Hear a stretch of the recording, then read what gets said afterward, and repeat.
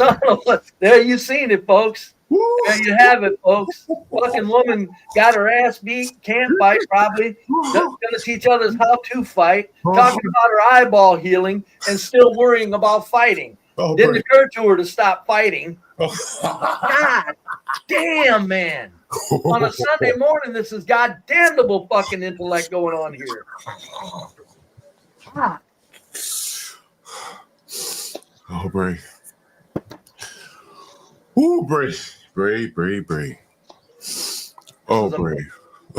Now, Bray, we need Stanley up here to give you a good weapon. Here we go, Bray. Put your head down. I'll show y'all that y'all too. I'm ready about. Always fight. Look at that face. See, that's what. Now, I'm not saying this to be mean. I ain't. God damn it, I ain't. Look at that fucking face, man. Why are you worried about wigs? Your best bet would be natural hair with that face. Yeah. All the wig does is make it look like you're insane. It's like you can't. I guess they don't get the part about you can't put lipstick on a pig. And I'm not saying that to be mean, but I'm saying even if white women, when you're dead ugly, stop it. Drop back and do something different. Quit moving forward like like you're some pretty woman. It's a different world for ugly women. Did Sarah Palin say that you can put lipstick on a pig? It's been a saying for 100 years now. It's been a saying for 100 years now. We ain't talking politics, fella. I'm bashing black people up here, sick bastard motherfuckers. Brave, Make me sick. In the schools, it's the same thing. One of the first streams I did was the schools would be the battlegrounds because they're going to have to come to grips with how to deal with these blacks. And as the black women become just as violent, man, how do you manage these schools? You can't touch them, but they can put their hands on you. And they have a $60 price tag on many of their heads, many of them in these IEP programs, whatever they call them, where the schools can't really get rid of them because they bring so much money to the school. See, that's why, John, that's why I'm telling you. That's why, not to bring my silly bent in on it, but John, look around at the magnificence of the military accomplishments, ocean, oil platforms, space travel. Look at all the magnificence. And we can't outsmart half-witted black kids, black teenagers. No, we can, folks. This is engineered decay. You black people, I know I'm cutting up on black people, but you better catch on to something. The fucking global power structure is using you to make goddamn sure that you keep the entire black race in the fucking in the ditch. Brave, what white man would send his daughter out to teach in a school of children like this? White people that want to dream like that there's no race problems. I wonder if the teacher was a woman or a man. Hopefully it was a man. Does anybody know? The teacher I think it was a woman, Brave. Oh, sure. Two men attacking a fucking woman in school. Let's see what Go ahead and try to find two fucking white students attacking a fucking charged with battery teacher. on an educator. All you saw was just like a crowd of kids and like they jumped. Lover seen on the left. Teacher and they just jumped him. Arms with like a substitute. On campus. They had problems with like a substitute teacher and they just jumped him. Two students have jumped him. He was a man, a substitute teacher. So the real teacher wasn't even there that day. At least it was a man. Someone showed up to make $100 or whatever the fuck they make, and he get his ass whooped. Since been arrested. Javis McClover seen on the left. Javis. And Roderick McQueen on the right. Both are 19 and 19. Each now charged with battery on an educator. All you saw was just like a crowd of kids. John, I gotta get going, but thanks for having me up, bub. Oh, always a pleasure, Bert. All righty. We seen that it was a man, a teacher, and we were like, oh my God. An arrest report suggests the attack was premeditated, saying it was a, quote, synchronized physical attack. Synchronized attack on the teacher. Jesus Christ. You can't teach these kids, man. You can pass them on, but you can't teach them. You know what I mean? And that's more or less what they're doing with these kids. There's no way. Who's going to punish one of these teachers? He don't get his homework right. Are you going to correct him? And he synchronized an ass whooping on you. Hack repeatedly punching the teacher in the face. I bet Portia would, but Portia is part of a different type of school. So You she's need to be in a different school. Closed fist, causing the teacher to drop to the ground. That teacher told police he suffered back pain, facial Wait a minute, swelling, that's the and teacher right there. bruising from the I guess that defeats the narrative that we need more black men teaching. They just whooped his ass. He's staggering off. Did y'all see that? You see that, 12 man? You see the guy staggering off? yeah. Amazing. Was he drunk in class or what? Now that's from the ass whooping, 12 man. From the synchronized ass whooping that he took, 12 man. That teacher told police he suffered back pain, facial swelling, and bruising from the attack. Oh, poor thing. Playing Roderick on an educator. All you saw was just like a crowd of kids, and like they jumped him. We seen that it was a man, a teacher, and we were like, oh my. There's the teacher right there.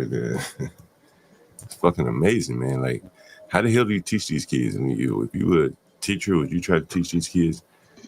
I see. I got a couple of things bookmarked here. I see Young Thug did a tiny desk, but it looked like he did it outside here. Clearly, I can't play it, but anyway, he's celebrating his time out of prison. Again, I had a couple of topics I probably would have covered yesterday. But I'm seeing a shift here, and again, I'm a landlord down on the street, and so I see things. I tend to think that I see things before they bubble up and get reported on here. And I've seen a lot of Yeah. I feel sorry for Portia and what she must have to go through. Yeah, it's probably pretty tough. But at least she goes to a different kind of school. She teaches at a better school than like where all these rugrats go. Yeah, she has a comment said, you see how those little girls are smiling. That's true. I mean, you see these organized black fights all the time now. And I remember when it was these big guys, Kimbo Slice, and they would be out fighting in the street in an effort, more or less, excuse me, to monetize, their fighting. They wanted to move up.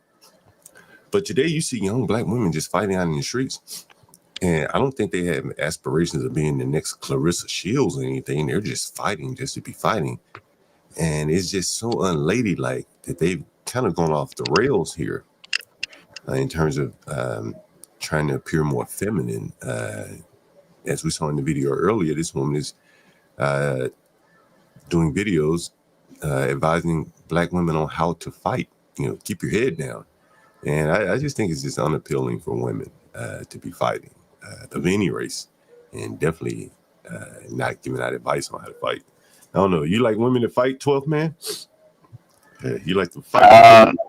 Make up the breakup. Only if it's in the ring, like fair, like fight, then yeah, but not all this street bullshit. That's just wrong. 12 man. Some man should be out there breaking that shit up, man. The last time you were up on the panel, 12 man, we called a black guy, and I think he had $2. And you had a chance to bet me, and you could have won a $50 bet. You didn't take the bet though, 12 man.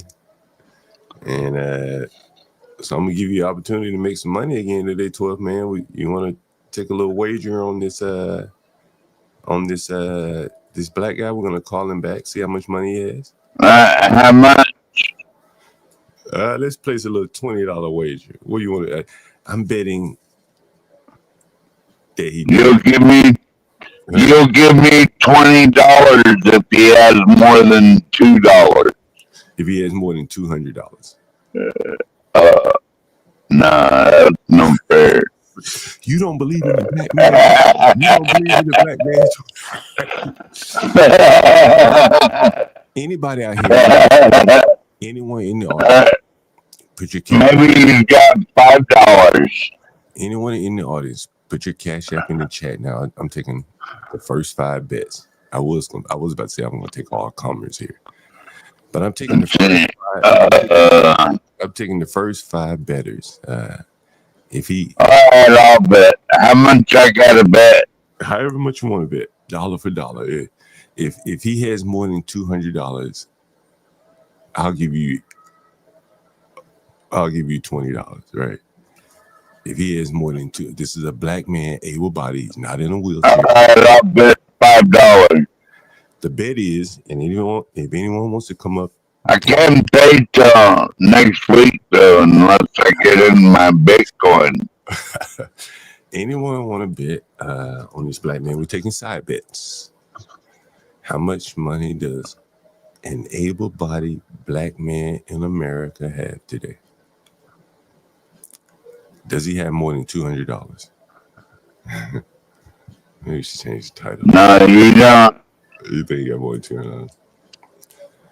You got like $2. You gonna call him again, John?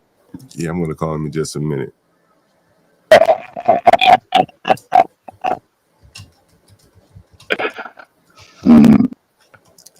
Let's see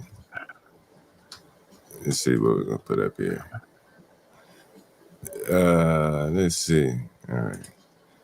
Anybody want to take a wager on this though? Seriously, anybody want to take a wager? Anybody want to bet on it? I wish some girls would quit beating each other up. That's kind of bad. You know, why do they hate each other so much? Okay, Gary, you got a bet. What's your bet, Gary? Before we call him here, what's the bet here? Anyone want to bet? Anyone want to wager? Here's another bet. Why did he only send me $90 last night? When he said, what do you think the reason would be why he didn't get paid? Why didn't the black attorney pay him? That'll be another side bet. Yeah, we can bet on that. Why didn't the black attorney pay him? That'd be interesting to know there. Garen, what's your bet? I'm about to call this nigga in a minute. Is that Garen? All right. $5. $5. What's it? $5 on what? I'll invest $5 to get $20. What's up, Garen? You got a bet? What up, John? Yeah, I'm here to bet. Yeah, what's the side bet here? What you got for me? So what's the total that he has to have? Over 200, right? Yeah, if he got 200, if you believe enough in a black man that the nigga got more than $200, 200. That's all we asking that he had, $200. All right, so I'll put 20 down, and I'm betting he has less than $100. I'm not going no higher. I'm not going no higher. Come on, Gary. You know I had $5, Gary. Come on, man. If you want me to give a specific number and not just a range, I will bet. You want to do the price? What you said, John? He's a lawyer. Ryan wants to know what's his profession. Ryan, he's a lawyer, right? Or disbarred lawyer, by the way. So, disbarred lawyer. Damn. You know what else is interesting, bro? You know what is interesting? Like yesterday, I was showing some. Did you see the Africans? Did I? Oh yeah, that group of niggas you were talking to. Yeah, I saw. The motherfucker had that jollof on. You know what a jollof is? Oh. Does anyone know what a jollof is? It's like the Muslim. It's like a dress. So he came in, and I guess it was prayer hour. So the motherfucker had the prayer playing. I thought it was someone outside praying, but he just had the prayer playing on his phone. 200. No, I'm gonna ask him, how much money do you have? Period. Can you pay? That's the question. And so we're gonna say, how much do you have? Like in Cash App, bank, can you send online? Be it $100, $50, $200. And if anyone want to take the bet, I'm betting that he doesn't have more than 200. If anyone wants to bet me that he has more than 200, I'll pay you $20. We can bet $20 on it. Any takers? I bet $5 that he doesn't have no more than $5. Oh, 5 for 5. John, do you have a specific? Oh, John, do you got a specific number, or do you want to just have a range and just leave it at that? Well, we can have all kind of side bets. All right. I bet anyone that he doesn't have $200. I bet anybody. I know. Yeah, I'm not even gonna touch that. If you want a specific number from me, I'm gonna bet $50. I think he has $50. I'll bet 20. I'll put 20 on the table. I'm betting he has exactly $50. No fucking way, Gary. He has $50. Are you kidding me? Anyone want to bet Gary that John's gonna have to kick him out. Yeah. Anyone want to bet Gary that the guy has $50? Anyone want to take on Garen's bet that the guy? Yeah. Any counter bet? Any counter bets? Yeah, more than 50 or less than 50. You think 50 or less? Anyone want to take Garen on 50 or less? 50. I bet he don't have no money for you, John. Not zip. Ain't gonna have no money for you. How many of y'all think he's gotten paid from his job and just didn't get paid? I think he got paid. I'm gonna bet he got paid and then spent it on something. But he won't tell you exactly what he spent it on. Because he sent me $90. Right? He sent me $90. He spent it on DoorDash. Oh no, I didn't rent to the weed man. He didn't show up yesterday. I don't know what the hell happened to him. I gotta call my partner, and see what she says. I don't know why they didn't show up, but we'll see. I was always skeptical of those people coming anyway. All right, so no takers, no bets. We got Well, John, at least he just part, so you don't have to worry about him suing you when you kick him out on his lazy ass. I don't know if you heard the yeah, it's true. I don't know if you heard the video of the guy where he was like, the Africans, they were like, they could sleep 6 people in my basement. 6 men, and sheesh. All right, let me call this guy. No, since we don't have any bettors here.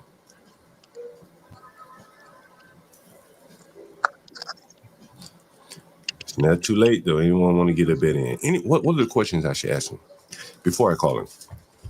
I have one. How much money you got? Ask him how much money you got, John. How much money you got? That's one. What else you got, Garen? Obviously, you're gonna have to ask him if you are planning on keeping him. You would have to ask him when's the next time you're getting paid, because dang well he's gonna skirt around it. I think he's at his end of the rope here. You really think so? Okay. Yeah. I mean, if he gets paid on. Yeah, John owes me $20. Guys, anyone want to adopt an FBA? Otherwise, he's gonna have to leave today. No, that nigga.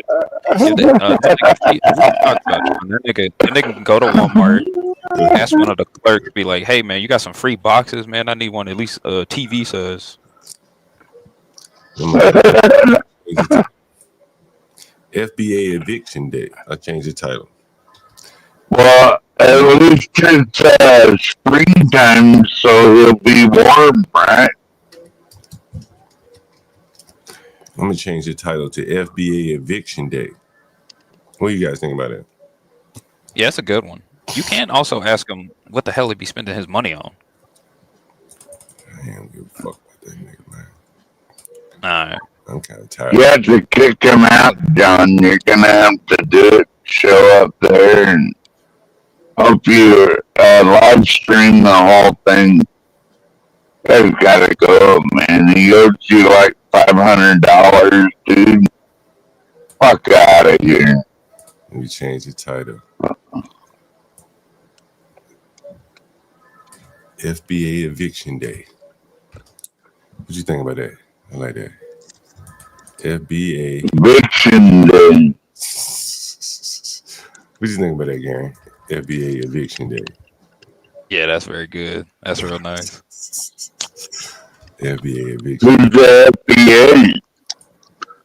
John Galt. I thought it was John Galt eviction day. John Galt eviction day, FBA.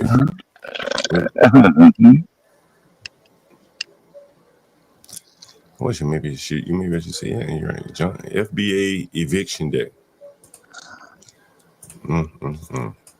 These fucking FBAs. They don't know what they done. They done ran into a buzzsaw, bro. They really don't know. You know what I mean? While they running around here asking for reparations and shit, these motherfucking Africans on the ground and everybody else eating their ass. And I went on Sharon Bracy the other day, yesterday. I mean, day before yesterday. Them niggas weren't talking about reparations. I ain't hear him talk about that shit. You know, I don't know if he maybe heard something I said. I don't know. And I said I went on Sean Bracy. He sent money. What was that? Yesterday.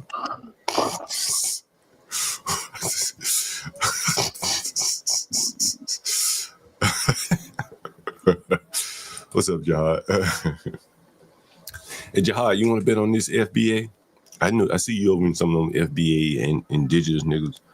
Niggas be concerned about where the fuck indigenous niggas. Like, niggas be like, they ain't come here on no boat. And I said, nigga, does it really matter? You here now? Does it really matter? You fucking here now? It really doesn't fucking matter if you came on the boat or not.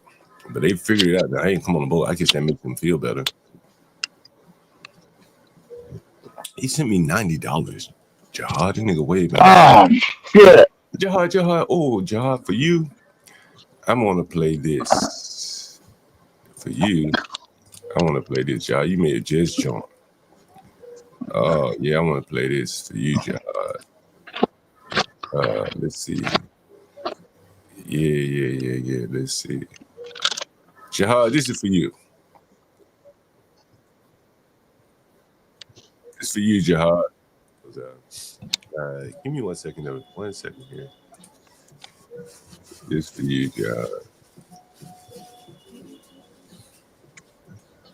I'm telling you, my allergies are all furnished. I do listen to the goddamn employment commission on me. Oh, let me see what we have. By the way, guys. Hey, what's going on, man? Hey, what's up?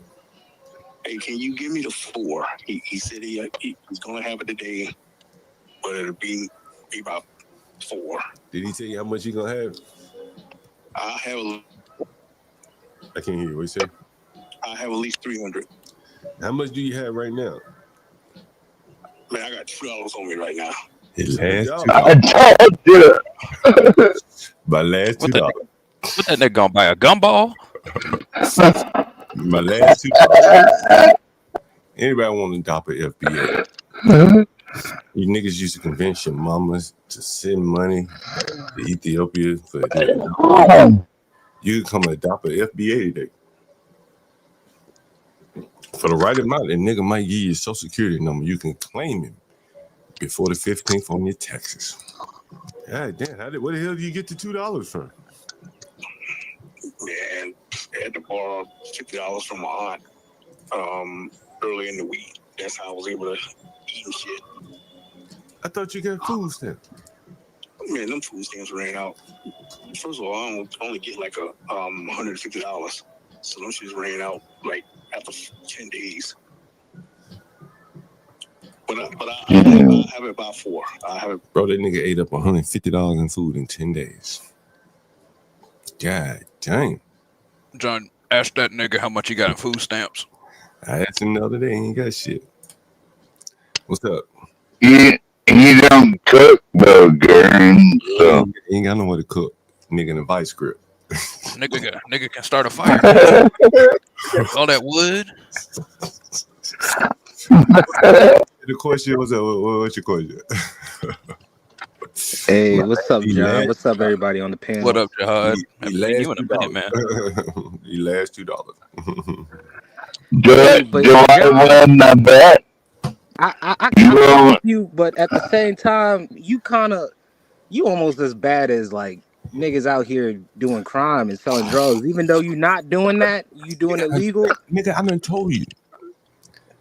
When they got rid of them prescription drugs took over that crack, all the shit rolled uphill to me. I was the next thing in line from the dope dealers on the street, bro. I'm saying Man, you fuck, taking how many fuck? advantage I ain't of taking people advantage, nigga. down on their luck, Nigga, man. I mean, I see it. I get your hustle, get your money, but damn.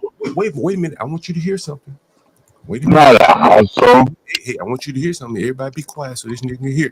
I want you to hear something loud and clear. So don't nobody talk late. Jahar hear this. By 4.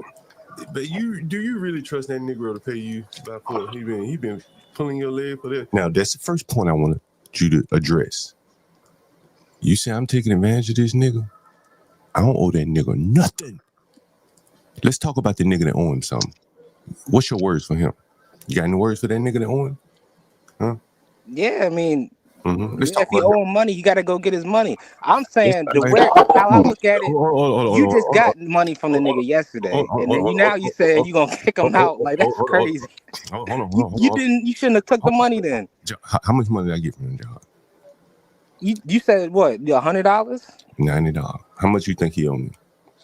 He probably owe you way more than that. But I'm saying if you was gonna kick him out, you should have just did that. You shouldn't have took him for all he got, and then kick him out. Like, that's crazy. Would it make you feel better if I sent that nigga his $90 back? Would you feel better? It would. Make you to feel be better. fair, like what would be fair to me? Either you could send him the money back, or you could let him stay for at least. How many days does that buy him? Like a week till he get his money up? You already said he owed money, so he can't buy shit. He buying in arrears. Isn't that right? Okay, well that's let the point. me ask you a question. If you owed on a car note and you send in a partial payment, would the tow truck man, the repo man say, okay, you send in a partial payment, I'm gonna let you just have a little bit more time based upon how much you just sent? Or he said, nah, I'm taking this car right now. Which would the tow truck man do? What the repo man do? Yeah, the repo man gonna repo it because he ain't really in the. He just going out to do a job. If he I got another point to make for you here. Listen, you need to go to the DC goddamn employment commission on this motherfucker. If he ain't paying you like that, bro. Yeah, I'm looking for another job. Hopefully I'll have something coming through by this week. Why don't you get one of them, man, with food stamps? You get one of them free rental bikes, or damn near free. And you could DoorDash off the motherfucker. Them bitches electric. You ain't got a pedal. Shit, I didn't even know that. Didn't even know. Hell yeah, they give you. I mean, they don't give it to you, but it's like $10 a year. You ride a fucking bike. That motherfucker don't want to work. I didn't even know that shit. Be quiet, talk, man. Yeah, you get all kind of shit off them food stamps. Yeah, you get all kind of shit. I'm definitely looking at that right now. Shit. I thought your aunt was gonna loan you some money. She didn't. I thought you said she loaned you $50. She loaned you something. No, this is my other aunt. Oh shit. Yeah. Damn, all your aunts together can't come together and help you out. And they've been helping me. That's that's how I've been able to keep afloat right and keep where I'm at right now. Shit, I've been helping you more than they have. What did I say? hey, hold on. And what did the nigga say? Yeah, that's true. You can't argue with that. I can't argue with that. John, he didn't even thank you for keeping them warm and dry. I mean. So, Jihad, I want to see if you want to revise your answer. Nah, I mean, I ain't have the full context. Sound like, he ain't in the best spots right now. But I was just looking at, you said he had paid you like the other day, and then, you know what I mean? I didn't know the full amount when I said that. But still, it's like, I don't know, man. I still feel kind of weird about that. Like, is he struggling? Shit, I mean, if you don't want him there, then don't have him there. I'm saying don't take the money then. You just got to kick him out. Yeah, I've been helping you more than they have. Yeah, that's true. Can't argue with that. Shit, I've been helping you more than they have. Yeah, that's true. Can't argue with that. Shit, I've been helping you more than they have. Yeah, that's true. Can't. This nigga. So John the Saint out here. John out here housing people and doing the Lord's work. Nah, I ain't gonna. I mean, you might do some, but bro, you a slumlord. That's what it is. I ain't got no problem with it. But I got a question for you now. Why does a nigga with no money deserve to live other than the slums? What does a nigga with no money deserve to live? Does he deserve to live in a high rise? Yeah. Like, what is a nigga with no money deserve to live?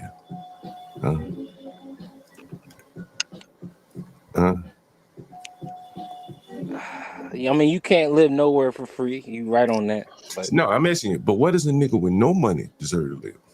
I mean, you right. Like that's the name of the game. You gonna be in shitty situations where you get taken advantage of by people like you. That's all. On the opposite side of a slumlord is a what? A good businessman, a good home rental. A slum tenant. John, can I ask you a question? Yeah. How much you pay in property taxes every year? I don't know, man. I don't keep track of all that shit. It's a lot. Hey, let me ask you this question. Jihad, you believe in the bro, man, don't you? A lot. You believe in the bro, man, don't you? Jihad, you believe in bro, man, don't you? What's bro, man? You be on them panels where the niggas talking about the indigenous and... No, I do not believe in that shit. I mean, you hear, but well, I mean, I should have rephrased. I hear it. Yeah. I'm around. But you hear them niggas talk that crazy shit, right? Yeah. You hear the niggas talk about education. We need more education. They talk about that. Some of the niggas be forming schools or trying to build schools and all that. I mean, that's true though. We do need more education. And then you hear the niggas, they talk about reparations and all that kind of shit, right? And other channels, they be talking about how much money niggas got. We got billions of spending power. You done heard all that. Yeah. We got spending power. It's not even billions. It's trillions. What's it? Yeah, but I said we got billions, but not trillions. I mean trillions, not billions. But there are millions of people too. So you started dividing them numbers, and some people got a whole bunch of millions, and some people got very little peanuts. Right? $2. They last $2. And you just heard a nigga say, well, you know, you've been treating me better than my family. Here in America, y'all listen. I ain't gonna lie, this shit's been stressful. I ain't gotta tell you that. Yeah, but how much money do you have on you right now? Yeah, I got $6 on me right now. $6. Jihad, how a nigga get to be in a position in America when he got... That's one more than you had last week. That's one more than you had last week. But John, I know you got connections in the community, and if you ain't got work for him, you probably know somebody that could get him work. Would you get work for a nigga that can't figure out how to get $5, $6? Would you do that? I'll give anybody a chance. I let them. I'm gonna let them mess it up for themselves, but I'm not gonna just cancel them out like before I give them a chance.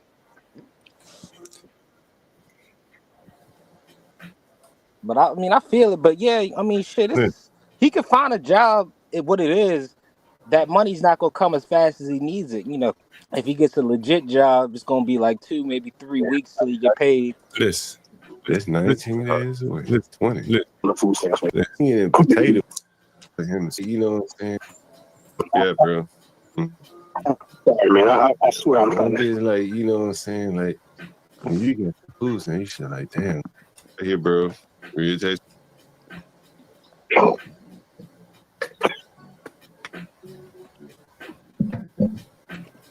And you put me in a real tight spot here, bro. Real tight spot. Yeah, bro. Sorry, man. I swear I'm just like, you know what I'm saying? Like, when you got them foods, and you should like, damn, let me go holler at him and see if I can buy him a bag of groceries or something. Onion and potato would have been nice.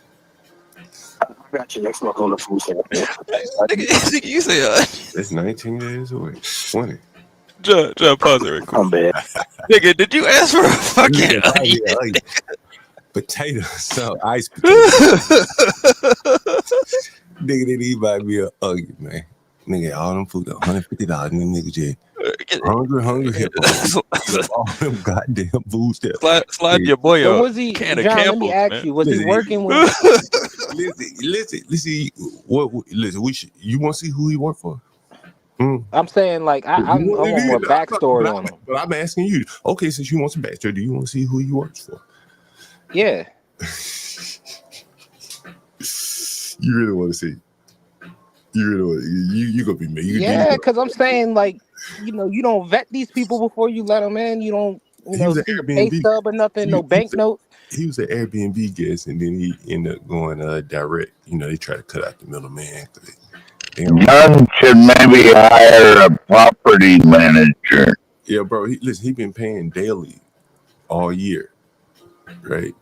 Oh, geez. So he been spending good money with you, John. What you mean? You gotta keep paying, nigga. You got, hey, this is your treadmill, nigga. You gotta stay on your roll. That's crazy. So this nigga been paying. If he paying every day, I know you charging him out the ass. Well, he was paying every day. Then he finally, he grew. It caught up to him. Grew a little size. He wanted to buy him a 8. He wanted to buy like a 7 grams. Just 7 days at a time.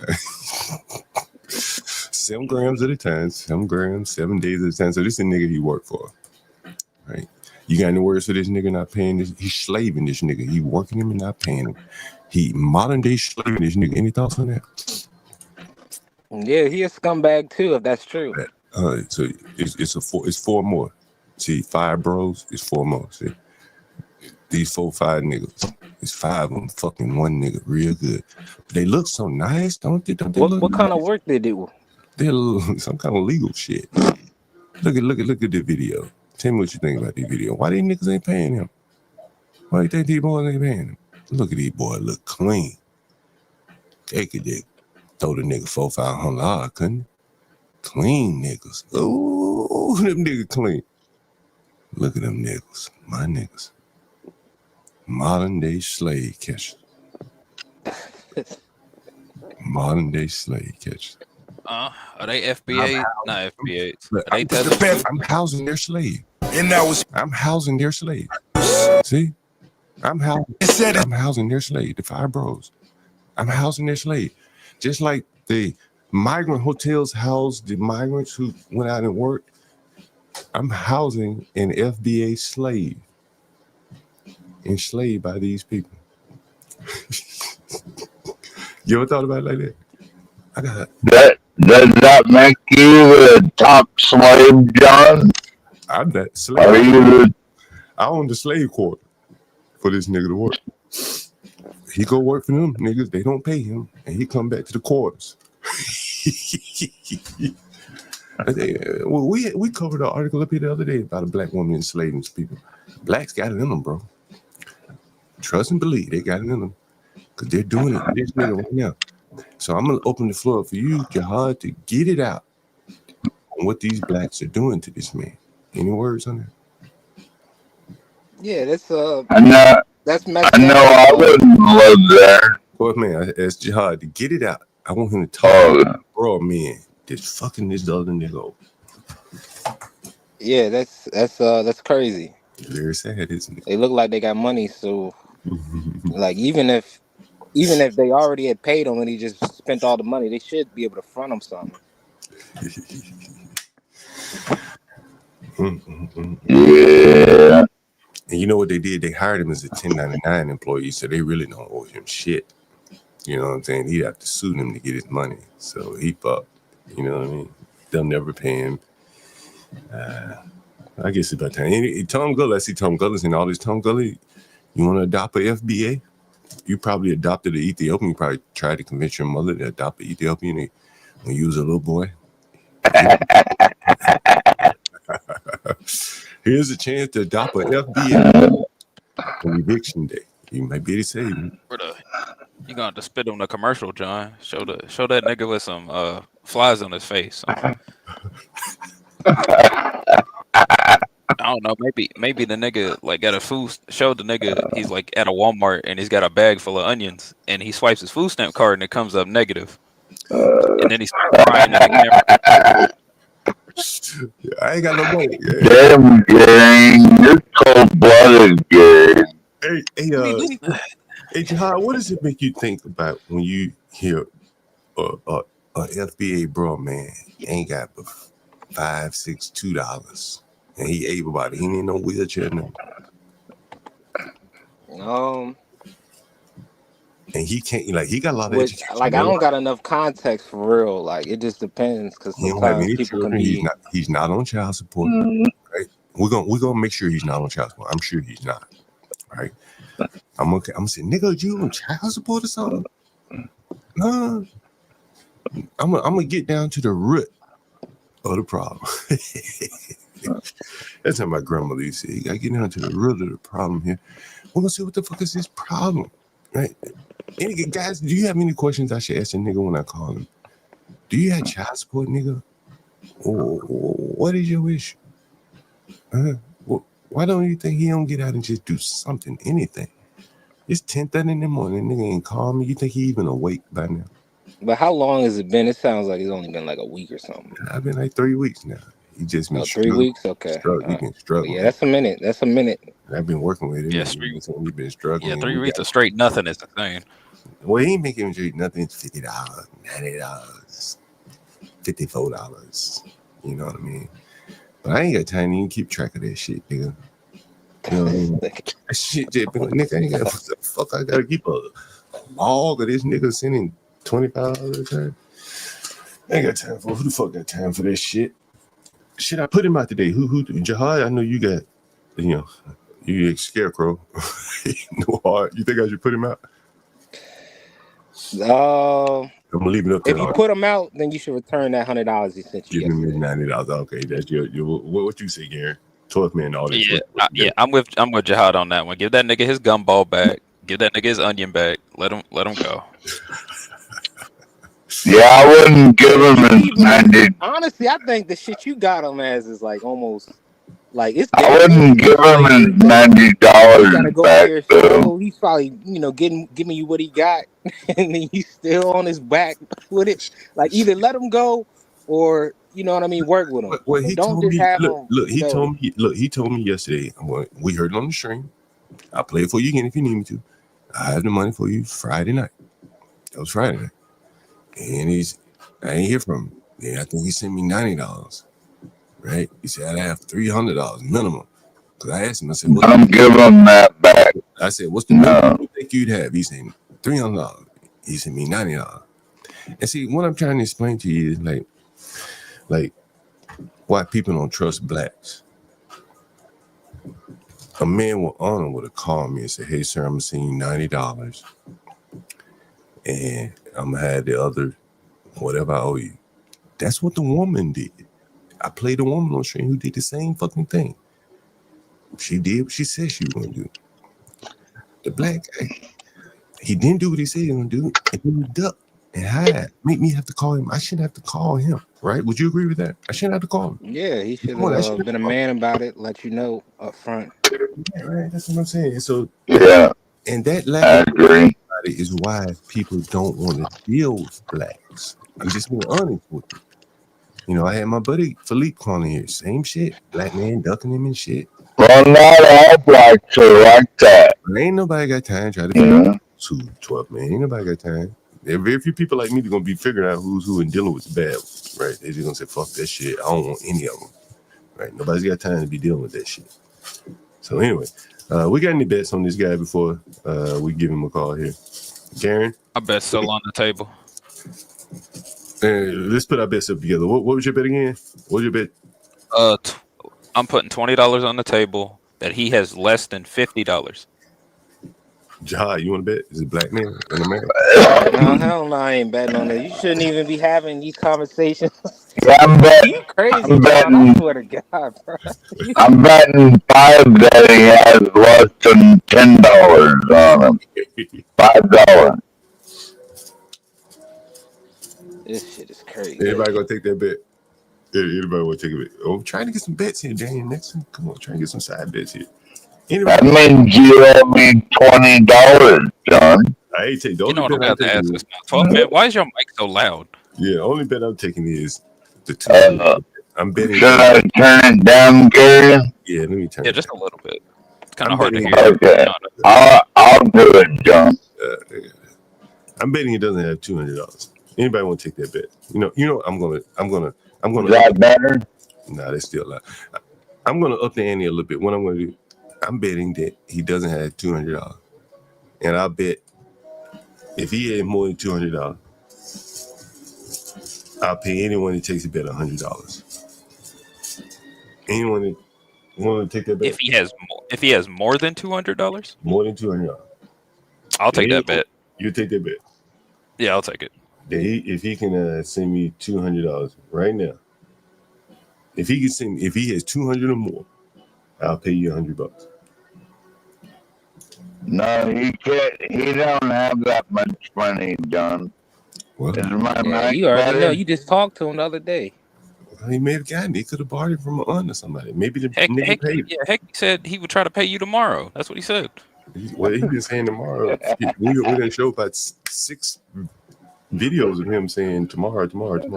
So anyway, anyone want to take the bet, man? I'm about to call him now. Shit, $200. $5. $200. You don't have no more than $10. I got $5. Humble president. Anyone want to bet? You can make it easy $100 here. If he has $200 or more, I guess I'm the only one taking it. Okay. You're the only one? No. All right, get up here, Ryan. If that's your bet, I'll take you up on it. He said he got money in the stock market or something. Right? Should I ask him like, yo, you got any money market? Oh, he's joking. Come on, Ryan. He should have been listening to Get Cracked instead of watching John Galt. He probably listened to Get Cracked, and instead of investing in Klarna, he was using Klarna to buy his food and shit. Yeah, this is why niggas sell drugs. That's what he did. This bullshit. He probably did invest it and he lost it. No, he probably did invest it and he lost it all. All right, come on, I'm gonna meet you 12, man. He's like, I know you can. The Five Bros. Let me maximize that up on the screen. Five Bros. My niggas. Slaving these nigga Five Bros. You couldn't have done, you know what? You know, if I was the Five Bros, I'd probably do something like this. Trying to get a picture, a better appropriate picture on the screen here.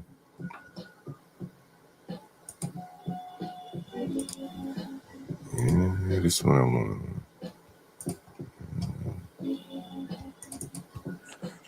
Are they like criminal lawyers, like, or some activists, or what are they? I think one of them is a judge. Well, was a judge. Yeah, they doing a good job on this nigga. They putting some welts on that nigga back. Ooh, they put some welts on that big slave. They slaving this nigga. Oh man, what is nigga at?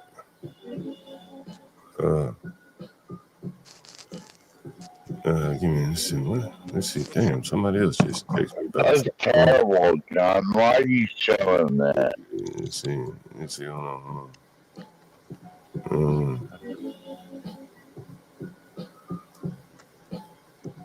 Wait a minute. I got a call come in. Hold on.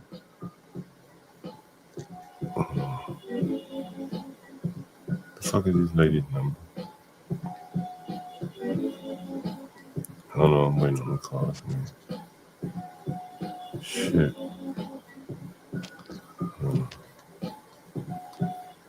Shit.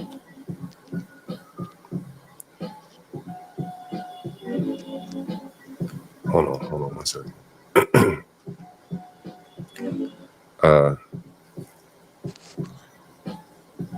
Oh, okay. All right, let me call this nigga.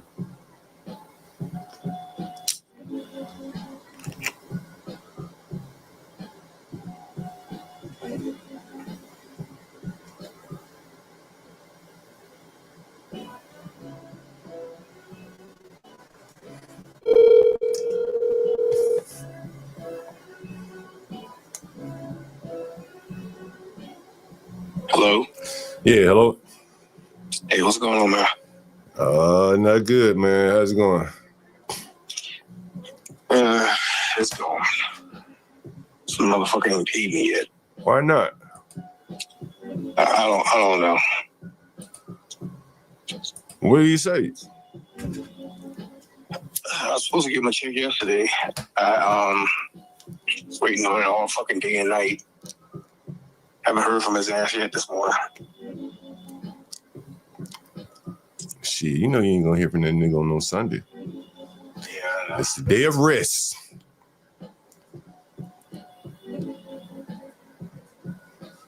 Well, how did you come up with the $90? Man, I had to borrow some cash from my daughter. Oh shit. Your daughter. Okay, I didn't know you had you must be on child support or something. They hitting your ass. No. Just fell on fucking hard times. That's it. Damn. I hit up a couple of friends this morning, but ain't nobody hit me back yet. So I'm trying to see what's going on with them.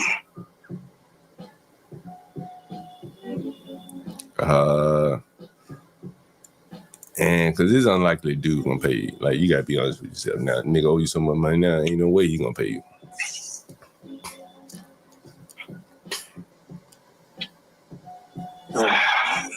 I mean, I'm trying to hit up a couple of my friends this morning, but they haven't hit me back yet. Can you give me a couple hours? Man, I can give you 12 o'clock, man. Otherwise, you have to start packing your stuff. You have to pack your stuff up, man. Because I mean, you deep in the hole here, bro. You probably not gonna be able to get out, to be honest with you. And this nigga here, like, you know, unless you got a credit card. You got a credit card? No, I don't have a credit card. Does any of your family members have a credit card they let you use? Nah, ain't nobody got no card they gonna let me use. A friend or something like that? Is there any way you can get me till tomorrow? I can get it. Man, if you get it tomorrow, you gonna need to expedite that shit and get it today. Cause like, I mean, at the latest. I mean tomorrow at the latest. I'm trying to get it now, but shit. I have no other. I can't even go back to them and tell them. You know what I'm saying? Like, you know what I'm saying? Like, I can't give them any context other than he ain't got it, and they be like, "What do you mean he got it?" I'm like, "Well, you said no, I'm gonna have it. I'm gonna have it. How? Like, but I mean, you got to give me some concrete, like, I don't know. I'll have it tomorrow. How? Like, you tell me how you gonna have it tomorrow. What's your plan? Let's go and get the fucking money from the dude. Shit, that nigga was hiding and running from you. Nah, no, it's tomorrow. Shit, you can't even call that nigga and answer your phone. No, he answered the phone. And what did he say when he answered? He said he waiting for a client to finish paying their bill, then he'll be able to pay me. That's what he told me on That's what he told me on Friday. He said he was guaranteeing that the money was gonna be there.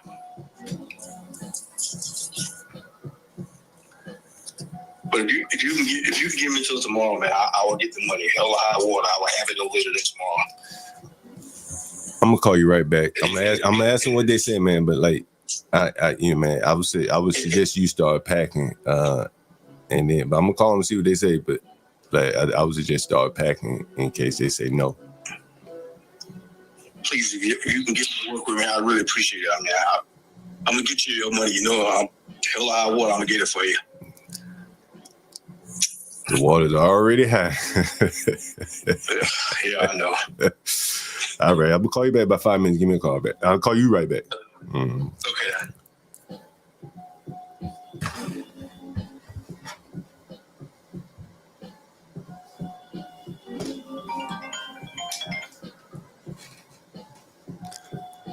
Nigga ain't got it, bro.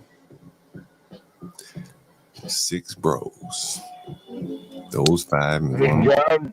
John, you owe me $20.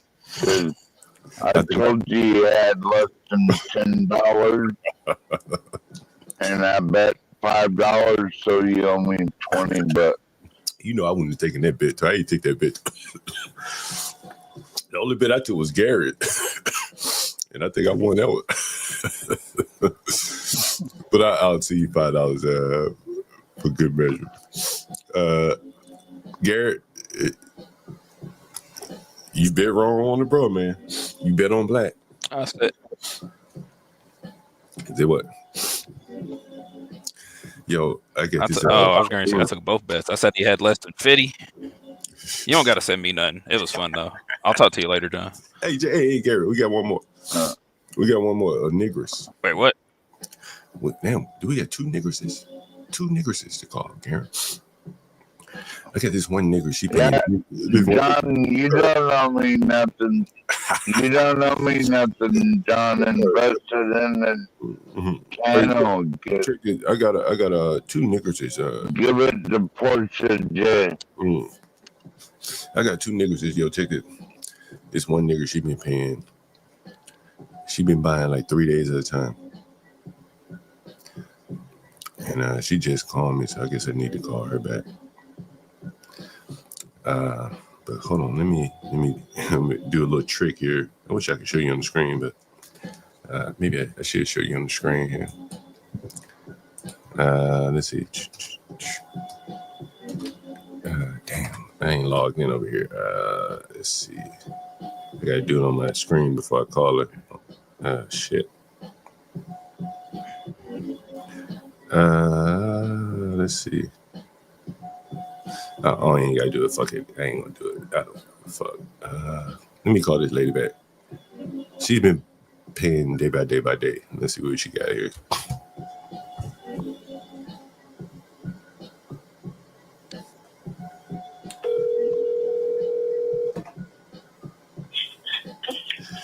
Yeah, hello? Yes. Yeah, can you hear me?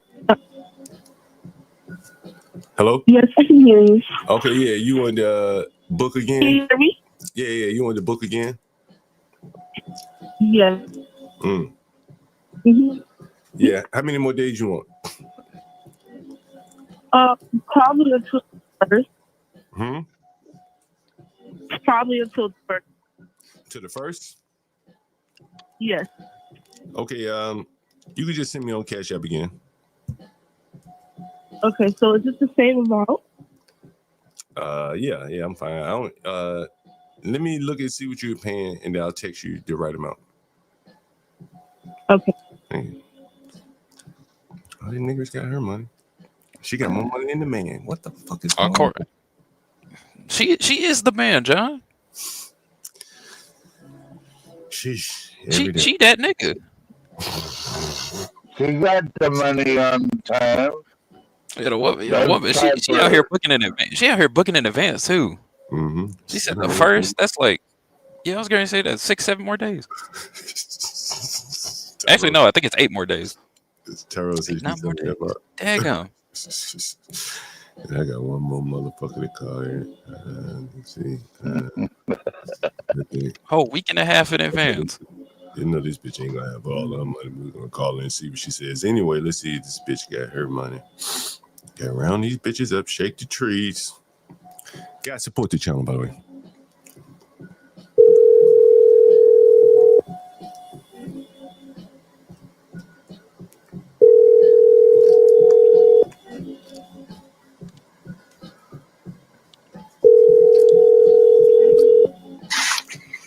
Hello. Hey, how you doing? I'm all right. Good morning.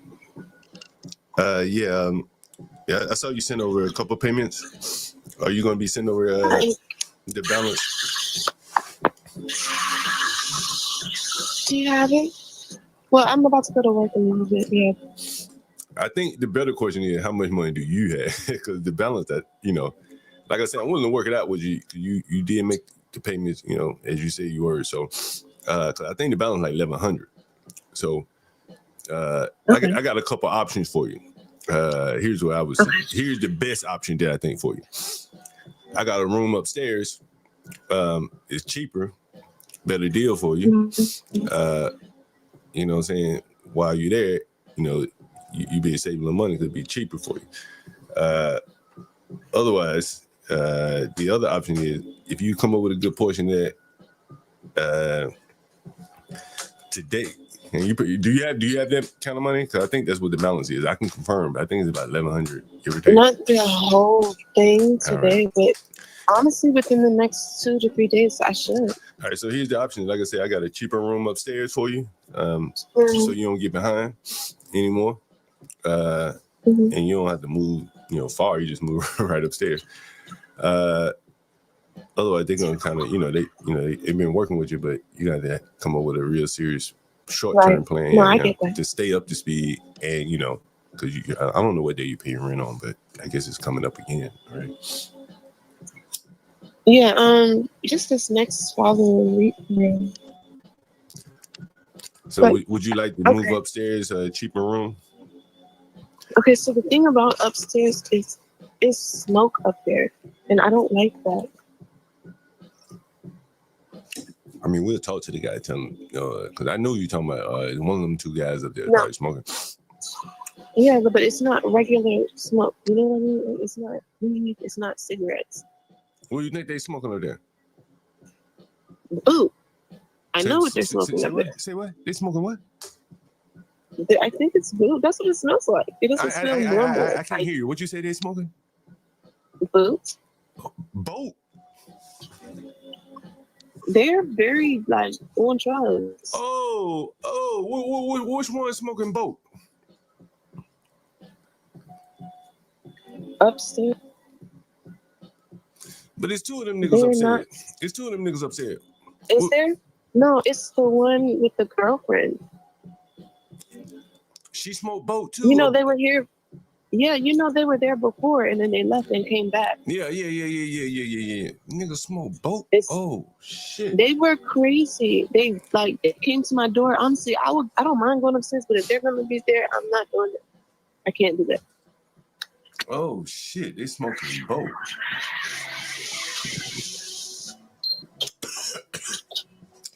You think she's smoking this shit or he just smoking? I think it's honestly both. If you've seen her, I think it's both of them. They're both high. Oh shit. Oh shit. Boat. Goddamn. It's scary. It's not funny. I think something is wrong for them. Yeah. Damn, I didn't know that. Damn. Okay. I mean, if you guys talk to them and I don't know how you want to go about that, but. And that nigga got some money from somewhere. He has a job.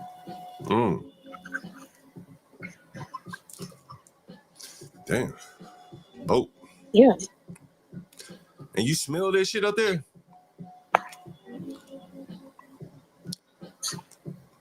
When do you want to for sure answer? What you say? When do you want to for sure answer? You talking to me? Yeah. Yeah, let me know how much you gonna be paying today. I'm going to both my jobs today, so that is an unclear answer. But I will be doing something. And I think I'll know better by 4 or 5 roughly. I'll give you an idea. All right. Okay. Damn, I ain't know they on that fucking boat down there. God damn. All right. God damn. Okay. God damn. Nah, that's pissed me off. All right, I'll call you back. God damn. Motherfucking nickels.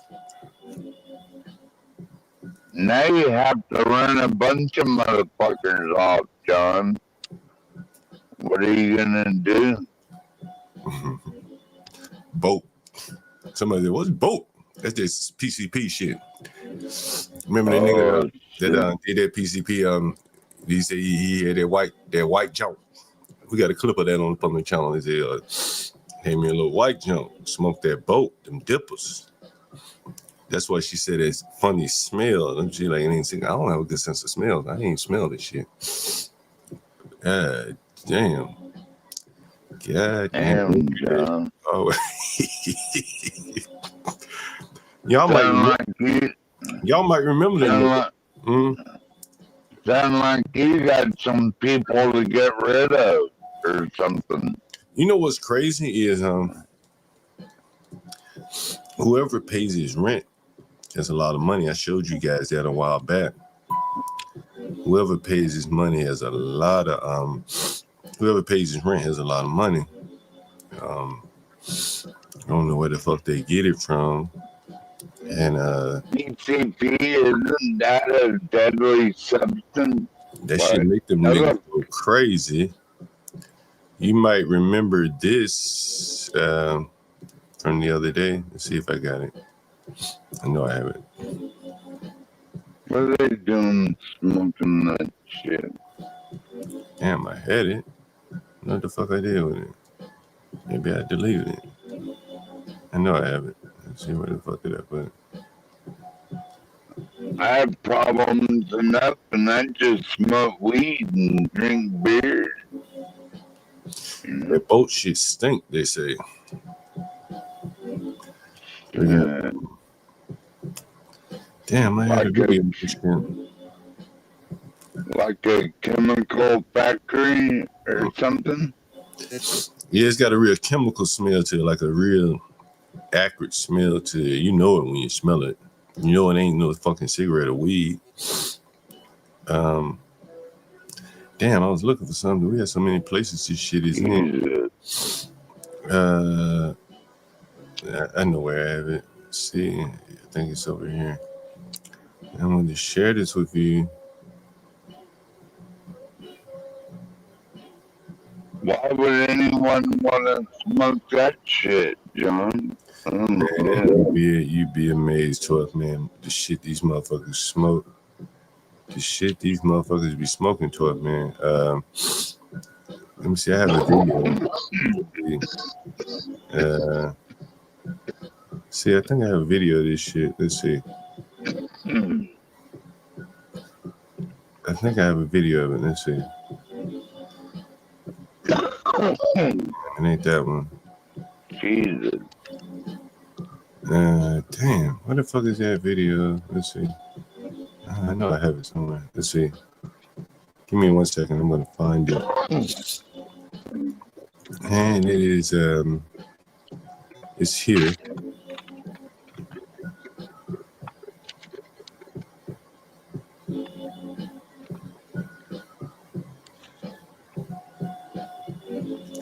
Hold on a second. Looking for this video. I'm trying to give you some context here. Yeah. Let me see if I can find it on my computer. Damn, nigga on the fucking dipper, 12 man. You ever tried a dipper? No. You know what a dipper is, 12 man? No, sir. You don't even know what it is? No. That's probably a good idea. You don't, 12 man. Damn, that puts things kind of into perspective, though. Nigga on dippers. Let me see. I think I got a picture of the nigga. Let's see. What you doing? Smoking that shit you were talking about?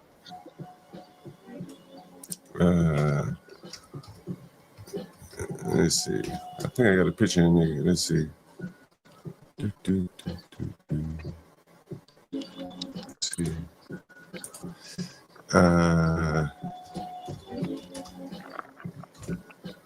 Damn, what is it? Let's see where. I got the fucking video somewhere.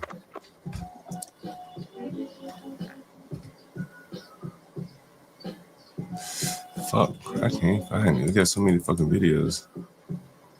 Anyway. Oh, guys, what should I do with this nigga? Should I put the nigga out? What should I do? Yeah, put him out, John. You think put him out? Fast dude, goddammit. I told him, I said, hey, man. You've been asking the question for a week. Yeah, I told him, I said, I've been telling you for a week to put him out. Yeah, I've been telling him. Still letting them live there. What the fuck? Yeah, what do you guys think? What is the chat saying, 12 man, while I look for this picture? What is the chat saying, 12 man? Are they saying put him out or what? What's the chat saying, 12 man? What would Portia say? What would HB say? Yeah, what were they saying? Let's see. Damn, I'm looking for this fucking video. I got it, other nigga. I wanted to show you the guy. Fuck. Where is it? Is it short? I'm gonna find this shit.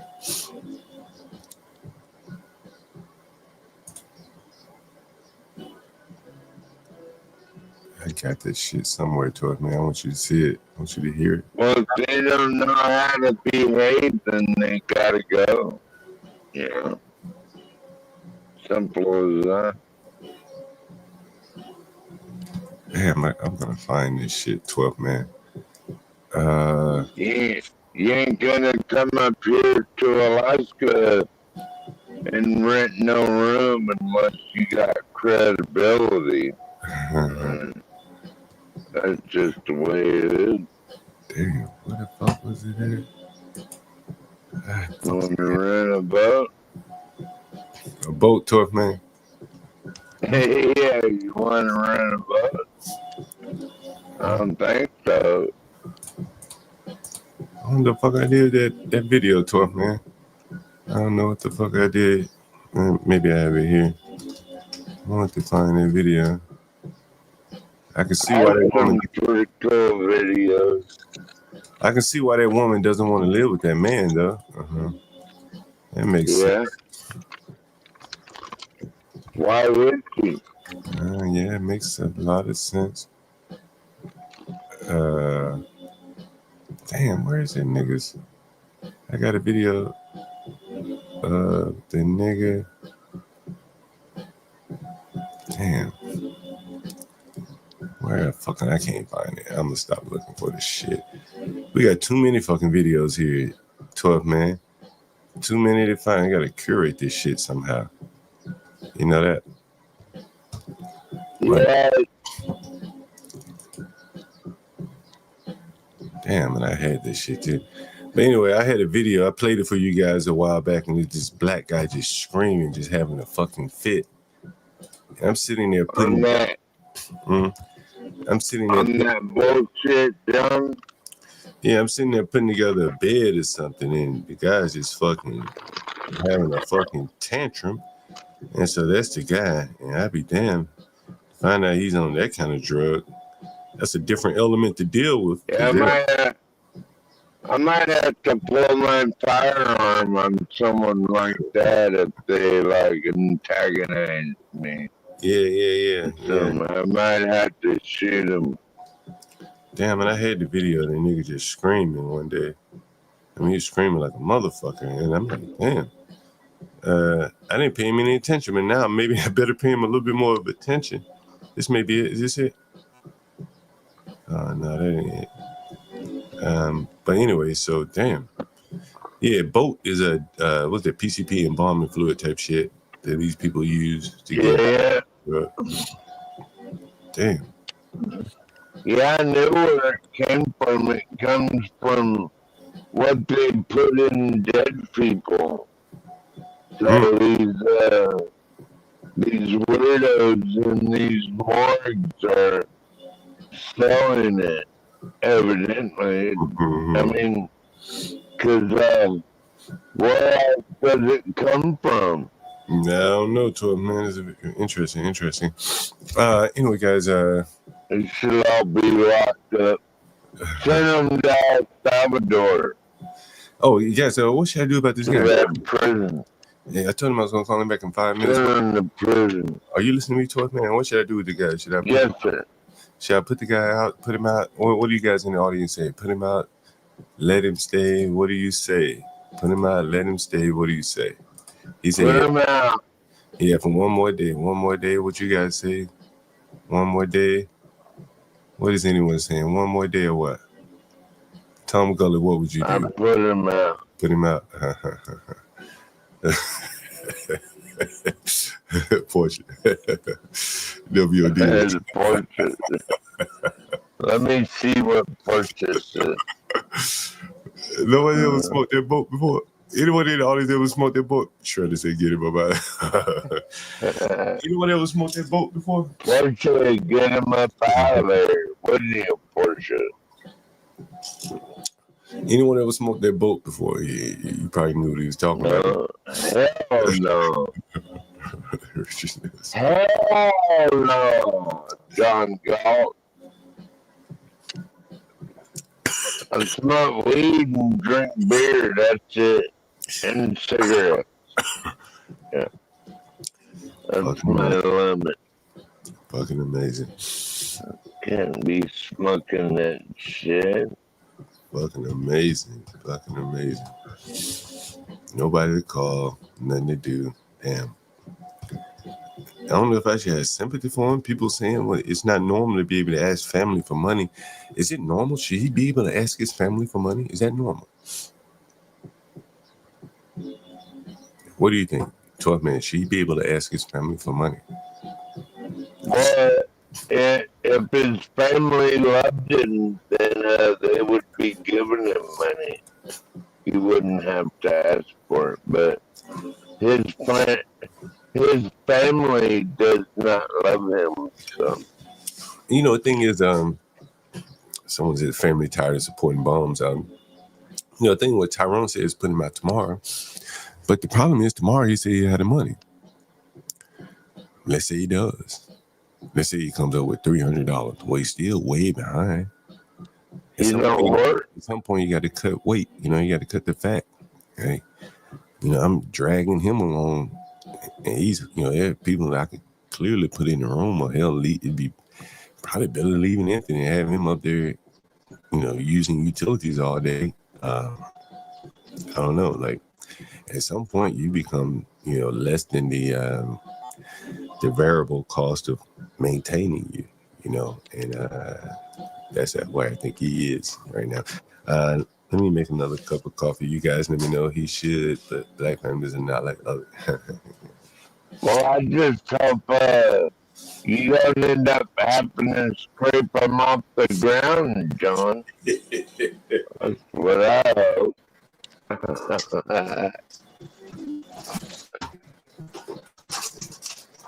What you got for a coffee maker in there, John? A Keurig or? Yeah, I got a Keurig. How did you know I got a Keurig? Let's see what these Africans. I forgot. Damn, I supposed to call the Africans back. They're supposed to rent yesterday, but I don't know. They had to go back to work. Let's see what they're gonna say first.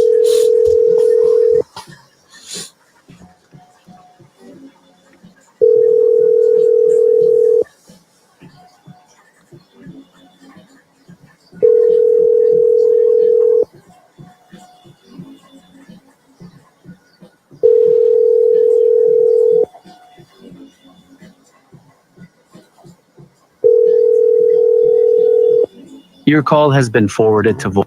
Let's see.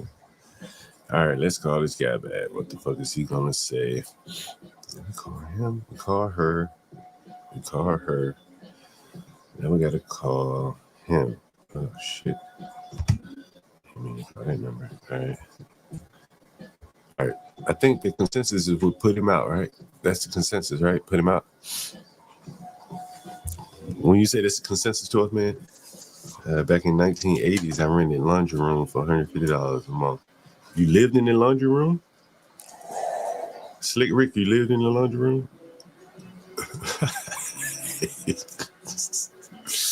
Hey, he's stressing, waiting on the phone call because, you know, you notice I left him dangling there like, hey, I'll let you know if you need. But I said, start packing your stuff now just in case. Right? He's trying to dangle in front of me like, well, I'm going to get it tomorrow. But tomorrow has been like the last 3 days, right? Hasn't it been like that, 12 man? Every day, like, hey, it's going to be another day, one more day. I'm trying to get in touch with my boss. My boss waiting on somebody to pay him. Nobody's going to pay his boss on Sunday. Let's be honest. 12 man, you think someone's going to pay his boss on a Sunday? I don't think so. And maybe Monday, maybe tomorrow, but then that's another day gone by. John, I think you need a property manager. And your rent gets paid on time. Ooh, the property manager, what they gonna do? You just sit back and collect the money.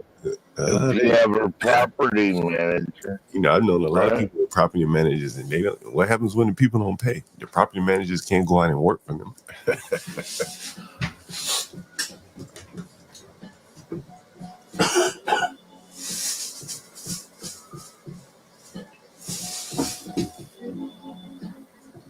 Yeah, I see Tom Gullers and all this. You Tom Gullers. Property manager. Then you have to pay for a manager, right? Yeah, I just laid off 3 people. Well, 2 people. Yeah. You have to cut back to it, man. You know how it is. You got to cut back to it, man. All right. Give him till tomorrow. Well, maybe you should sell all that shit and buy you some acreage somewhere. Start a farm or something. Are you guys at least being interested to know how he feels about working for a black man, a broad man that's not paying the man? Modern day slavery, indentured servitude.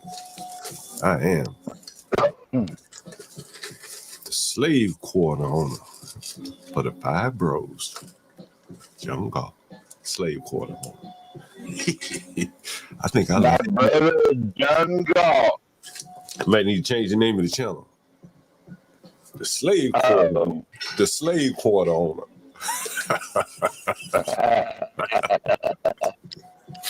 What do you think about that? Maybe I do a segment called the Slave Quarters Hour. Landlord Slave Quarter Hour. Landlord Slave Quarter Hour. What do you think about that? You know, can I tell you a story, John? Yeah, tell me a story to him, man. Like there was this prison down in Arkansas, and they had black horse riders with shotguns, and they made sure that work. Say what? They made sure what? They make sure they work. Yeah, and they were blacks on the horses with shotguns. Slave Quarter Chronicles. I like that one too. I like that. They make sure they snatch the hose back.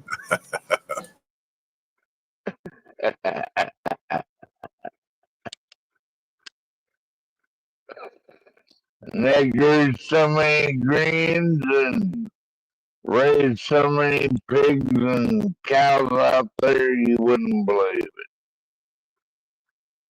it. They fed the whole prison. Slave Quarter Hour, Slave Chronicles, the slave ship. We have some of the George Clinton playing in the background, the Bop Gun, the Bop Gun song. Yeah, they had shotguns, John. Get on the mothership, the slave ship Chronicles. Yeah. Hey, John. Hey, John, I haven't seen that black hopping on the ships to Africa. Cool head, Luke. I haven't seen it. What's they ain't hopping on none of those ships.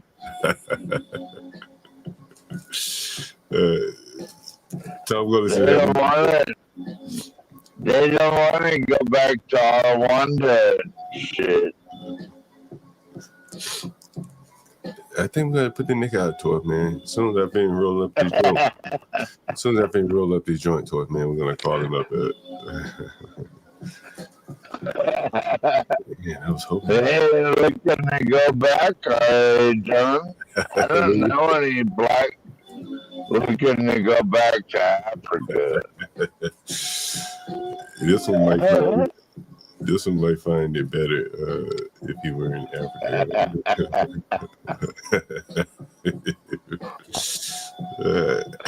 No food stamps over there. No food stamps in Africa, though. Yeah, no food stamps in Africa. You know what? Hey, John Gall, I wonder if they got food stamps in El Salvador. They might. You never know. To it, man. What's up, Lindy Luke? What's up, Lindy Luke? Hey, Lindy. Hey, John. Hi, 12th man. How you doing? Hey, what's up, Lindy? Man, I want to get you guys' John, I couldn't do your job, man. I just couldn't do it. Yeah, that. Lady Lou, I tell you, I think I'm made for it. You know, there's something people are born to do certain things that, you know, I kind of get a kick out of it, to be quite honest with you. All right. So, do you have another perspective coming in to move into that room? Got somebody waiting? Nah, not yet. Not yet. I mean, you know, because we, you know, like I had someone that was going to check in at that place the other day, but we just moved into another place around the corner. Well, okay. Do you think he's telling you the truth about everything? I mean, you think he really is this the attorney guy you were talking about yesterday? Yeah. You know, like here's the thing. He probably is telling the truth, but I take the trash out. I see the bottles of liquor, somebody drinking them, and he's in there with two old men. I doubt they drinking that liquor. He's probably drinking that shit, right? And so a lot of these, you know, black men, when they get down out, they start drinking. You know, they don't really drink socially. They just drink at home. And you heard him say the stress, you know what I'm saying? The stress on him, you know, been very stressful. So he started drinking. I can see the bottles in the trash. And so he probably got himself in a rut where, you know, he can't get out of it. You know what I'm saying? He's, you know, pretty much, I would say damn near giving up. Yeah. He's disbarred. He's had to borrow money from his daughter. I mean, that's bad. Damn. That's pathetic. Didn't you not borrow money from your daughter? Yeah, that's pretty bad. What the fuck? You know, a lot of people. Go ahead. So you could let him stay because nobody's waiting on it. But you're gonna have to give him a timeline. You know, like okay, 6 o'clock tonight, 12 noon tomorrow.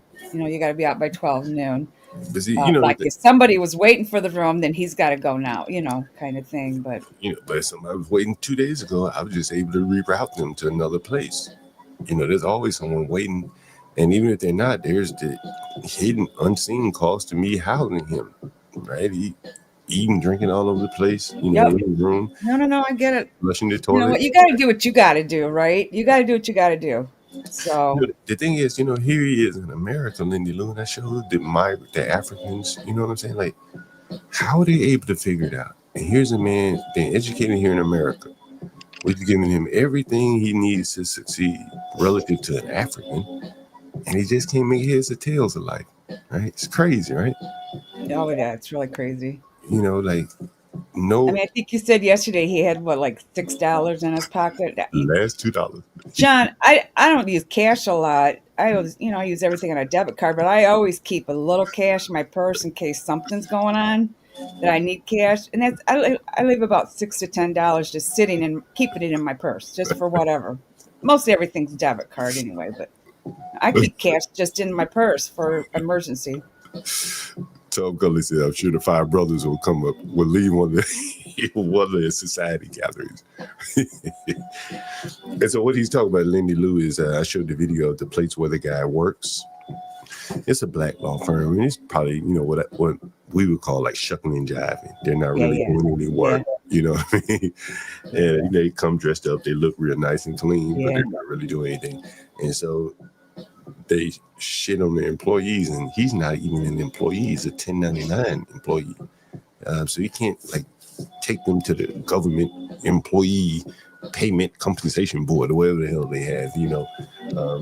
So he's just left in the lurch, a disbarred lawyer who can't accept the new reality that he's no longer a lawyer. He needs to get out here and, you know, pick up trash or drive a dump truck or something. You know, he can do very well for himself in that fashion. He could do Uber. I mean, he could do Uber. Does he have a car? No car, but he could ride a bike, right? He could buy him a scooter. You know, I mean, you don't fall, you know, someone said, I didn't go broke all of a sudden. It was a gradual, then all of a sudden or something like that. I can't remember who said that. And I think in his instance, and many people in instance, you know, you're going down. Why not buy you a mode of transportation that will provide you a way to make money? Exactly. My last $600, I'll go buy me a used bike off of Facebook, electric bike. That'll at least be, I'll be able to deliver food, you know, if if that's Yeah, what I need. you could still Uber or DoorDash. I don't know if you could DoorDash with not Uber. I didn't mean to say Uber. I meant to say like a DoorDash. You know, something you can pick up and get paid right away, Yeah, like a DoorDash. I do DoorDash, John. So right. He could do that. I know just you do that. something. Yeah, but if he doesn't have a car, he'd have to get a bike. Yeah. And in these inner cities, you can get on a bike and make money. Yes. But the migrants, the people that come here from third world countries, many of them ride bikes in their country as a way to make a living, to and from their jobs, something like that. Americans look at a bike as recreational, right? And so there's a whole economy built around people riding bikes now. And he's outside of that economy. He sees it, he consumes from it, DoorDash, but he's not able to get into that society and make money. Now, on the flip side, I have the Africans that came yesterday. They work for DoorDash and Uber or whatever, delivering food to the poor blacks, like my tenant, right? Yeah. And they're delivering food to him, and they're living in better neighborhoods than he does. Isn't that interesting? It's very interesting. Yeah. And they, what's interesting, Lenny Lou? I played this video the other day, and there were a couple options you could accept: $55,000 a month, so on and so forth. Free food would be one for the rest of your life. And 2 of the 3 black women chose free food, and they were talking about food being expensive in the restaurants, right? And they were saying, if I could have free food for the rest of my life, I'd be able to eat at a restaurant for the rest of my life, right? No matter how much the food is. I want the money, the $55,000. Well, they chose that too. Oh. But they also chose free food. They could have chosen no taxes for the rest of their life on the $55,000, right? But they chose the free food, 2 of the 3. And you could tell from that they don't cook. Now, yesterday, when the Africans were looking at the rooms, they put an emphasis on we need a kitchen. Yep. Yeah. In other words, they deliver DoorDash food to poor blacks who don't cook, but they don't eat that shit themselves. I've been to Africa. Right. Many Africans don't eat. There's a few fast food restaurants in Africa, but it's like a luxury to them to eat there. Most of them people eat at home, and they bring that same mindset here to America. And the Americans, that I've shown you many, many times, that they largely eat at fast food places, DoorDash places. And the economies are set for the migrants to win because they're not in the consumption economy. And so anyway, I think that's interesting. Well, John, you're in the city. Do a lot of people do like DoorDash? Because the food will my thinking is the food will get cold if you're on a bike.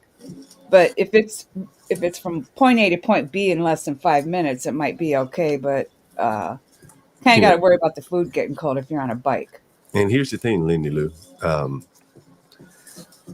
In these cities, the most profitable routes are to the bike routes. Okay. The bike scooter routes. The short distances. Yeah. Like Uber's algorithm will send a bike on a short route and a car on a long route. If you got to cross a bridge, they're going to say, hey, you're going to send a car. Right? If you have to go downtown, it's probably easier to send someone in a bike or a scooter because you can get there faster. You don't have to worry about traffic. And so the Uber person's economy is much better. Does that make sense? Yeah. The guy driving, the guy in the scooter or the bike is much different. The people that deliver to me over here on my side of town, it's all cars. The economics are upside down with Uber for cars versus scooters and bikes. Scooters and bikes don't get tickets, for instance. Cars do, right? You probably have gotten a ticket driving Uber, I would imagine. Or just for parking too long in one space. Right, yeah. Well, I don't Uber. I don't Uber, John. I DoorDash. And so, no, I've never got a ticket, but if you put your hazard lights on, they kind of give you a break because you go right in and come out. try to be careful about that. But yeah, you can get a ticket real easily. I mean, I can't park in handicaps even though I'm door dashing. I still can't park in a handicap. And you know, but I'll like park in front of the store. You know, if you're in a major city, what many of these migrants are, and they're doing DoorDash downtown, they're riding up on the sidewalk, right? Yeah, right. They don't have to look for parking or Right. double park to bring your order in. Right. That's a distinct advantage. So Uber They gives better, John, they better be careful. They might run over a Jew. And Uber gives Uber gives the long distance routes more or less to the people driving cars. Like if they bring Uber over here to me, and so those are the less profitable routes, right? Yeah. And the ones that they're doing multiple orders on those damn bikes. You know, just riding around downtown. You know, they may do 10 to 1 office building, and so you know he I don't think the average American even looks at it from that perspective. We showed it here on the stream. Guy making $1,100 a week riding around on a scooter. But I've never had a scooter delivery over here. Dang. He's doing it all downtown. Not even have to drive. Hey, John, we have this one pilot that delivers fresh lasagna. I believe it. Listen to this, Lindy Lou. Listen to this, Lindy Lou. I don't know if you heard it. Listen to this.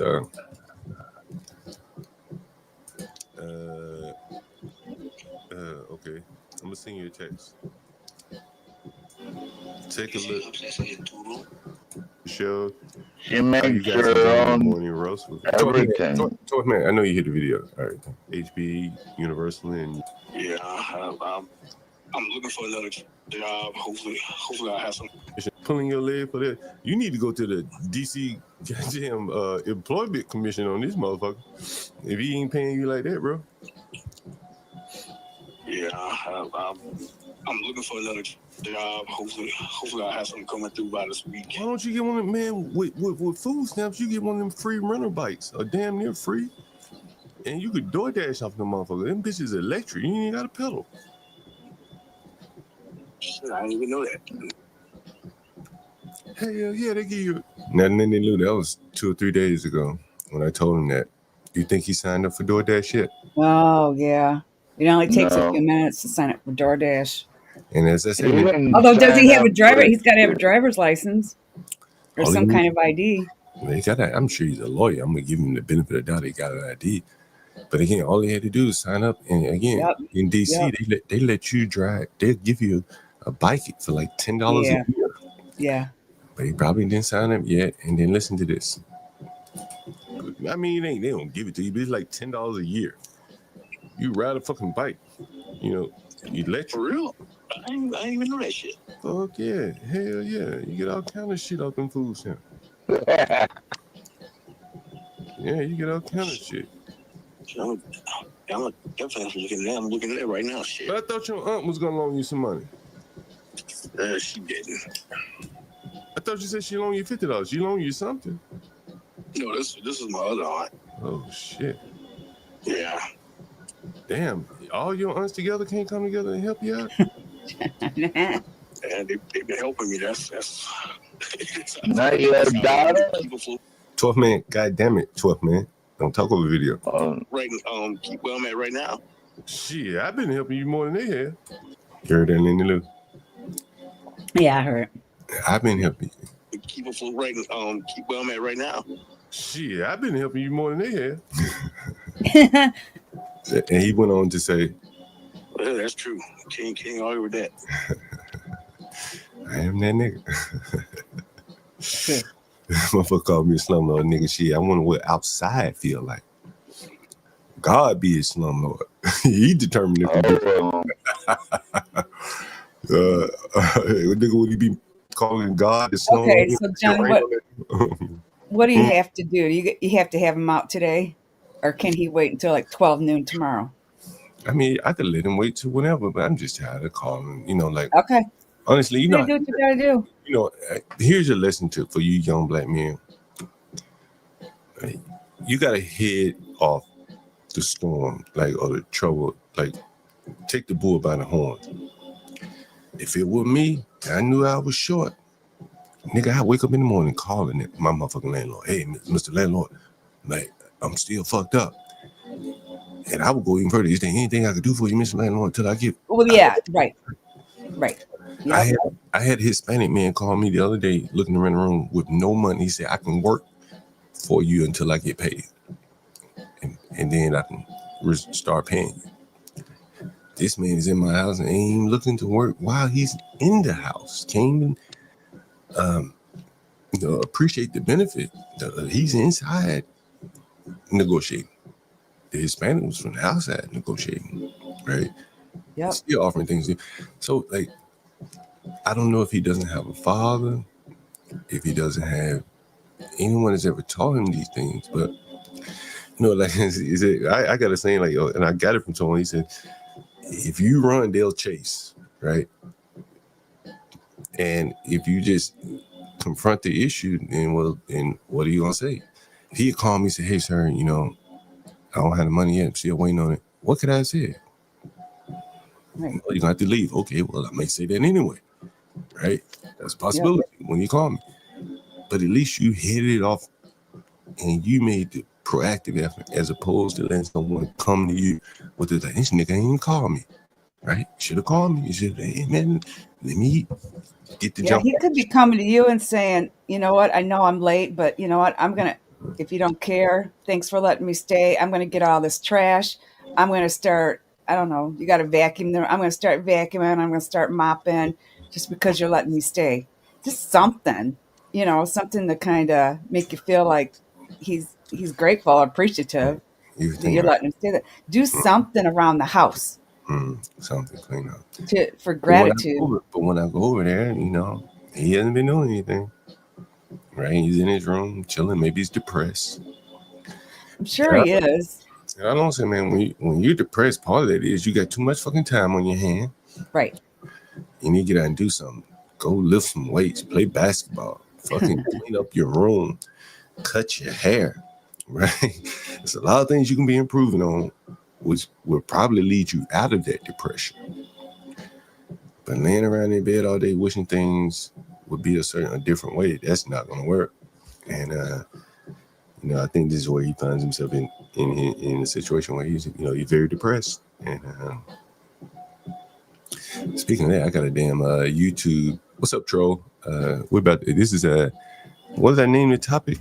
What's the title of this stream right here? I updated it. I updated the name of it. Eviction Day. Eviction Day. Open scandal. Gentrification with the touch of jollof rice. You like that? Jollof rice. By the way, what is jollof rice? I don't even know what that is. So. You don't know what jollof rice is? No. Every time the Africans call in, when I do the Nigerian, when I do the African credit check, I have to ask them about the jollof rice. It's what they eat over there in wherever they are. So, yeah, that's damn. I thought I rechanged it. Oh yeah, gentrification would check out that. I mean, somebody ought to come in and adopt one of these blacks. I tell you, someone should come and adopt one. You're bad. You're bad. We used to adopt them when I was a child. They'd adopt them. You know what I'm saying? Like, I think that I do know what you mean. Yeah, yeah. No one wants to do it these days. I wonder why. Anyway, FBA Eviction Day. What's the title?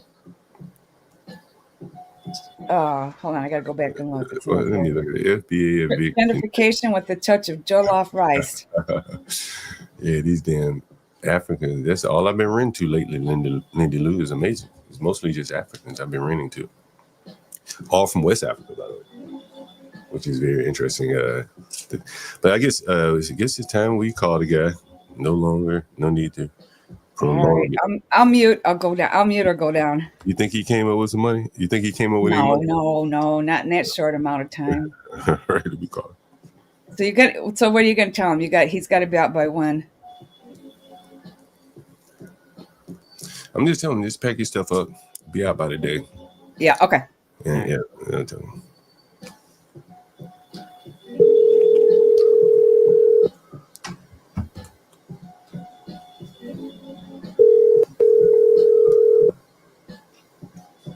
Hello. Hey, what's up, man? How's it going? Hey, how's it going? Oh man, I got some bad news for you, bro. I can't give you any more time, man. Do you have anywhere else you can go? Like family members, anything? I don't. If shit. Can you give me an hour? Let me see if I can get at least $50. Shit, man, they're gonna need a little bit more than that. I mean, to give me so I can get my check tomorrow. Man, I mean, like, I've been telling them you're gonna get your check, and they be like, "That's every day." Like, you know what I mean? And shit, man, you know what I'm saying? Like, I'm gonna get you the money, man. I just, god damn.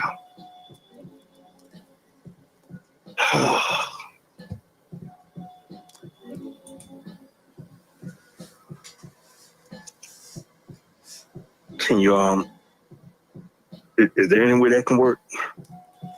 Can what work? I can get like $50 now, and then I'm gonna get my check tomorrow. I can get it taken care of. I mean, I think the issue is, man, like,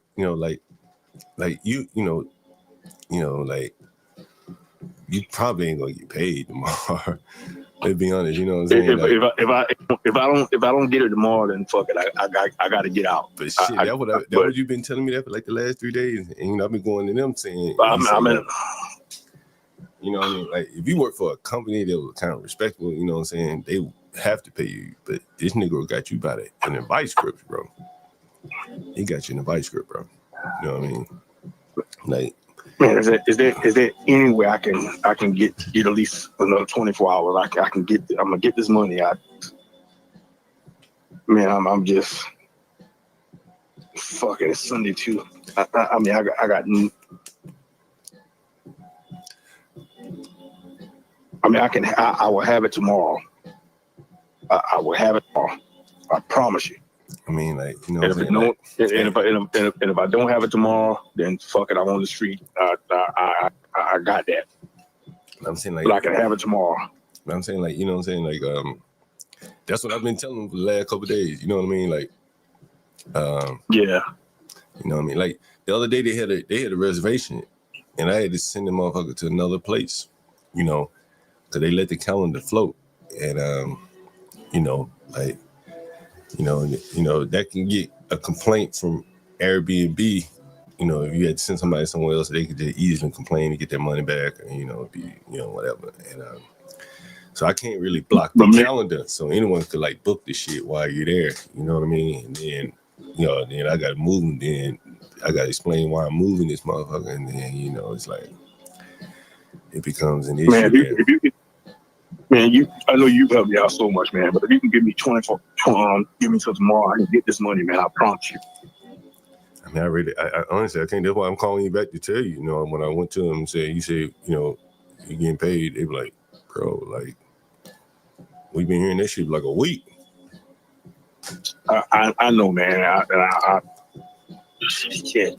But I swear I got nowhere to go. Man, Sunday. Hey, why don't you call your boss right now? Call him with me on 3-way. See if the nigga at least answer your phone. I don't want to put him on the spot. I ain't gonna. Hey, I'm mute in the background. Like, I just like, you got to give me something, bro. Like I'm pulling for you, bro. But otherwise, like, can you give me 1 hour? Can you give me 1 hour? What do you want me to 1 hour? Then what? Yeah, I'm gonna try to get some. I'm gonna try to get at least $50. I'm gonna pay you back. Yeah, you should try to get more than that. I got you. All right.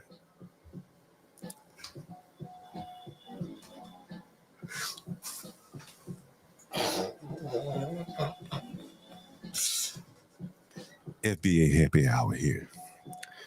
come adopt a Negro because he about to go out on the street. It's cold outside. Anybody want to adopt a nigga? Adopt a nigga? Anybody want to hop up on the panel? Bidding. Lowest price for a nigga. Bidding on a nigga. How much would a slave master have bought this nigga for? How much would a slave master have bought this nigga for? Worthless nigga. Worthless nigga. How much would he be worth today as a slave?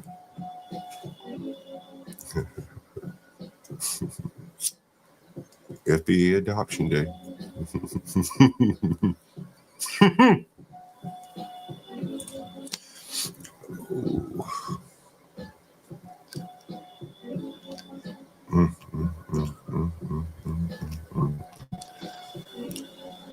Give me 1 second.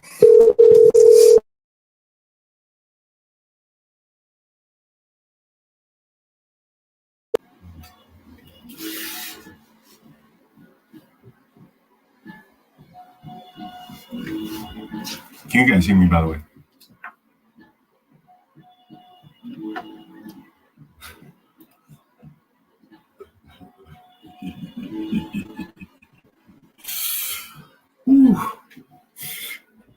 Plus, that's why this shit so much motherfucking fun. Hey, you on live with Young Gun, my nigga. We playing it out. This is a DAPA FBA day. And we got a comment up on the screen. I'm going to put it back up on the screen. I don't know if you're watching. It says, a lady says, Nindy Lou. It says, hard listening to this man beg. He begging on the phone. Jungle. He begging on the phone. Begging on the phone. What? Why these migrants out here riding scooters, making thousands a week? Man with 2 on 2 legs can't make $1. What do you say to that, sir?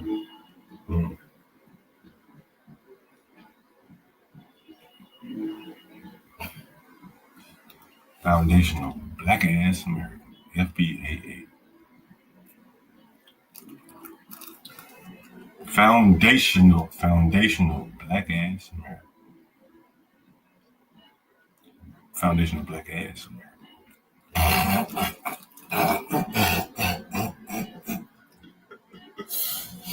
Yeah, it's adoption day. You know, when the nigga, like, how much do you think a slave would sell for today? You buy a slave today, how much do you think this worthless nigga would sell for today on the slave market? How much you think? How much you think this worthless nigga? How much you think this worthless nigga would sell? Somebody said, is he? Somebody asked, is he healthy? Hey, let me ask you this. Hey, let me ask you this. If you had to randomly guess, if I told you a nigga with a college degree, a law degree, how much money do you think he had to his name? How much would you guess he had?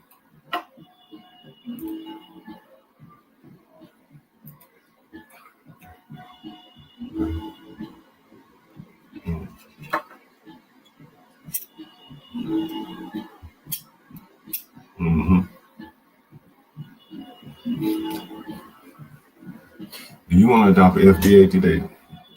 Nice little snuggly, cuddly. FBA, he'll beg on demand.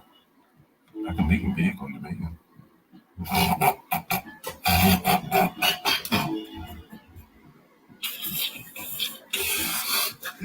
He shit. He's house trained.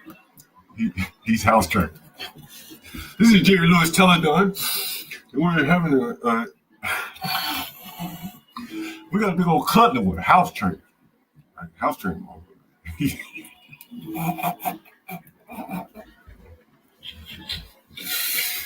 We got back too much fun. He's house trained, ladies and gentlemen. He really is house trained. He's hungry. 2 arms, 2 legs. He's able to do something he may not. He's able to.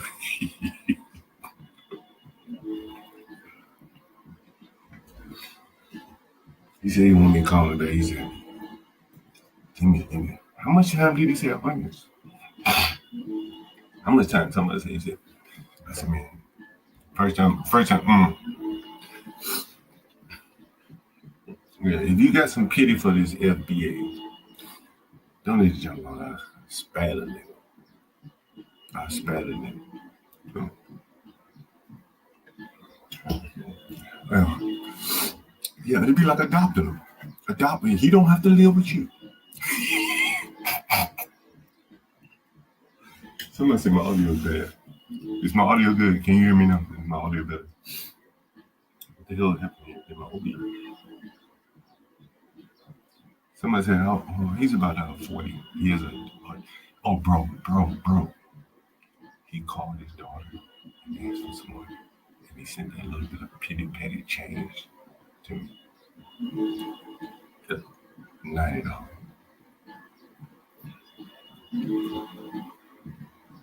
Nigga admitted that shit online. He done went to his daughter now. Baby girl. Hey, let me hold on. Wait. Hold on. Does that mean his daughter had more than him? Wait a minute. Does that mean his fucking daughter had more money than him?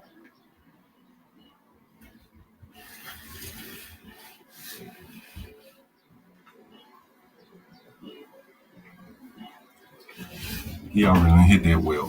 He already tapped that well. That way, the well. So he goes. So now the baby girl, daddy needs some. Baby girl, daddy needs some money. Cause he about to be out on the street, baby girl. Let me ask you this question. You remember how, you know, we always talking, I said, one of the things these niggas don't have, like, you know, the children see them and like, nigga always be in a weak position. You heard me say that, right? What do you think baby girl thinking when she didn't just loan her daddy and all? She knows she ain't get money back. Daddy deep down in the hole. So she look at her daddy. Nigga, knock it off, nigga. Him. Chad, y'all donate any money? I ain't even check. Ain't nobody. They're worthless, I guess, bro. Guess they fucking worthless. Guess they want this nigga out on the street. They want this nigga out on the street. They don't love these niggas. Black Lives Matter was a lie.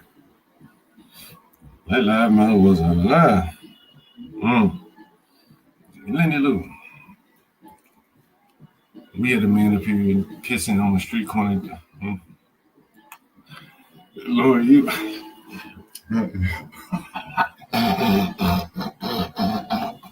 Is he noodle? Lord, I want to know if he noodle, because that nigga might get up in his house and have a baby.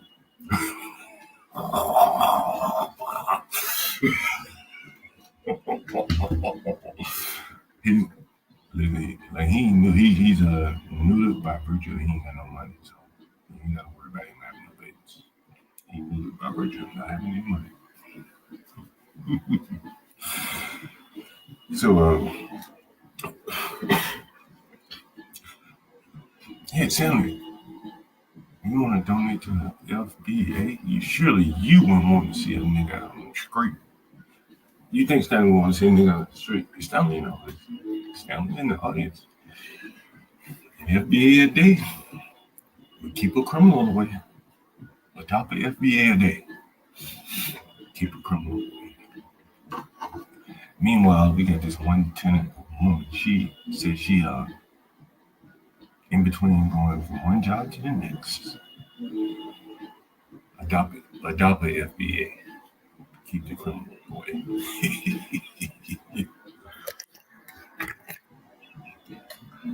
I think the females have surpassed the males now. They got that magic on their side, my friend. They got that magic. And the only thing I can think, we had Mr. Johnson over here. He was talking about magic. He said he bought him a female for $40 on Alabama Avenue. I think it was Alabama Avenue. And I think, you know, and I think the only thing that really could help the young black males today, honestly, is you remember what Marion Barry? Remember Marion Barry? Yeah.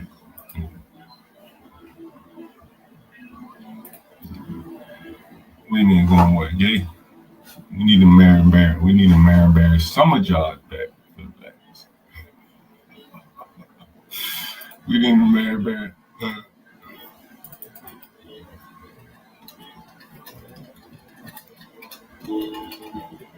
Hold on. Oh shit! I'm gonna just a nigga. You want to be on 3-way, or you just want to listen? Let's see what it is. Hello? Yeah, what's up? Say what?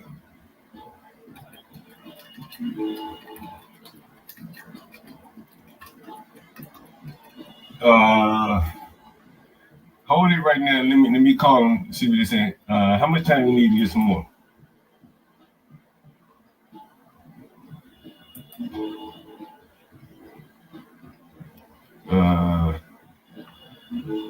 Okay. Yeah. Let me give you an hour. Like, don't say anything yet. Just take time, and I'm gonna call you back. All right.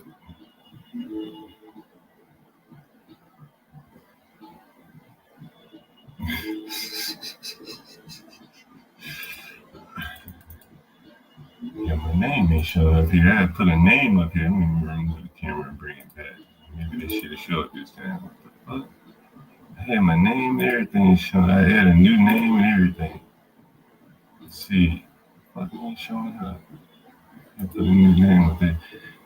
I had a suggestion. We need to bring back Marion Barry's Summer Jobs Program. You never heard of that? Marion. Yeah, it was summer jobs for the blacks. They had summer jobs for the blacks.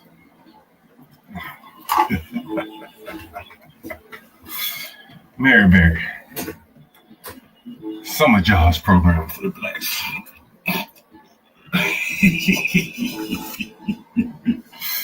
Stanley wouldn't know. He could tell us all who was Marion Barry.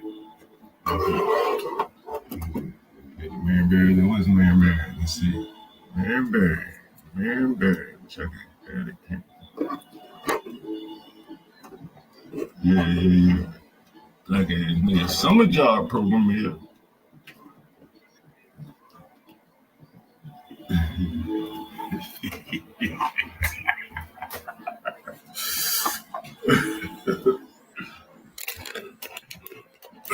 Yeah. And then he said, that bitch set me up. That's his most famous line right there. That bitch set me up. And so nigga has a little bit more grace. God damn. Anybody want to pay for a day for an FBA? Pay for a day for an FBA. Ooh, I like that one. I tell us.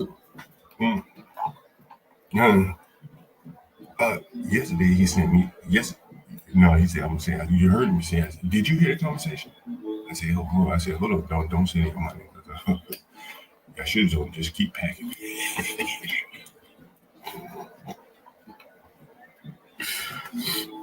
Yeah, I heard something. I said, man, I got packed this shit. Bitch, you come up with some money. You know what I'm saying? Now we're running Marion Barry Summer Jobs Program up here. Adopt a FBA. You can do that today. Adopt a FBA. He probably called me. This is the first. I'm gonna tell you something. This is the first time he's calling me. I think as long as he, been behind the ring, I think it's the first time he's calling me.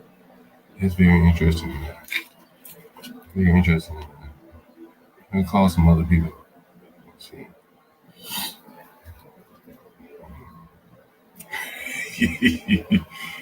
But Black, get back on track. Hi, this is a Jerry Lewis telethon. We're running a campaign, adopt a FBA for a day. Would you like to adopt an FBA for a day? Do you know what an FBA is?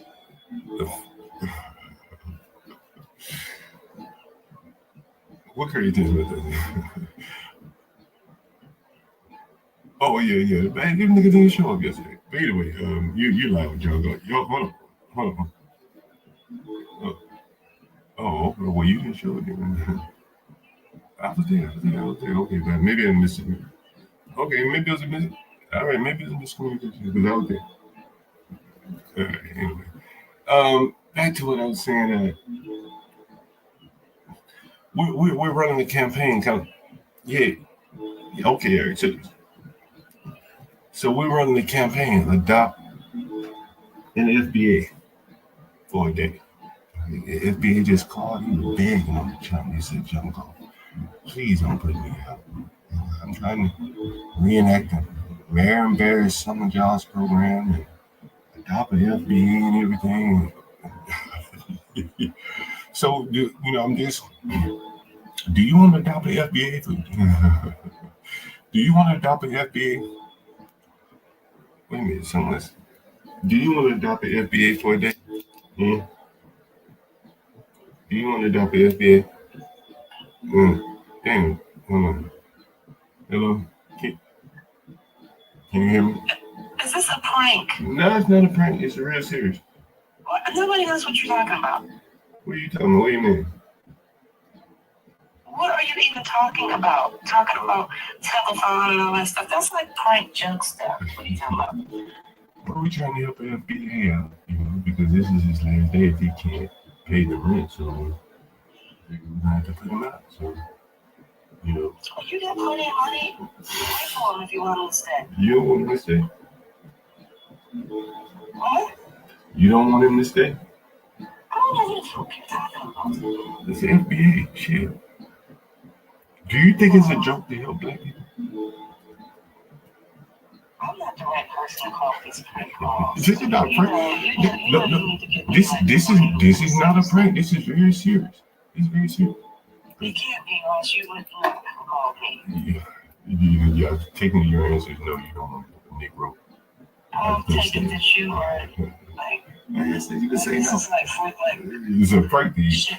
Let me ask you this question. This is a real serious question. Okay. Can I ask you one? Can I? Okay. All right. Okay. If I told you that a black man was a lawyer, that I had to guess how much money he had available to him, the average black lawyer, how much would you say a black lawyer? I know so many lawyers. Okay, so how many do you think they? Okay, so it ranges. What would you think is, most of these black lawyers that you know have? How much do you think they would have? In their bank accounts? Whatever. What do you mean? Like saved? Or like how much do they earn? How much do they get paid? Whatever. Not very much. By my standards. Yeah, not very much. Because it has nothing to do with your career. It has to do with, you being wise with money. Hold on for a minute. Hey, audience, can you hear me by the way? Are you able to hear me by the way? I didn't think about that. So go ahead. Now I'm asking the audience. Are you able to hear me by the way? Go ahead, audience. Go ahead. Yeah, it has to do with, how you were taught to save and spend, right? Doesn't matter what your career is, your spending and saving patterns, that's what that has to do with. Now, you may have more access to money, right? But a fool can be a millionaire and lose it, right? Oh. So, you think I should let him stay? Let the FBA stay for another day? Let the FBA stay for another day, yeah, man.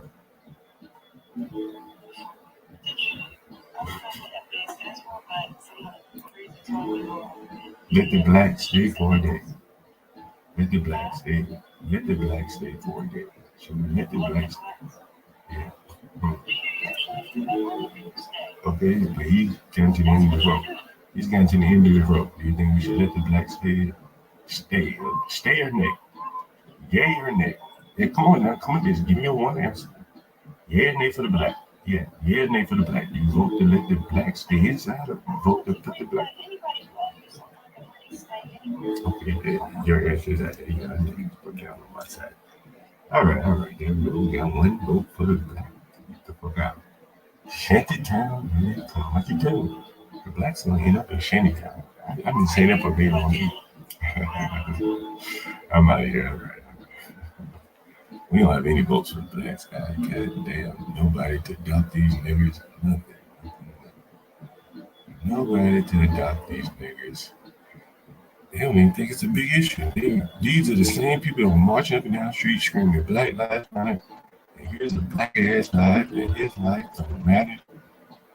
It really meant nothing to those people.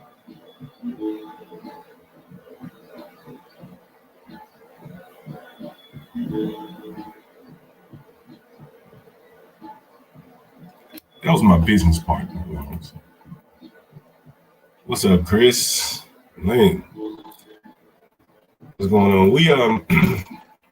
We're running a campaign right here on John Galt channel. It's called Adopt a FBA for a Day. Adopt a FBA for a day. We got 2 callers on the line now. Yeah, adopt a FBA for a day. Adopt a FBA for a day.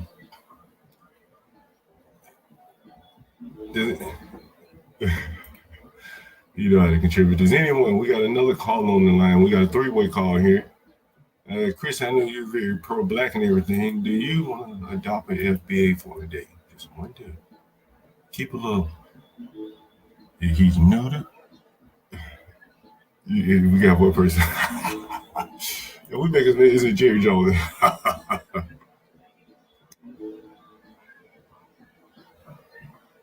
Hold on for a minute.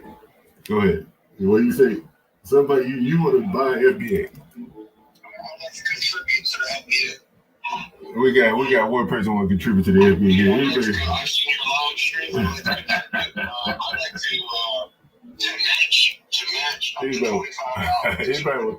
Anybody want to contribute? You can let him stay for a day. Anybody want to contribute to the FBA? Chris, you want to contribute to the FBA?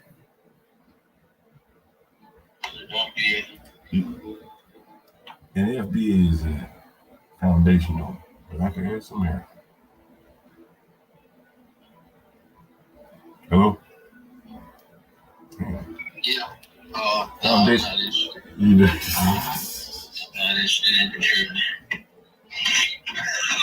Y'all want to put bro man. Y'all want to put bro man out on the street. You want to put bro man out on the street. I know you like to help bro. Shit. Yeah. You gotta buy him 2 days. Gotta buy him 2 days. We get and whatever he come up with, we'll put it toward his belt.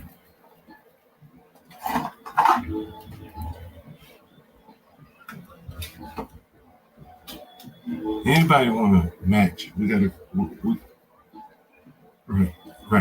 Yeah. Anyone want to? We'll get $50. This guy saying he'll match the first 25. Save a FBA day. It's what is the temperature? I've seen that the temperatures are about to drop in Washington D.C. I see the temperatures about to drop. You don't want to read about no frozen chocolate popsicle out on the street now, do y'all? Adopt the FBA day. Anybody know that yet? Anybody want to say you don't want to read about no frozen black popsicle? I got the Marion Barry Summer Jobs Program flyer up on the screen in case anybody want to adopt the FBA for Marion Barry Summer Job. Marion Barry Summer Job. Someone said they'll put in. Someone said they. Hey, can y'all hear me now on the phone call? Can y'all hear the phone call? I think you can hear the phone calls now. Let me see. They should be able to hear the phone call now. I think I adjusted it. I see it jumping up and down over there. Yes. It sounds like you're far away from the microphone. It sounds a bit muffled. Yeah. Let me put in the speaker and put you guys. So no takers. No takers. We have a Nick Colosi that's Okay. If Stanley's put a man in Georgia Tech, surely he would want to keep another black man off the street. Stanley. I'm on the donate up to 25. I'm actually up to 25. Well, my 25 is contingent on getting 25. I'm gonna help this young man. We get that. Chris, you want to help the black man out? I know you talk a lot about helping the brown man out. Mm. I got a 12-year-old black man at home actually, I have another. So I'm gonna keep my word on the 25. But I had an additional 25, and this one is not contingent on anything. But he needs to come and work for you today. Do something. So he got custom grass. He did raking leaves. He got wipe some toilets down. That's another 25. I'm not coming at $50 to help this young man. 25 is a donation. I just wanted to be a make work job. I don't think I want to do any work. Maybe we get him to do some work for an old lady in the neighborhood.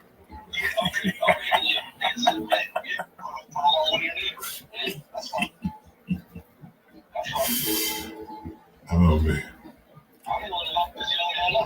Chris, if I had told you that a black man, able-bodied black man didn't have $2, would you believe me?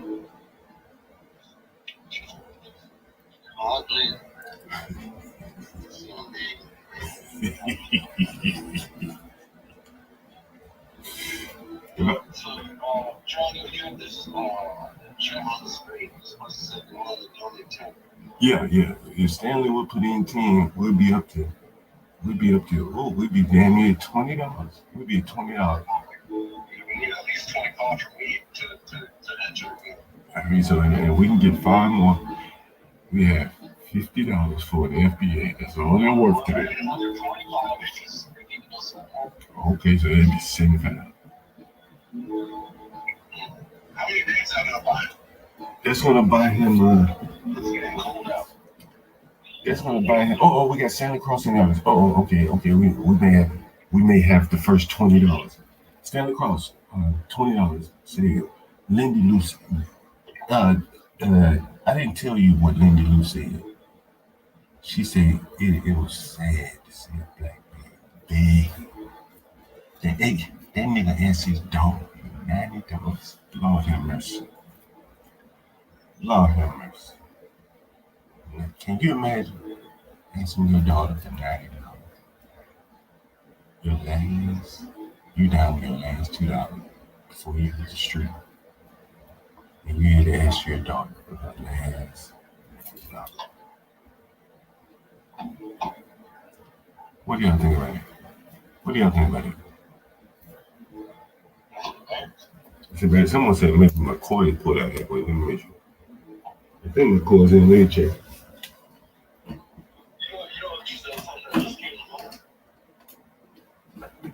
Is that better? Let me make sure everything. Hold on for 1 second. Let me make sure everything's plugged in here.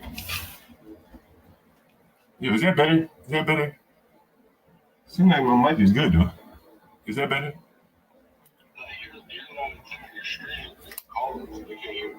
Oh, it should be to hear everything. Yeah, they should be weird. But what do you think about that? Him calling to ask his daughter for. Oh, wait a minute, hold on. Hello, testing. Is my mic better now? Is my mic on here? Are you guys able to hear me? Let me make sure they're able to hear me here. Look, my mic just changed up. Audio crispy now. Okay, perfect. So, what do you think about this guy had to ask his daughter for money? What do you think about that? He asked his daughter for money. Well, just something that just came to my thought is, we might need to call Child Protective Services on. I think the daughter's grown. I think she's an adult. Okay, so you're not taking from her pay. Oh man, these people are amazing. What do you think about Be it, ashamed of them. Chris? What do you think about that? Would you have gone to your daughter and asked for money for rent? Baby girl, I'm about to get put out. Baby girl, can you help me out, baby girl? You ever had to do that, Chris? Nah, bro. Would you do that? What would you do before you did that? No, I wouldn't be taking from my daughter. Yeah. Anything, giving something to. You wouldn't take from your daughter? Is that what you're saying? What do you think your daughter would think about you if you did come and ask her for $90 and you're a grown ass man?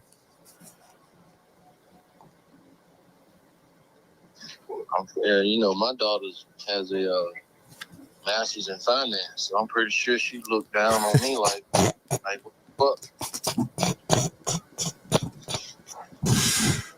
So what do you think this daughter thinks about this man?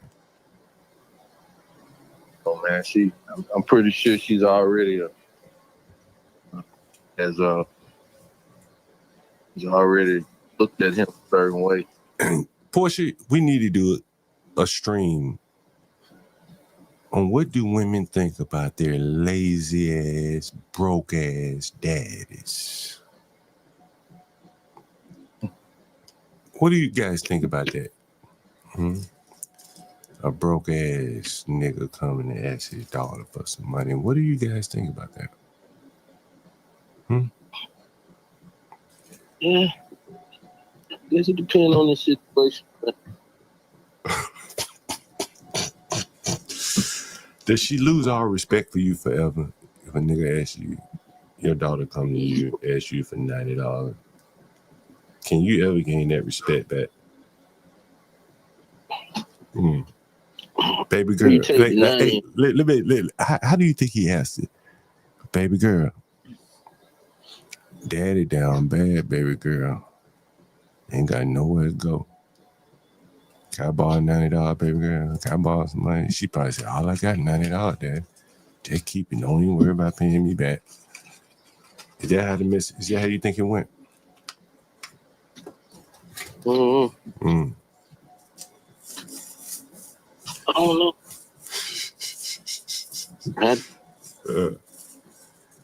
I think I just go look like. Say what? Who you? He down bad, and I guess I got it. Hey, John, is the daughter staying with him?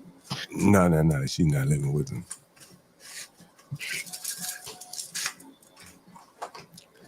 Down bad.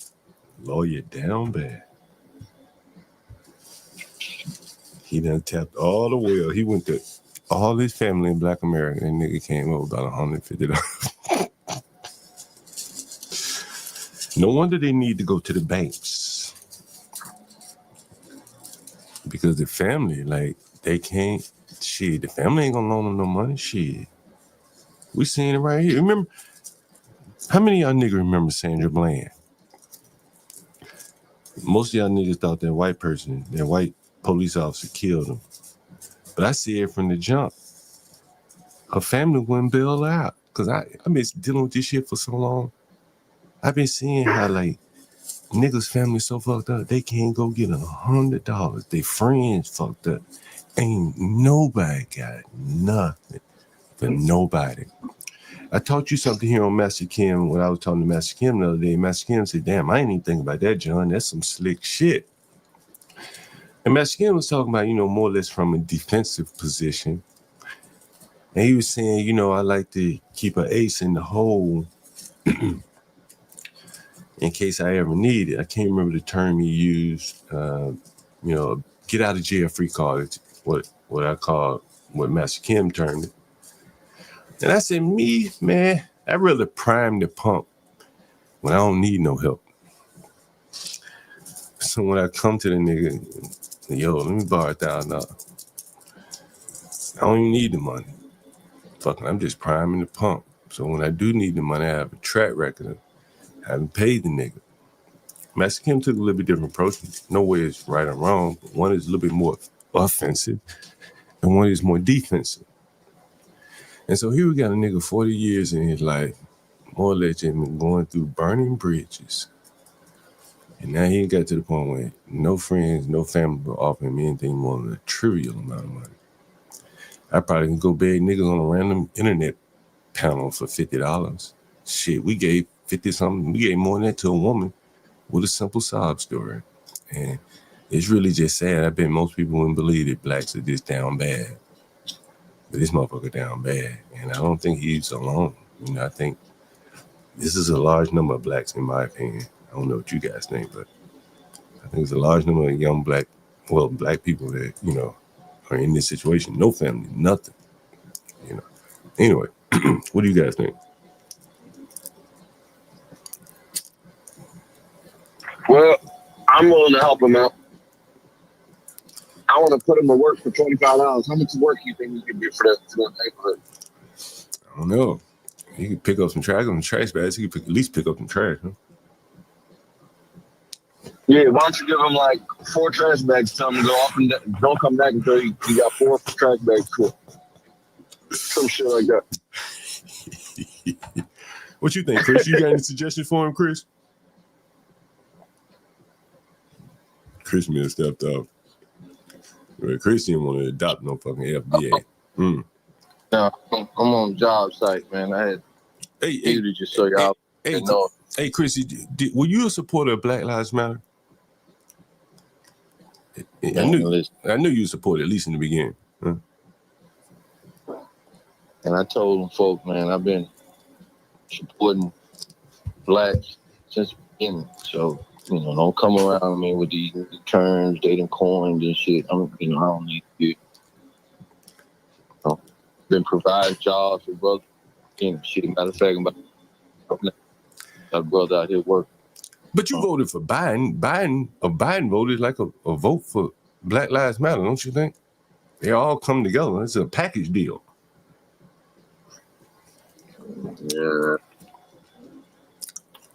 Nah. Yeah, it's a package deal. You get the black, the LGBT, all in one package. You don't see it that way? Yeah, no. No, I don't. Matter of fact, I think all that shit was, I mean, come on, man. You just gonna round everybody up. You were telling me something about your business the other day. Without getting too personal, it was some good news you were spreading, right? Good news for me, yeah, no doubt. Tell me about it. You started off hot. You came in hot, and I interrupted you. I ain't know where you were going with that shit. You said something about Trump or something, didn't you? What you said about Trump? I say he shook this motherfucker up. He what? Like hit high. Say what? He shook this motherfucker up like hitting a beehive. He shook it up like hitting the beehive. Oh, yeah. And you thought this turned out good for you? Is that what you're saying? Yeah, he did. How so? Tell us how so. At least you can get at least you can get the FBA some knowledge if you ain't gonna keep them off the fucking street. Give them some knowledge at least. Come on, give us some. Well, you know, the labor force is diminished, so it's plenty of work out there. Tell me go look for it. Tell me go hang out at Home Depot.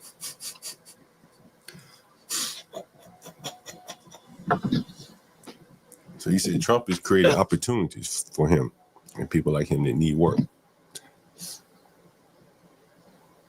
Say again? So you said Trump has created opportunities for him and people like him that need work. Yeah, that's what it seems like. Mm. Like, you know, looks different when I go in the Home Depot now. Really? Do you hear that? Do you hear that on the phone? The other caller on the phone, is he still here? Yeah. I'm still here. Yeah. What do you He think said about that? It looks different. Yeah. How so? What you mean? Like what part of the country you at? Hey, audience, can you hear the phone call, by the way? Go ahead. He's in Georgia. He's in outside of Atlanta, Georgia. Okay, so I mean, I don't know really, but I mean, a lot of the stereotype I would say at Home Depot, right? There's a lot of Hispanic. So what you mean it look different? Well, not a lot of Hispanics no more. Really? I mean, there's still some here, of course. There's guys that are legal and they're getting jobs, but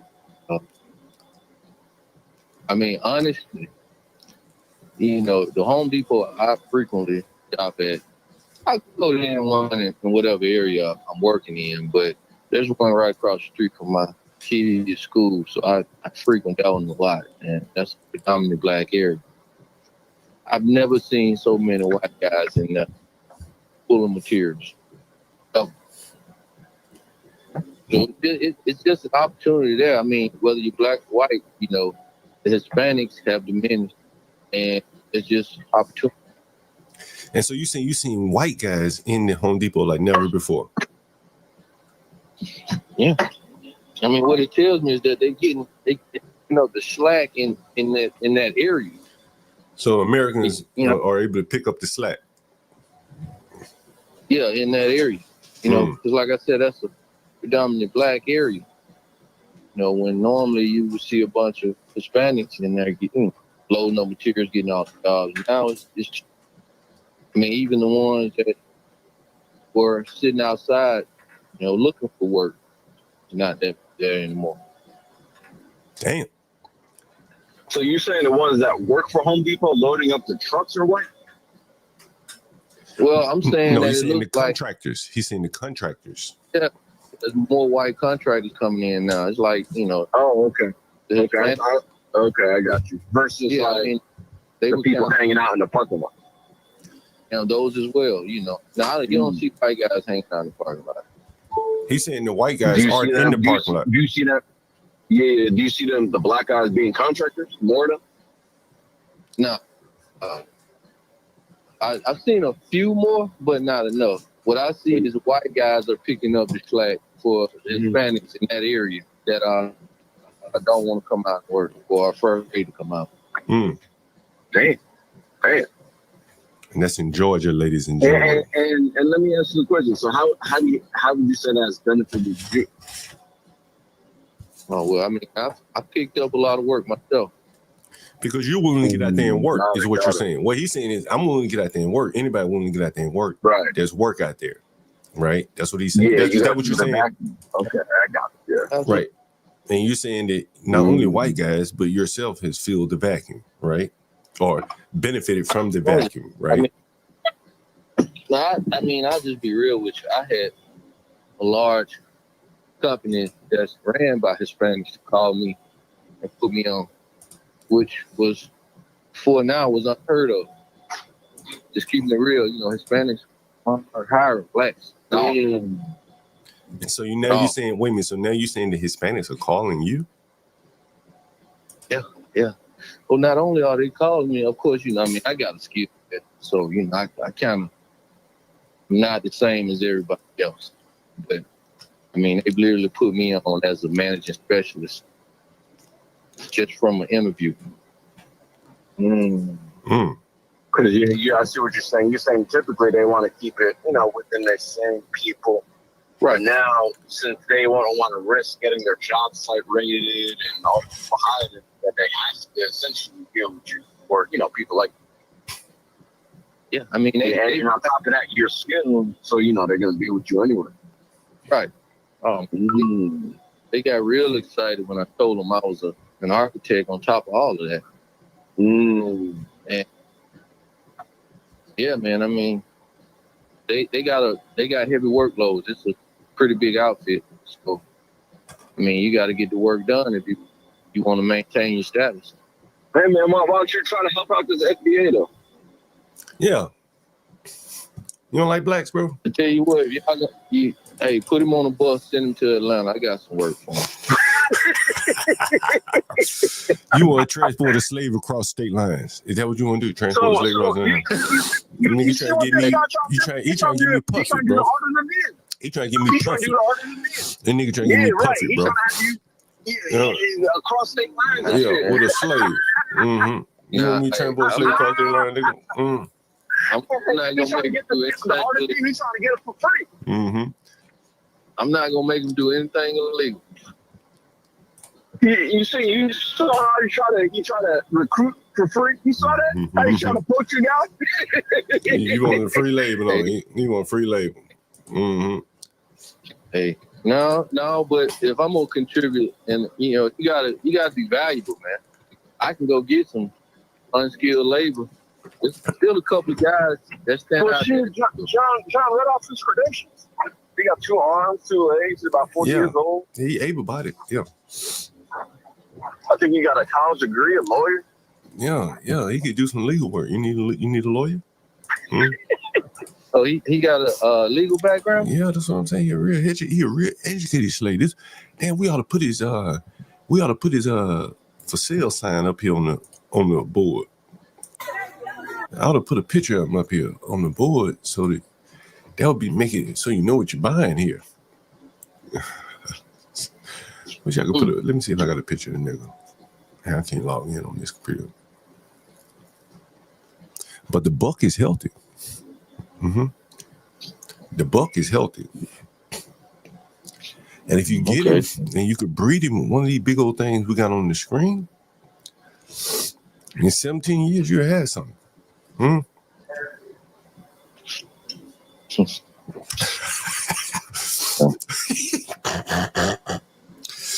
You ever take a chance on the buck? Yeah, we hosted the auction. Hey man, you're wrong for that. You're wrong for that. I'm giving you some potential. Like I'm telling you where you could go with this. You could breed this buck with this one right here, right? And you may have something. And I tell you, you're not gonna make any money and run away. Right. You're not gonna make any money. All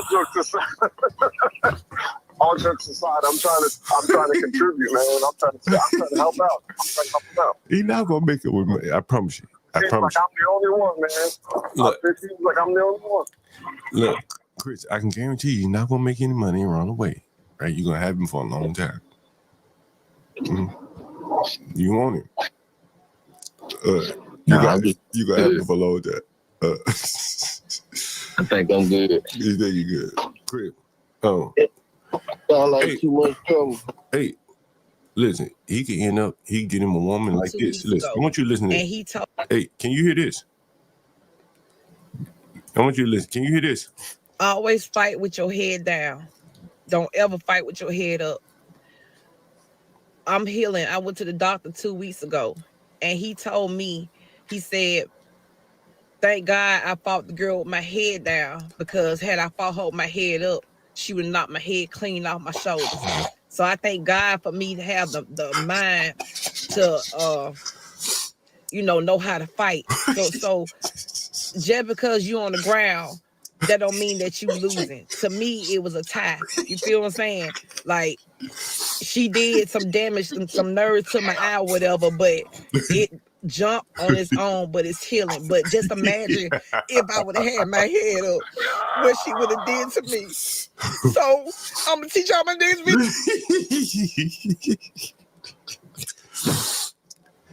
You gotta learn how to fight out this motherfucker, huh? Mm.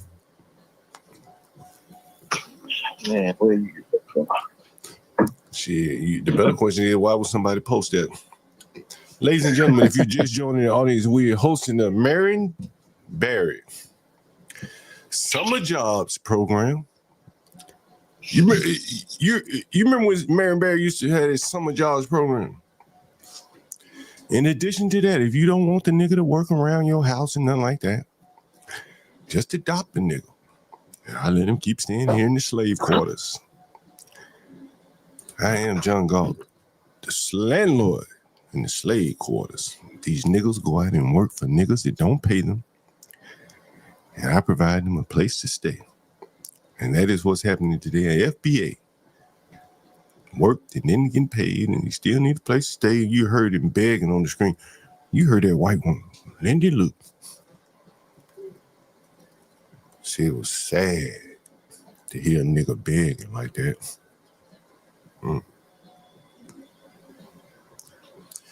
You ever begged your landlord before? Any of you guys? You been my tenant before. You ever begged me before? I can't remember you begged me. No, I don't know. I mean, I've asked some questions, but you know what's not no begging. You know what's so crazy? Like, you know, niggas all the time ask me, John God, I knew you be fucking these tenants. Boy, just imagine I was some kind of pervert sexual motherfucker. I'd have told that nigga, get down on your knees, nigga. When you're broke, you pray to like wolves and savages out here in the street. And that nigga just prayed to a nigga like me. And that's why he had to get up here and beg, like a dog. Bro, Stanley just asked you, I can't even read that question. I don't know what they call them. Tell me what they call them. But today I'm running Jungle Slave Quarters Auction. Let me change the title on that. Jungle Slave Quarters Auction. What you think about that? Jungle Slave Quarter Auction. You're wrong, bro.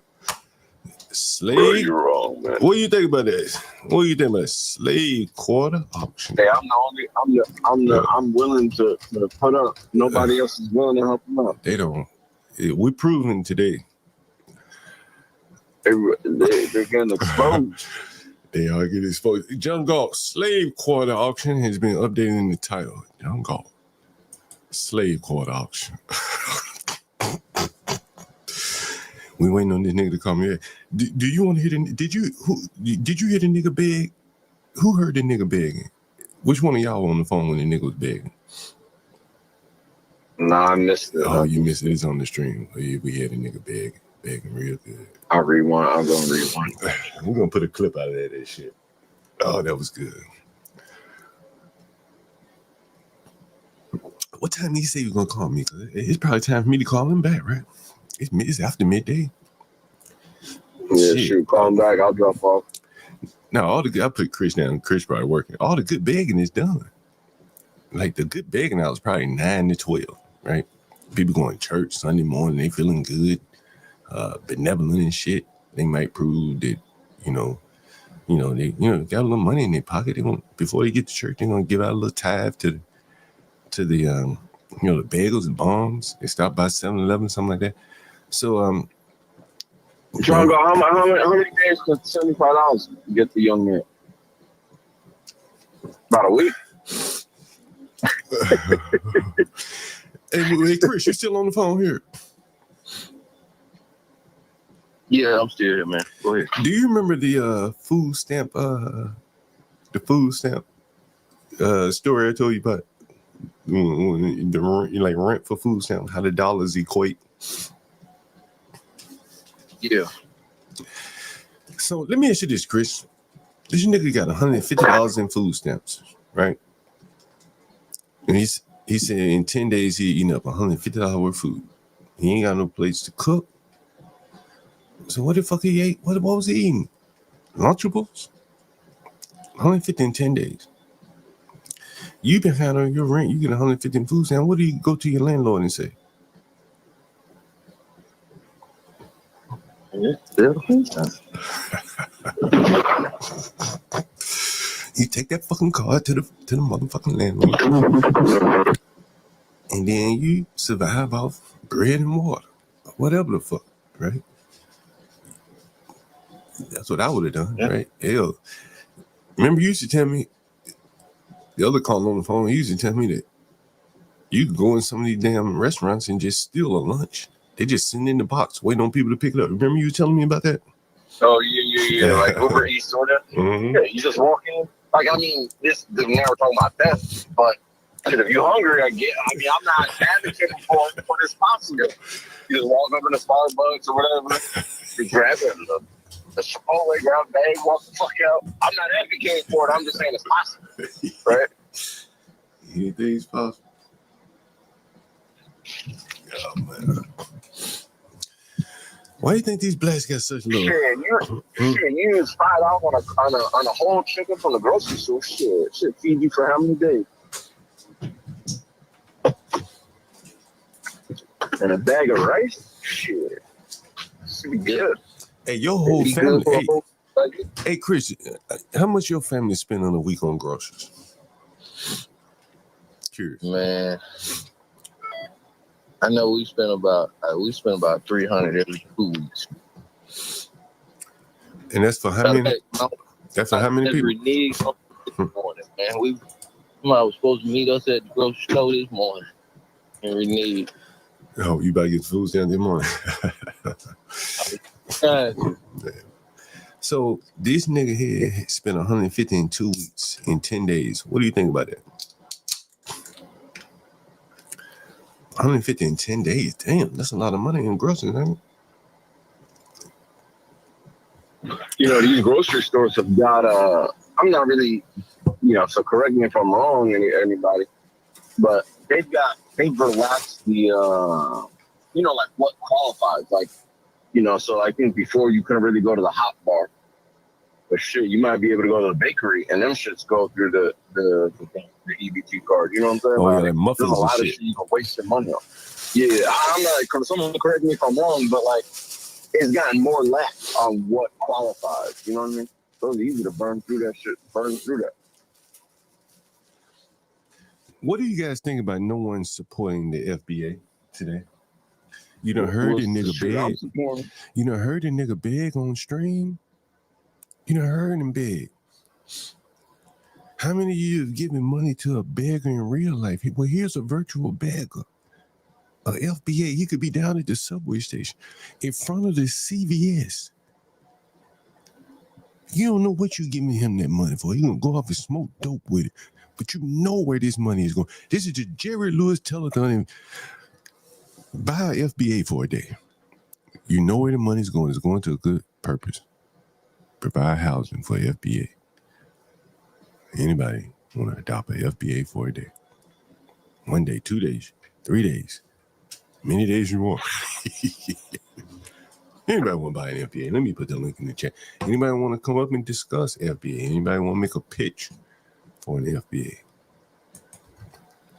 We have 30 people in the audience right now. Hopefully someone will buy a day for an FBA.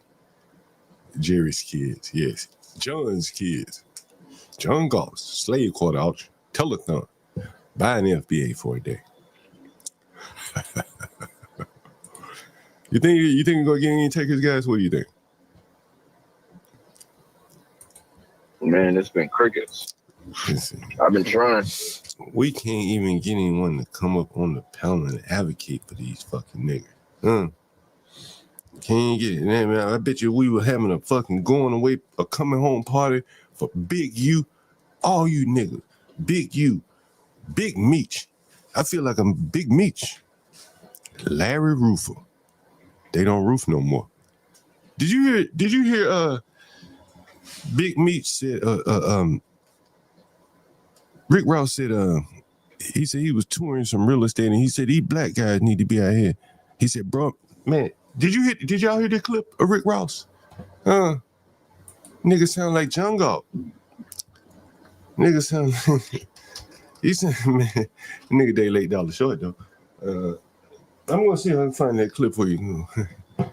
We're gonna get these niggas. We're gonna let Big better late than never, though, right? I feel like I'm Big Meech. Larry Roof. Larry Roof. Chris, did you hear him when he said that? Rick Ross. Yeah. Did you heard him when he said that? Yeah, I know that. You heard him say that? Let me put that shit up. I know the song. Did you hear him when he said that though? I'm gonna put it up on the screen so you can hear it. He said, I feel like I'm Big Meech. Larry Roofer. Big Meech. Larry Roof. It's the biggest boss in the game, Ricky Rose. How many niggas scream free Larry Lil Durk Roof. at that Rolling Loud? Peace. How many? I feel like I'm Big Meech. Larry Roofer. Larry Roofer. Who is Larry Roofer? You about to hear it. I feel like I'm Big Meech. Larry Roofer. All right now, for y'all young hustlers, y'all got to learn how to do roofing. I feel like I'm Big Meech. Larry Roofer. What you did you hear what Rick Ross said? That nigga used to talk about being Big Meech. Larry Hoover. Now you talking about what? It's the biggest boss in the game, Ricky Rose. Yeah. How many niggas scream free Lil Durk at that Rolling Loud? Yeah. How many? All right now, for y'all young hustlers, y'all got to learn how to do roofing. What? Y'all got to learn how to lay marble floors. What? You got to learn how to do the plumbing. What? This is multiple $1 million game. Multiple $1 million game. He just not finding out. I feel like I'm Big Meech. Larry Roof.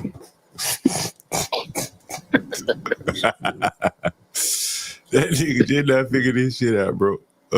Man, we was in trouble, bro. He did not figure it out. He need to learn. Don't shoot the messenger. I think Rick Ross been on it, actually. Man, that nigga been saying, I feel like the niggas know him from Big Meech, Larry Hoover, right? I mean, he's making music, right? But well, you making music about what? You wasn't talking about doing no roofing in his music. Nah, he wasn't doing that. But doesn't he owns a bunch of Wingstops and stuff? I don't know. What the fuck I know what he done sold these niggas a dream. Ain't nobody. You ever heard of an aspiring wine man? I'm looking to be in the wine business, right? Aspiring rappers, right? He ain't out here talking about that wine business, right? Shit. He talking about walking on marble floors. When he walking on the marble floor, he wasn't giving a damn who laid him down. So he wasn't rapping about that. Understand? Right? I feel like I'm Big Meech, nigga. Larry Hoover. That was who he was telling the niggas to aspire to. But now he down here buying real estate and maybe he finally figured out day late, dollar short. Man children in the promised land is what I call them. Big old man children. Gold jewelry and shit around their neck. How many of these niggas on the show buying millions of dollars worth of trinkets to put around their neck? And so here we are in the jungle slave quarter. And we auction off a Negro. He should have been told to go off into the trades when he was listening to Rick Ross trying to be Larry Hoover. That's a day late, dollar short now. What you think I was thinking about that, huh? I noticed he has a car show, but he didn't mention auto mechanics. That's a worthy profession too. But we got a barely employable lawyer here.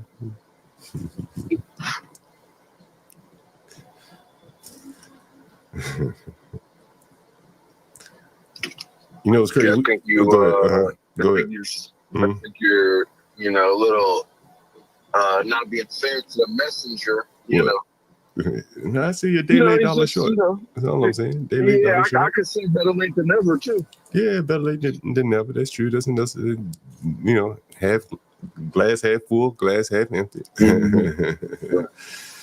Glass half full, glass half empty. Rick Ross, he's a millionaire, right? Don't kill him. What's that millionaire? Just trying to put a couple of youngsters on the, drop some little nuggets to him. Don't kill him. Yeah. You should kill the FBA, the lawyer FBA that clearly can't do any of that roofing, right? Rick Ross is trying to pass on some game. Yeah, that is true. Someone says they know a mobile mechanic had a van and everything, all his tools. He did charge premium, but he always did a solid job or tell you he couldn't and what was wrong and why he couldn't. Man, you probably make $200,000 a year mobile mechanic. Don't you think so? In a city like DC, what do you think?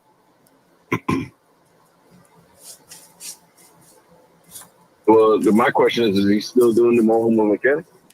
I don't know. There was just a commenter in the audience here. he got tired of working for someone in the shop and didn't want to run his own shop. So that's why he did a mobile mechanic shop. But yeah, plenty of things you can do. This guy doesn't know how to do anything. Because you know, that starting your own business thing is always sounds good, but you're not accountable to anyone. You know what I'm saying? That's why the gig economy is, you know, kind of a hamster wheel, because no one forces you to wake up. You know, no one forces you to take the calls or drive the mechanic truck. You know, my question would just be, you know, is he still in business doing it? He said he was older. Hey, you sent me that article about Klarna financing these motherfuckers, the DoorDash delivery food. What do you think? Oh my goodness, man! Like, you're not. Just you could summarize. Well, just to summarize, DoorDash, you could do. I think Afterpay or Klarna DoorDash now, so you could order like a cheeseburger and buy now pay later for the cheeseburger. Yeah, bring it down into put it down into 4 payments and shit. Right. Hey, do you know that? Do you know when I was showing that room, them Africans, one of them was wearing a jalabia. You know what a jalabia is? Well, I saw your stream earlier. Okay. I didn't know what it was. Yeah, that's a jalabia. When I was sailing down the Nile, bro, they would throw the jalabias at you, right? And then they would demand payment from you. I don't know. I can't remember how. I think they climbed up on the boat, or you would throw money at the motherfuckers. I can't remember how you did it, but they would throw shit at you, and you had to throw it back at them if you didn't want it. Like these were like peasant Egyptian motherfuckers. Yeah, so I got a picture of me in a jalabia somewhere. The Muslim guard. So the guy shows up. Yo, these fucking Muslim, bro, dude, they were Muslim Senegalese, right? And they were, man, them motherfuckers were tall, bro. Like, damn. Like, I don't, just above average height. You know what I'm saying? Like, I'm 5'10", 5'11". These guys, 6 feet, 6'2". One of them much taller than the other one, And I was just thinking, like, with their mindset, they're going to come and work like a goddamn buzzsaw if they want to work, and they both work, you know what I'm saying? Doing their Uber and shit like that. And, that kind of competition, I don't know if many Americans can stand up to that kind of shit. You know what I mean? On the low level, like they may never be plumbers, but they can work in a restaurant or something, and take orders and shit. Yeah, someone said they noticed Muslims open up in the shop in the hood and make a lot of money. Yeah. In Brooklyn, that's all it is, bro. In my neighborhood is mostly Yemenis. Then I ran the stores here. I had a lady on live stream from Franklin Drinks Lounge. She was Yemeni in some Caribbean country. Her father was a Yemeni store owner, and he took a liking to her mama, and out came her. Trini. She was Trinidadian and Yemen. It's an interesting mix there. Yeah. Yeah, it's interesting that last come from Black Mom. That after he said they open up shops in the hood to make a lot of money. Like that's the Afterpay and the DoorDash thing is just like the technology version of the corner store. Yeah. Like how many Black-owned corner stores are there? But like my point is, the corner store, they're selling a candy bar, they're selling whatever they're selling, a loaf of bread for double the price that you can get it 2 blocks over at the grocery store. Yeah. You know what I'm saying? Like they really and it's just that lack of discipline that enables that corner store to thrive. Yeah, it is lack of discipline. Just not buy your groceries at the grocery store instead of going to the corner store and buying ketchup and shit like that. Hey, did I ever tell you guys about my theory about crime in the Black community? One of the sources of it. Hello? These niggas, man. Are you still there? Oh, did I lose connection here? Hold on. Oh, shit. Bluetooth went up. Okay, go ahead. Yeah, did I tell you guys about my theory on crime in the Black community?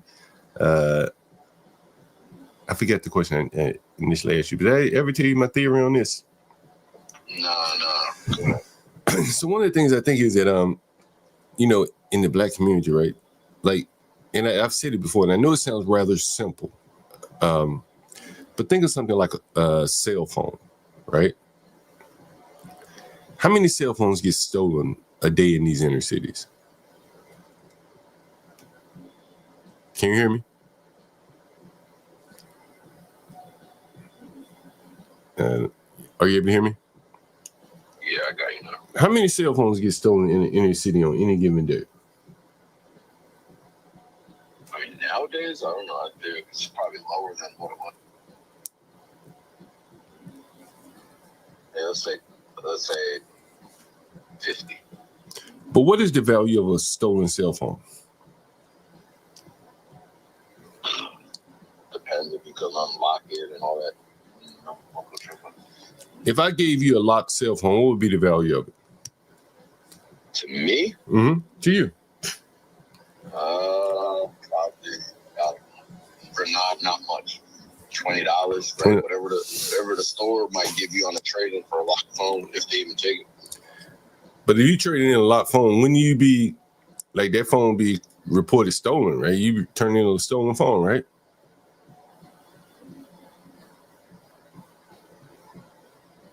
Right? Oh shit, went to Bluetooth. Wouldn't you be turning in a stolen phone if you did that? I mean, it could be lost, right? You could have forgot the passcode. So. But I mean, they have serial numbers on these phones. And if someone reports this phone stolen, if they report it stolen, right? Lost, Like if you rob somebody of a phone, they're probably going to report it stolen, right?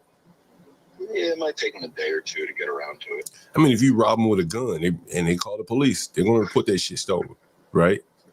Yeah. Right. I'm just playing devil's advocate. Right. Let's just say, takes a day or two, or whatever. They got to figure out whatever. But yeah, it's pretty much worthless. But like, let's just say $20 for argument's sake. Okay, so to you, it's worthless, right? Yeah, basically. Yeah. But to a motherfucker from Yemen that can ship 100 phones back to Yemen, those phones are probably worth $100 a piece. Right. I might disagree with you.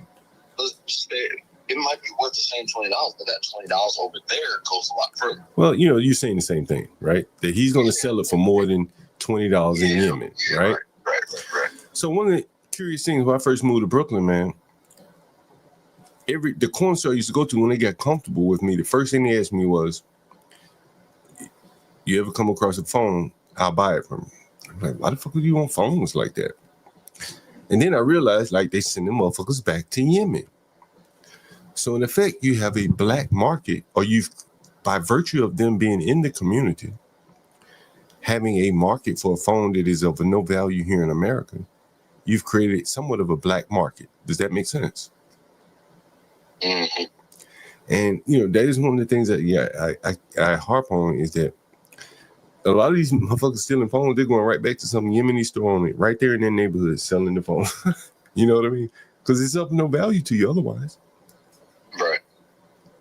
Well, I think that's why years ago people were having their phones taken a lot more because, nowadays, like 2025, there's an iPhone lock and Apple, whatever security and yada, yada, yada. Even Samsung's got them now where it's like, pretty much their phone is worthless. Back in the day, 5-10 years ago, you could more easily wipe them and reuse them, even though it was reported stolen. Now I think it's pretty hard to do. Hey, if you steal a phone and cut it off, can't you still track that motherfucker? Nah, I don't think so. But someone correct me if I'm wrong. Can you track a phone that's off? An iPhone, if it's off, can it still be tracked? I'm sure that motherfucker ain't all the way off, bro. Not like you or me probably can't track it. Apple probably could. Man, what I'm saying, Apple could track it, right? And if you cut it back on, they're gonna know it's gonna send a ping to some tower. Yeah, when it's on, that's like the Find My iPhone thing. Right. Anyway, it's interesting. Damn, we still waiting on this nigga. But basically, there might be an Apple engineer in Yemen, right? That knows how to like unlock these stolen phones or whatever, right? Like any there's always a way, basically. Yeah. See, I think what it is the cell phone towers. if it ping on like one of our towers, you know what I'm saying? But over there, it's not pinging on like an AT&T tower. You see what I'm saying? Man, what do you think taking the FBA so long to give us a call back, man? Let me see if anybody's seen it. You think it's time to call, nigga? I was giving you some time. Can you put it to work? Man, that nigga ain't doing no work. And ain't nobody adopted this nigga either. Man, these niggas are really worthless. I think Troll said something about 20 in the chat. Troll got 20? No, he's gonna say he said 20 on the cell phone. Yeah. Anybody want to chip in on this guy? Here's the jungle slave quarter auction hour. So I'm the high bidder at 25. High bid at 25. Well, I'm gonna match the 25. Assuming you Right. 25. We can double up to 50. Anybody love FBAs? Shit, I'll give him 25 without any contingencies if he doesn't work. How about getting niggas some? Anybody want to donate saltine crackers? We can create a pantry on Amazon. Send that nigga some saltine crackers. Some. What else would he need? What would the FBA need? What would they like to eat? Potted meat?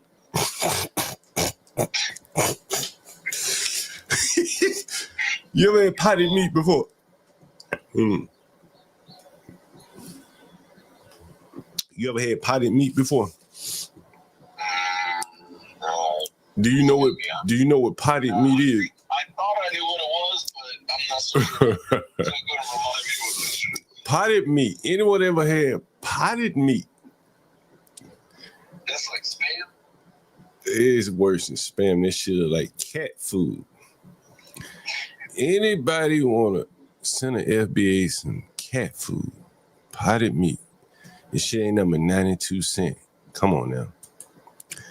I know you love these niggas more than 92 cents. Now, you talking about Vienna sausages. I'm talking about potted meat. That shit worse than, lower than goddamn Vienna sausage.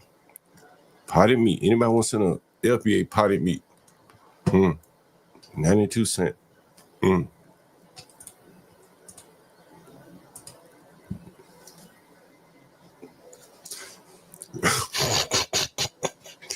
Man, when I was poor growing up, we used to eat this shit.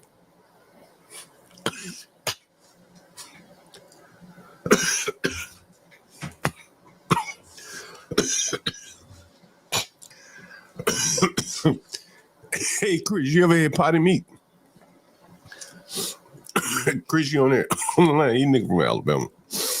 No, that nigga that had potted meat. Anybody want to buy FBA some potted meat? Shit ain't even 92 cents. A to-go package. They did what they call a care package for FBA.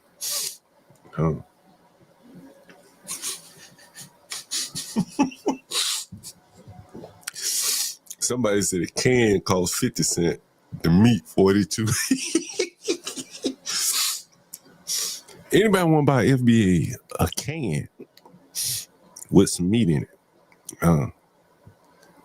One nigga can buy the can, one nigga can buy the meat. 42 cents. That's all we need. 50 and 42 cents. Some canned potted meat. FBA. Come on, guys. Can we get 92 motherfucking cents for FBA? You think we get it? You think we get 92 cents for FBA? Somebody buy a nigga can of potted meat. Care package. I'm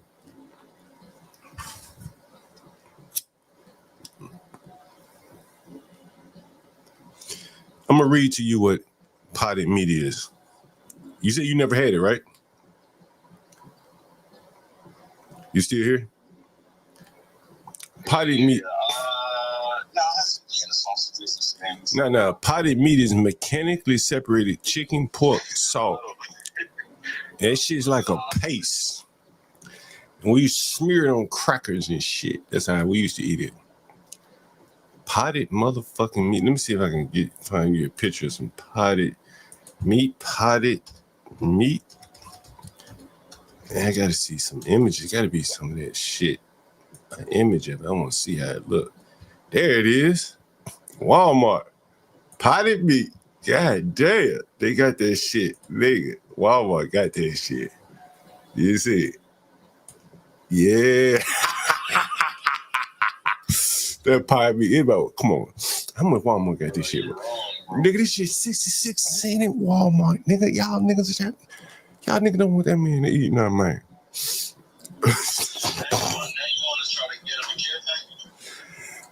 Don't y'all nigga want that nigga to eat some of that paste? That meat paste, man. That potted meat. Mm. Mm-hmm. Hey, when I see the 25 on the Streamlabs, I'm gonna go ahead and picture my 25. Somebody said they grew up on that shit. J Dub said he grew up on. I remember eating that shit too. Potted motherfucking meat. Yeah, that's what my ancestors ate. Nigga, I hate that shit. Potted meat, nigga. I seriously ate this shit in my lifetime, nigga. You know what I'm saying? Look at this shit. Oh, got a big old bowl of that shit, nigga. Let's eat, nigga. Big old bowl of that shit. You never had this shit before, bro? Some of that potted meat. Yeah, that shit look like throw up, nigga. That $150 worth of food stamps. He could have ate potted meat for. You could have had potted meat for the whole year. Hey, look, nigga. Hey, at Walmart, potted meat is goddamn 66 cents for a can. Damn, I'm so talking. What they talking about inflation? How much was that shit like a couple years ago? Like 20 cents? God damn.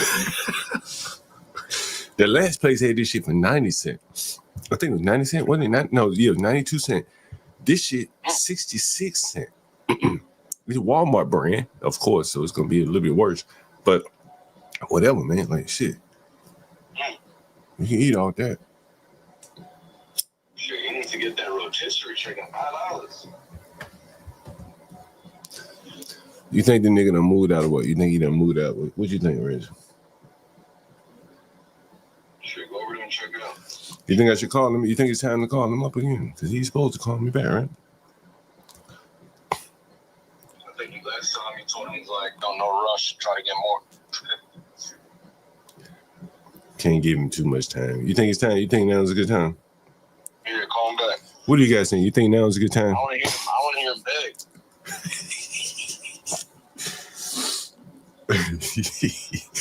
Man, you ain't got no heart. Hey. Maybe I shouldn't say this on stream. What? What are you gonna say? I mean, you can ask about his dog. What do you want me to ask? Hey, I mean, you know, maybe she's around. Maybe, you know. He said come hell out. I don't know. He said come hell out hot water here had the money tomorrow. Well, why not just have it today? Right. How's he gonna get it tomorrow if he ain't got it today? Like what's gonna change overnight? Sure, maybe you go rob somebody. Rob a bank. I don't know if he got that in him there now. I don't know if he got it in him to do that. Well, he said he was gonna. I think he said he was gonna call me back, right? Oh, you're.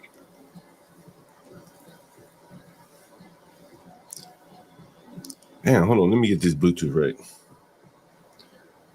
Hello, say something. Oh fuck! I don't know what happened. That's why some of these people are, these people are going the other way. People saying I should call him. You think he got the money? Yeah, I think he got more than 50. More for that. How much? Man, if I start counting, he gonna really get the fuck out. You know, I'm gonna tell you a little trick. Let me tell you a little trick that I do with blacks. This is some inside baseball shit, honestly. You know what I'm saying? What I found is like, if a black gets behind, give me 1 second. Let me take this off screen. if a black gets behind, Ooh, there's a hot take in your chat. what's that? Astro says Josh just rented. Well, you know, Astro, here's the thing, and this is what I've been explaining all day, and it kind of highlights what I'm saying about FBAs.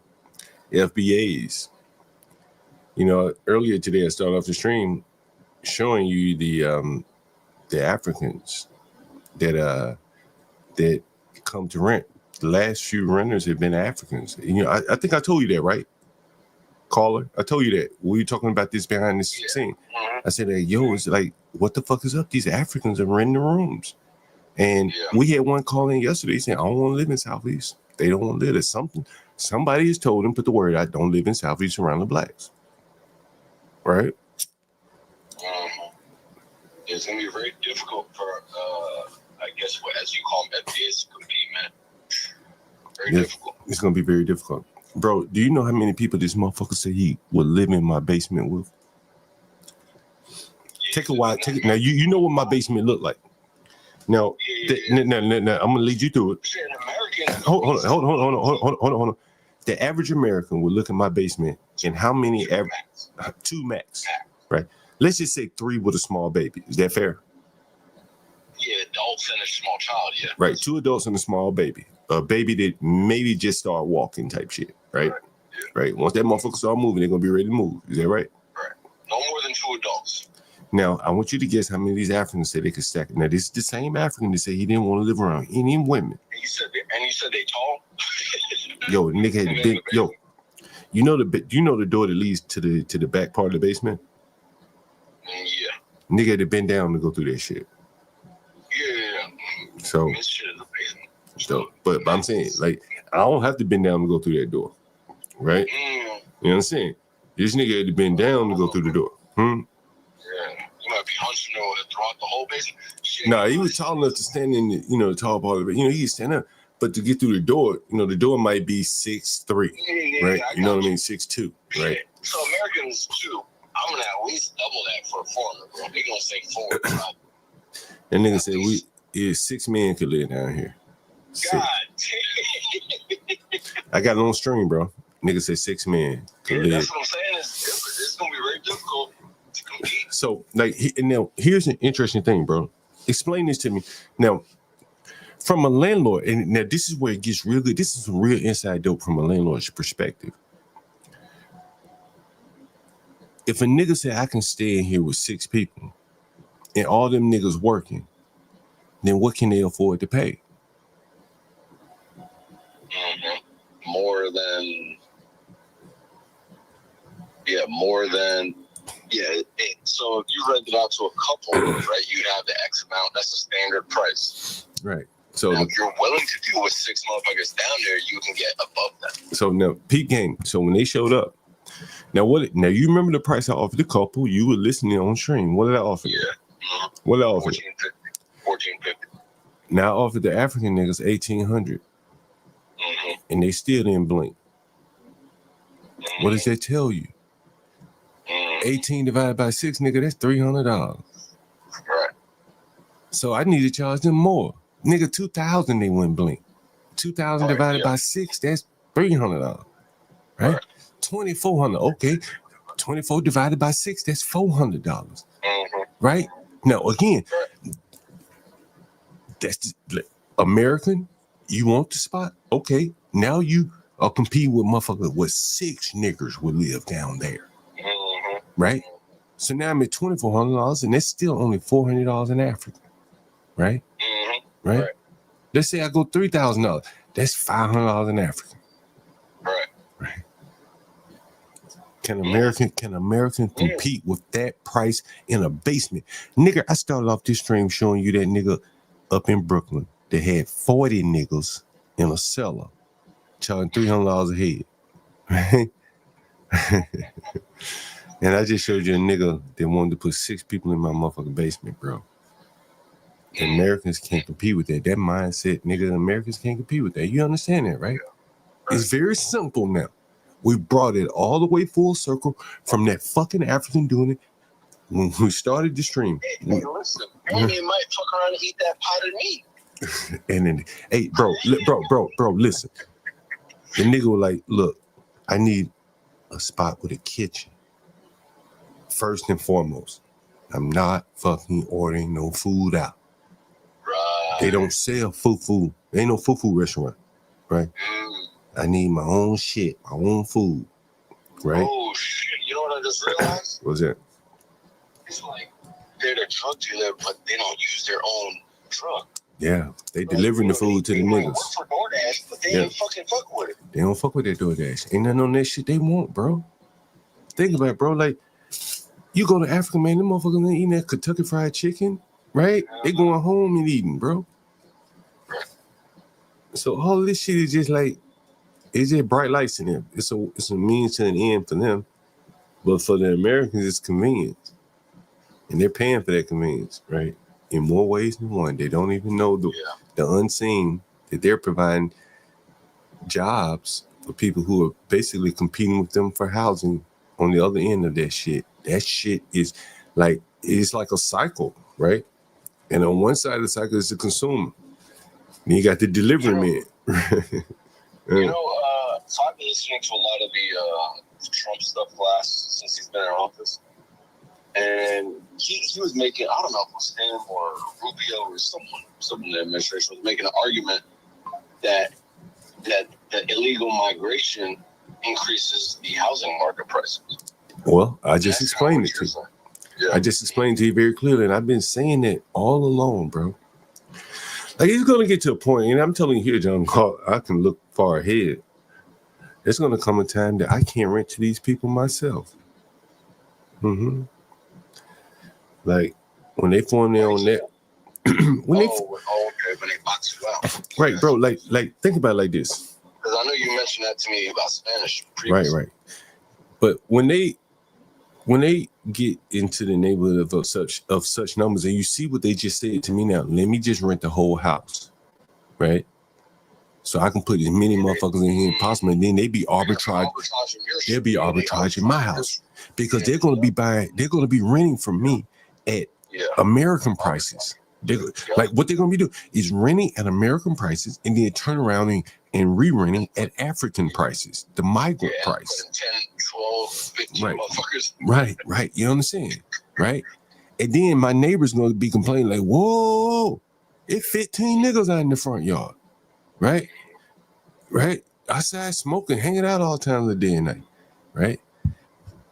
And eventually that will be what happens all over the place, because as you can see, look how tempted I am to rent to them. I've already been renting to them because the people that could hold sway with me, the blacks, can't hold water, bro. We can't even get anyone to donate to them. I should say, hey, if you hate the Africans, nigga, come donate and keep one of the Africans out. Because when this nigga goes, it'll probably be an African to replace him. This is why I say gentrification with a side of jollof rice. Nigga, you're going to get a different kind of gentrification. It's going to come with a side of jollof rice. You remember what I used to tell you? You remember what I used to say? I said, at least, you remember what I used to say? You remember what I used to say? You remember what I used to tell you? I said, at least the meat will be seasoned. Remember I used to say that? I'm not sure what else to me.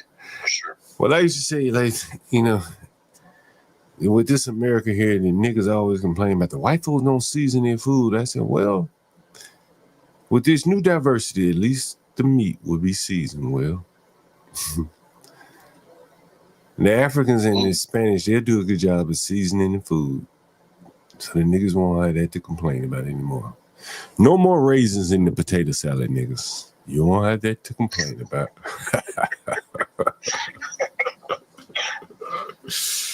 No more raisins in the potato salad. We may have to call that. We may have to do a stream on that.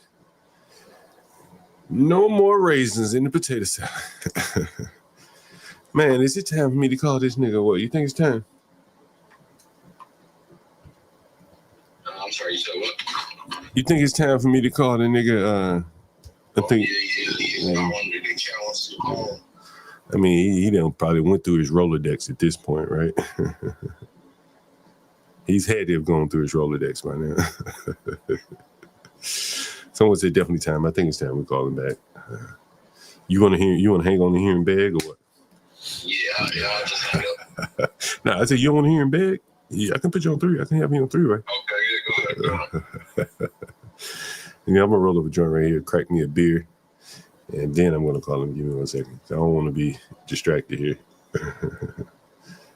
What do you think he's gonna say while we're waiting to call him, man?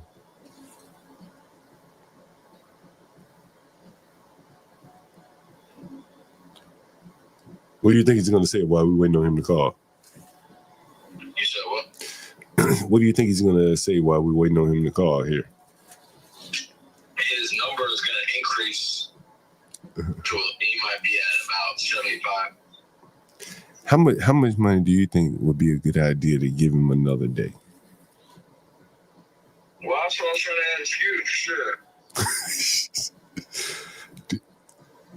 How much for a day for a FBA, guys? How much would you be willing to pay for what we say 9 o'clock in the morning? Is 9 o'clock in the morning good? This chat ain't trying to donate nothing. They don't love them Negroes. Remember, it was a song called "They Don't Love Them Hoes." They don't love them Negroes. These titties laying down, Bro, you know, John, I was listening to your chat earlier, or listening to the stream earlier, and you said something. I don't know if you were replaying it. What the call that you had with him. Yeah. And you said that you've helped him out more than his family has, and he agreed with you. Yeah, he did. He was like, yeah, you have. Yeah, That's kind of amazing. Like, you're a stranger. Yeah. And you helped him out more than his family.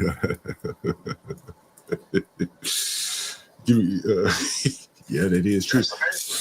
You know, that's what I'm saying. Like these people have no family. You know, the other night I had wrestling on, and I said to wrestler, I'm like, bro, like.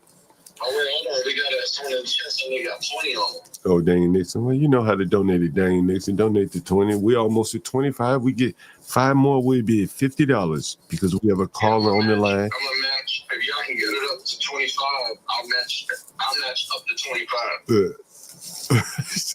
Someone says y'all getting 25. Someone says does he pay for his phone? Someone says do you want me to look the law firm up? Portia, I think I got it up right here. Let me see it. It's a Negro law firm. The Fibro Man. How you doing it? The Fi donate Cash App or Streamlabs. Either way it go. Cash App, Streamlabs. $5 a day for FBA. Put that in the Streamlabs title. $5 a day for FBA. Whatever you donate, put that in there. Damn, let me pull up the guys up. There's the law firm he works for, Portia J. My God, Daniel Nixon is stepping up to help the brother out. I'm going to help out too, Mr. Daniel. Somebody say he still ain't get paid yet.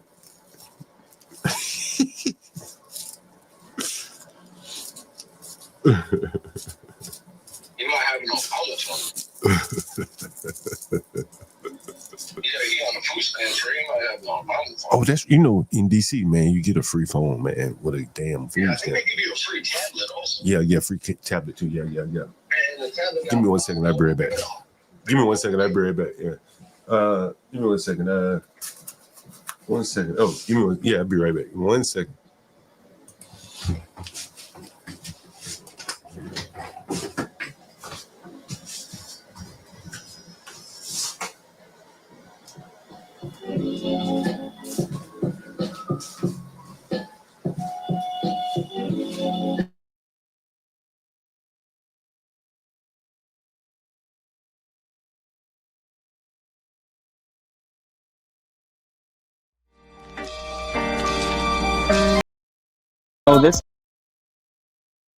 This is the greatest show in the history of shows. We brought. Oh my God!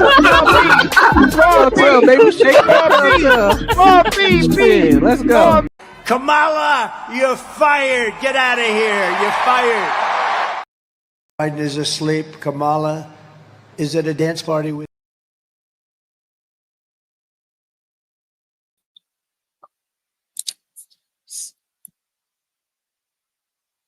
cannot hear anything. Oh, my bad. Yeah. You think it's time we give him a call? Hey, what's up, Portia? How you doing? Hey, good. So I looked up where it says the Five Brothers. Yeah. That's the actual name of their law firm. Oh no, it's let me look it up. Damn. Let's see. So it looks like they have some kind of shenanigans going. Yeah, I've shown you guys this video here. Let me see. So it's sorry.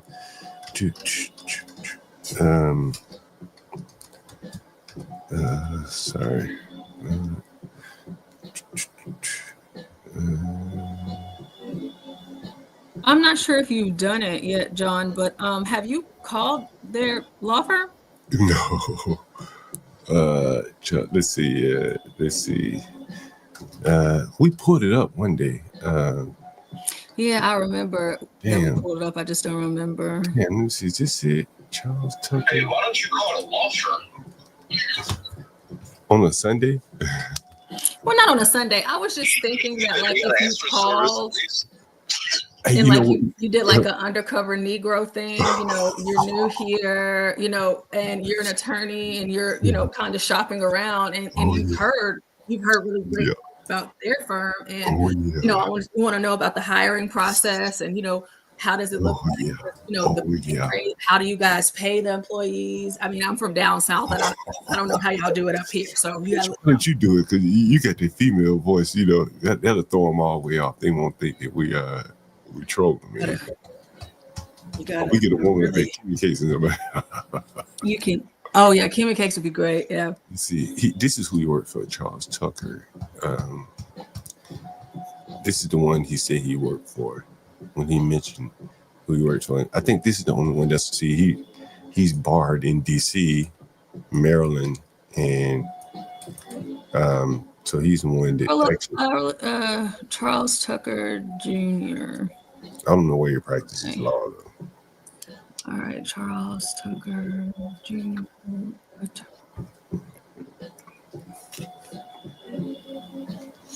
Okay, that's all I wanted. I'm gonna be looking. Did you find it? Did you find it? No, I just typed him in. I'm looking though. Oh.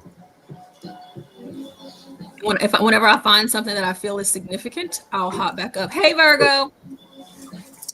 Hey, what's up, Virgo? He said he's waiting on a phone call from the guy, so we'll see how that all turns out. It's the Marion Barry Summer Jobs Program. Were you here during anyone were you been in DC when they had the Marion Barry Summer Jobs Program? Marion Barry Summer Jobs Program. We're running a hybrid of that. If you have a job for the FBA, you also give them a job. You give an FBA a job today. You think it's time we give him a call, my man? What do you think? I think he's had more than enough time. Yeah, call him, man. We all waiting. All right, let me call him. Put you on 3-way. Hold on for a minute. Give me another beer. Probably have a listen to a sob story. I need a beer to listen to a sob story. And I think on Monday morning we give the employer a call to see if they're hiring. What do you think? Yeah, that's a good idea. That's a good idea. Or probably just you could even ask for him.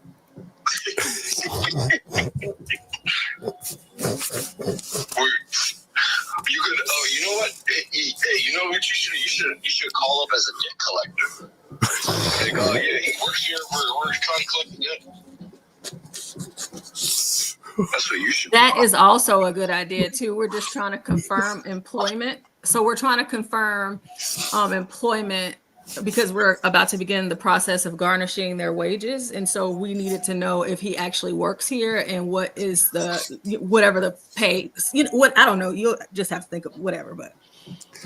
Wait a minute. It looks like Dane Nixon said he sent a donation. I think we should allow you to, let me see how much you sent because what we can do, like, what would you want done with your donation? Like, some food like potted meat,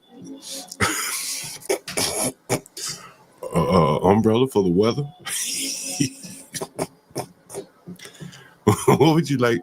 In lieu of $5. Well, let me see what he's doing in here. We'll see, because we may get the full amount, and we end up okay. So we're $5 away from getting a matching donation here, and then I guess you guys could decide how you want that donation. You guys could decide how you want that donation allocated. It can be potted meat. Well, shit, I wanted them to get. I wanted them to stay with you. We gonna need about at least $150 on top of what he gets. Hey, Mr. Who donated? Daniel? Daniel Nixon. So shout out to Daniel Nixon. Thanks, Daniel. Daniel We wanted to stay with Mr. Gold. I wonder if Daniel Nixon, is he black or white?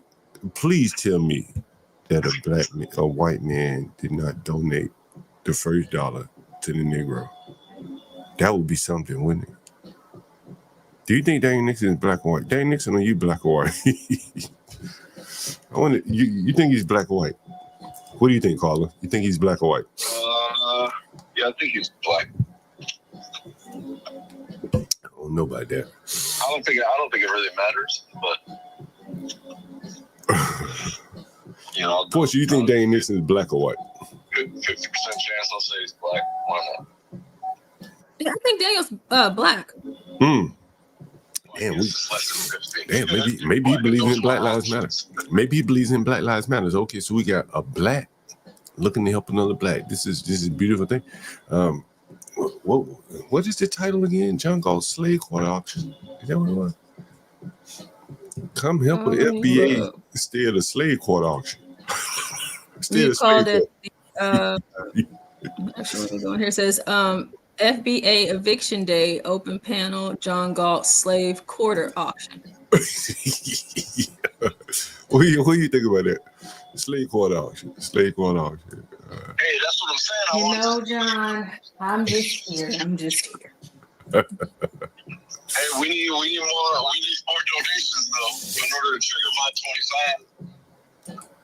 So let's not get the. So are you looking to donate this money to him, to the tenant, to help him out? Yeah. I guess he got Daniels regardless. You know what?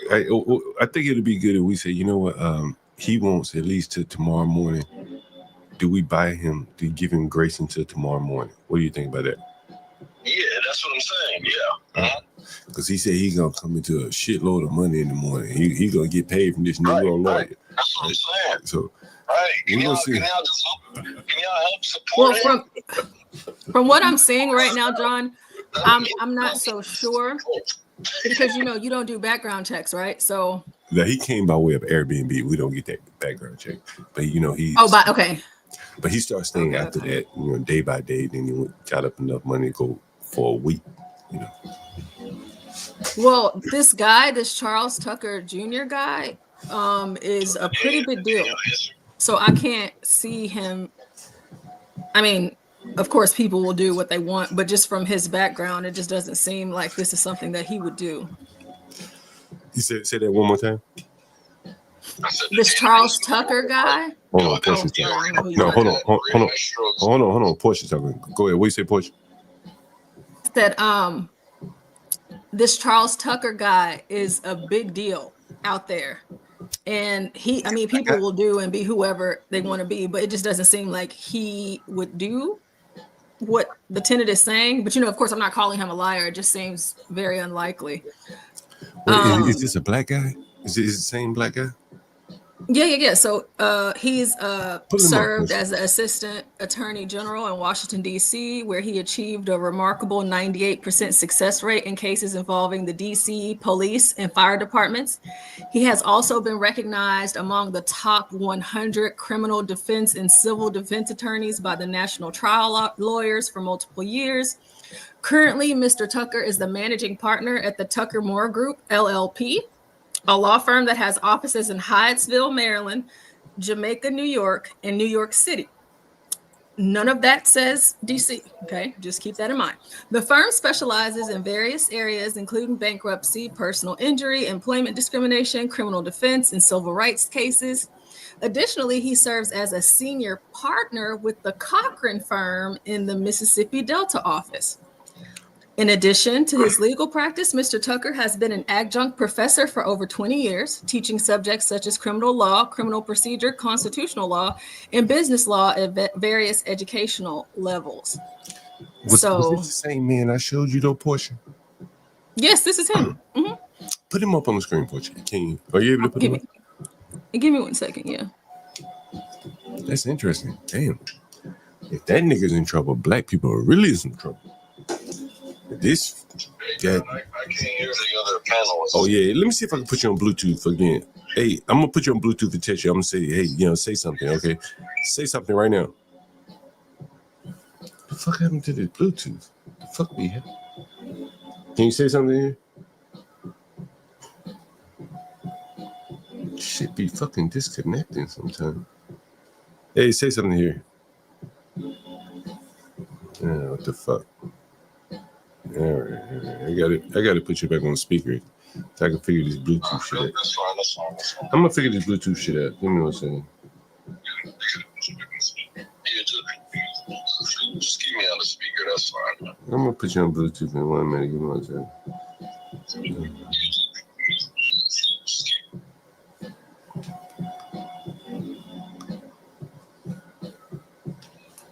All right, yeah.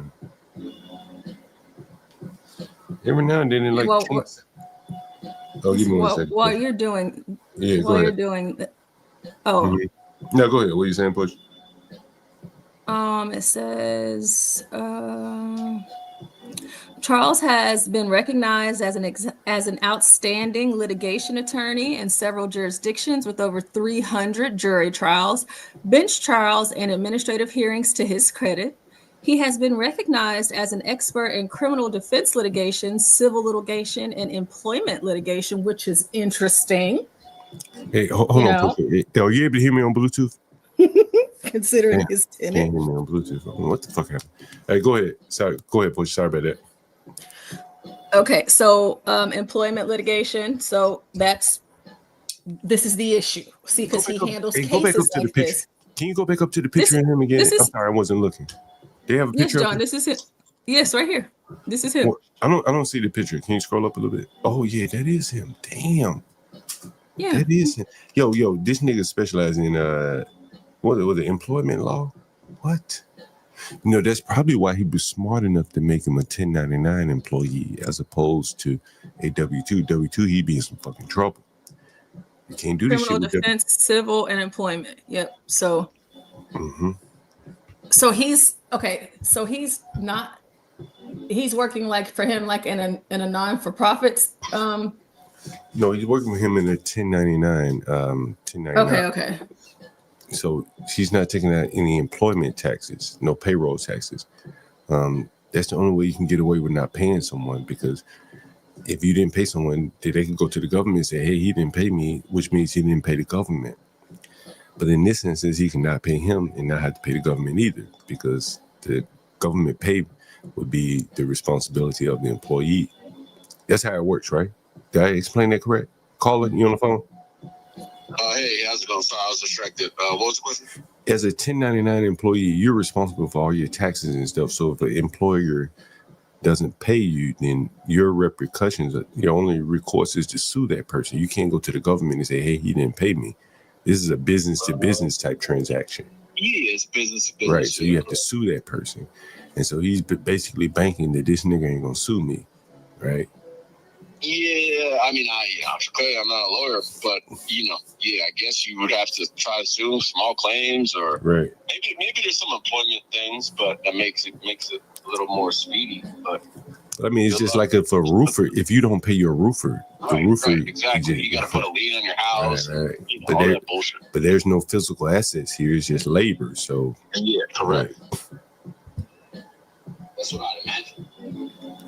Anyway, very interesting. So I can't believe this guy is so esteemed to not be paying this guy. And he works in employment law. So I'm interested to know you know, because this guy's black, right? And I know you say it's not all, but it is. You know what I'm saying? Like I think offline we had talked about how they were in Miami and stuff like this.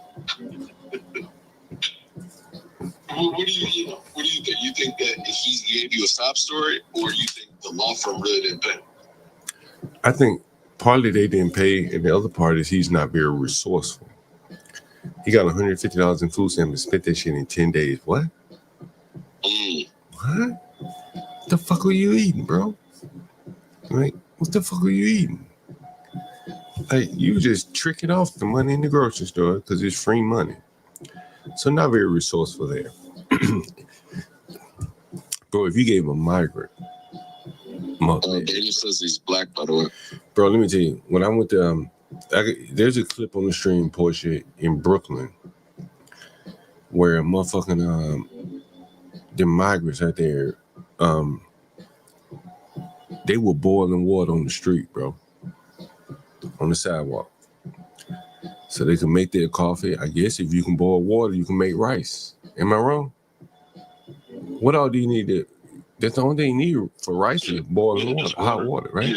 And I mean, literally, they were on the street. And I remember asking the police officer, I said, how the fuck? She was like, yo, they can, you know, it's like battery operated shit that'll boil water now, right? You don't need electricity per se.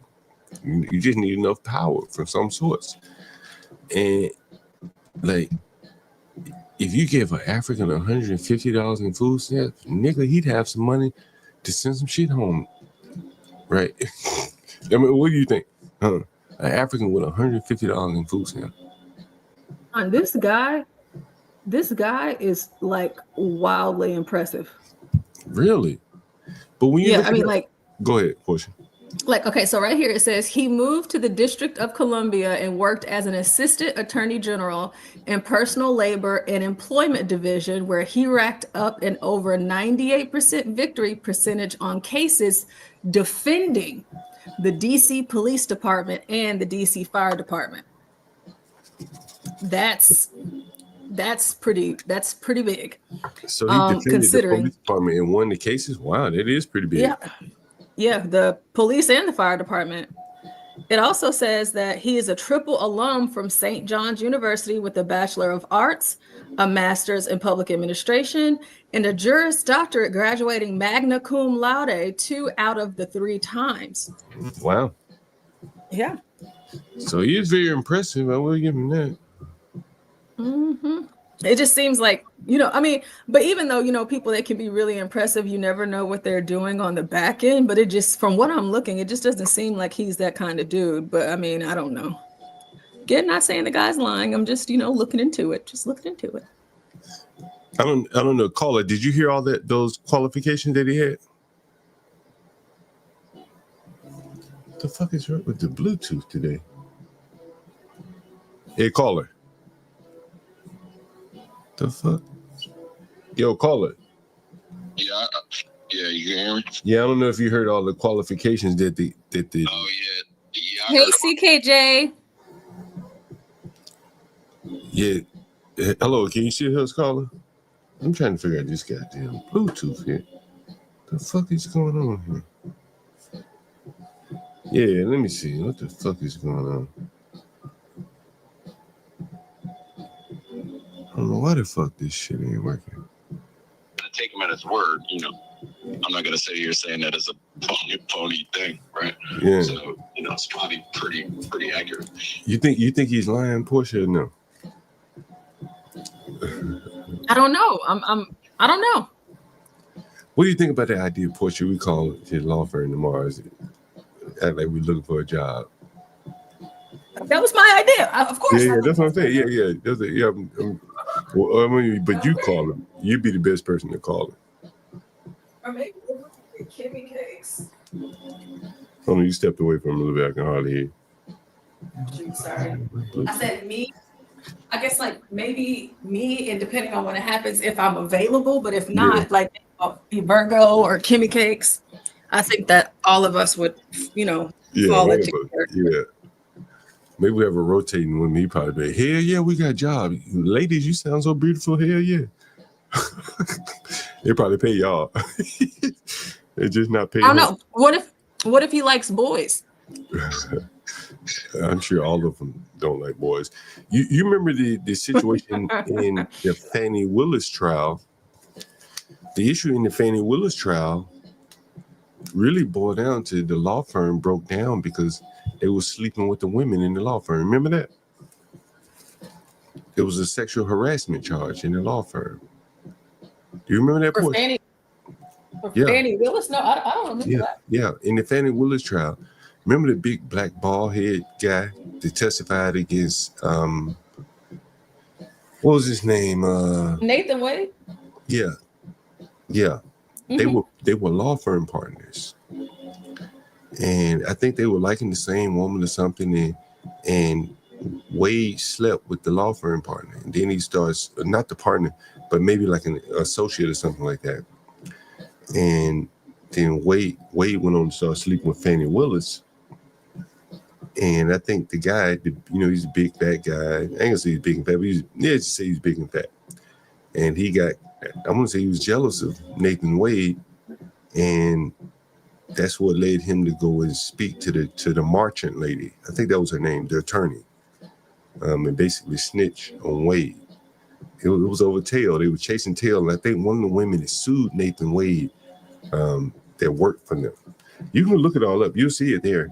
And he testified to it because the lady, you remember the lady that was questioning him? She was like, yo, you called me and told me all these things. He's the one that snitched on her dating Nathan Wade on Fannie Willis. Yeah, the other guy told. Yeah, he had his own issues. Yeah, he was broke too. And I think there was some money mismanagement in the firm.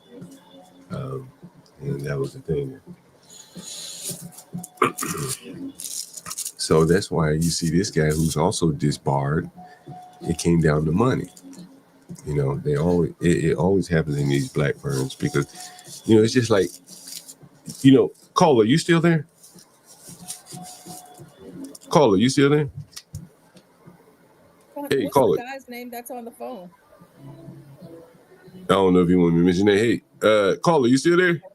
He was from the chat. Okay. He may have muted. Maybe he's like, who are you talking to? He may have muted. I don't know. But anyway, so you see it oftentimes in the construction industry too. You'll see someone trying to get into the construction industry, but they can't manage their money very well. And so they're oftentimes using one job's payment to float another job. And in the construction industry, it's not as regulated, but in the legal field, you can't do that. You can't be dipping into someone's, I forget the names of this shit. It's called, you have to keep it in some type of account, custodial account or something like that, escrow or whatever the fuck it is. And oftentimes when they get disbarred, they're dipping into the escrow. And for him to get disbarred 4 years, he probably dipped into an elderly person's estate or something like that. Maybe she was Alzheimer's or something like that. And he had, I forget what, power of attorney over her estate, something like that.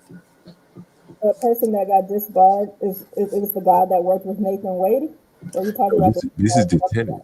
This is the tenant that was disbarred. The tenant of mine. He was disbarred. Oh, right. I didn't know that. Right. So he was disbarred for 4 years. And to get disbarred for 4 years, it had to be financial. And typically, 4 years is a long time. That wasn't just a commingling of funds. That was a misuse of funds, more than likely. And he didn't have the money to pay it back properly. And so they disbarred him for 4 years. That's a long time.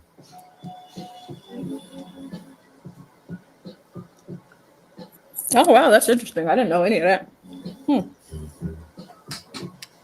Yeah, so that's him. Look at Stanley. I'm feeling to see why the man can be evicted like a man. I was actually about to write Stanley back in the chat. We know Stanley would have been like, get up out of here. Well, I'm leaving. I'm showing a lot of things here, Portia. You know what I'm saying? For the people that don't, maybe don't have an intuition or whatever. Like, he's been behind, for 2-3 weeks now, and he never approached it the way that would have helped him get out of the situation. He just kept, ignoring the situation, hope I would, give him more favor. But he has 2 arms, 2 legs. He could have offered up something to make himself worthy while living in someone's home. If I went to someone's house, if I were living there for free, hell, even if I just go visit your house, I want to pick up, clean up, you know what I mean? Offer to do something around the house. He doesn't offer to do anything, The pockets are empty, hands are empty too. Anyway.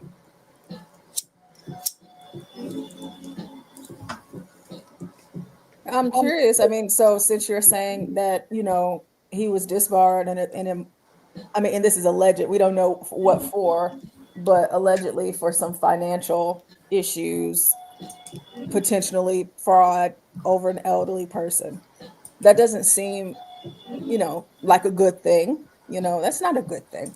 And so it will come as no surprise why he's having financial issues right now if he's already, potentially been in this place before. Yeah, I see a lot of times with contractors, as I was explaining to you, and they're always in hope I'm going to get another job to help do this job.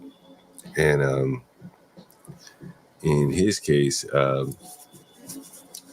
that's probably what he was doing. I'm going to get another client to make up for the money in the other client, for the other client. And he just got in a jam. To get down to brass tacks, that's why so many black contractors have such a hard time succeeding, in my opinion. This is from what I've seen. Like if I call a black contractor right now, right, and I say, hey man, I need you to patch some drywall, do this, do that. And he does drywall for a living. He said, okay, I gotta go to Home Depot. Look, damn. The fuck you do drywall for a living? You don't keep a few sheets around? Inventory? Then when you get to Home Depot, you gotta call me and say, hey man, let me get some money for I need you to pay for the supplies. And then he gets supplies and he comes to the job. He wasted 45 minutes because he had to get screws because he probably didn't have any excess screws, drywall, mud, nothing. All this stuff, you should build up inventory of this to save time, like having to go to the store, which may be out of your way from your job. But these, they can't, budget their way into saving up supplies. So it's like job to job to job, robbing Peter to pay Paul. And I imagine the lawyers are the same way. They end up living off someone's funds, hoping to get another job. And then at some point, it doesn't happen for them.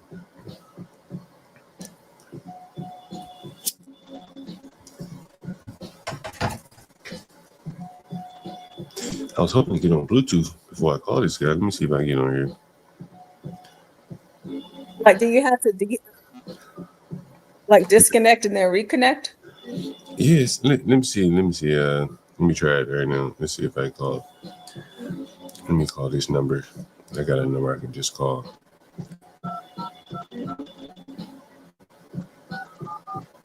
See if it's working.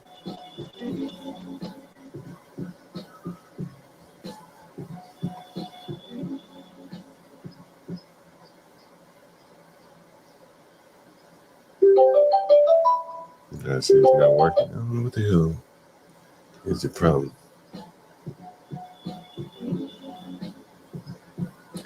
Let me test this portion. Can you hear me? No. But you can hear me now, right? Yes. Okay.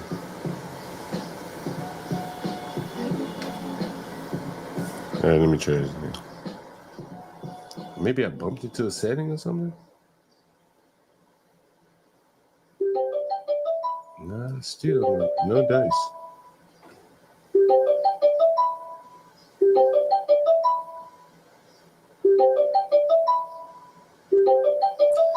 I don't know what the fuck is up with it. Because you didn't hear that ringing, right? You didn't hear that ring? Yeah, I heard the ring. But through StreamYard or just in the background? Sounded like it was just in the background. Okay, all right, cool. There, yeah. So you didn't hear it. All right, let me go ahead and call the guy. I'm gonna put him on speakerphone.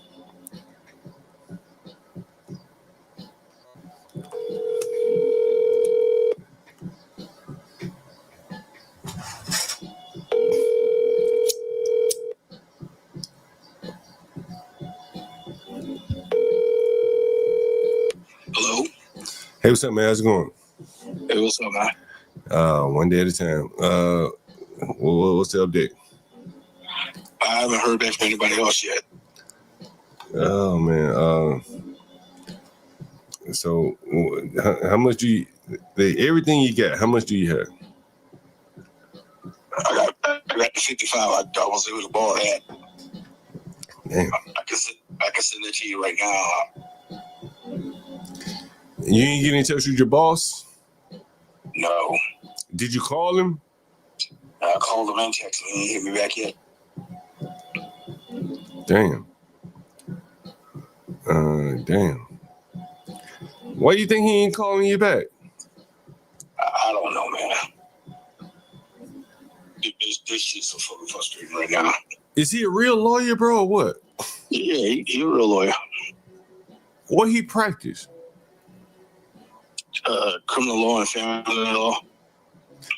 And he be going to court and shit? Uh-huh. And the nigga ain't paying you? Okay, I'm hard down looking for something else. As soon as I get something else, I'm done with this fucker. What you think, he got women or something? He spending money on women? What you think he doing? Man, I don't even know, man. I wish I could speculate. Who else worked there? Anybody else getting paid? That I don't know. Who else worked there? Say again? Who else worked there? Hello? Who else worked there? There's another attorney that works, but she works remote, so I don't ever talk to her. And he had a secretary, but I think she quit. She quit? You think she wasn't getting paid too? I don't know. I didn't even get a chance to talk to her. So y'all got offices and shit? He got an office? Yeah, he got an office. Well, what the fuck office is? Now it's in DC or Maryland? In Maryland, in Hyattsville. Oh, so how the hell you get there? Metro. What's it, PG Plaza somewhere? It's right off of New Carrollton, at the New Carrollton station. Oh, God damn. An office complex. The office complex over there. And he be having clients coming in? What the fuck he ain't paying you for? I don't know, man. But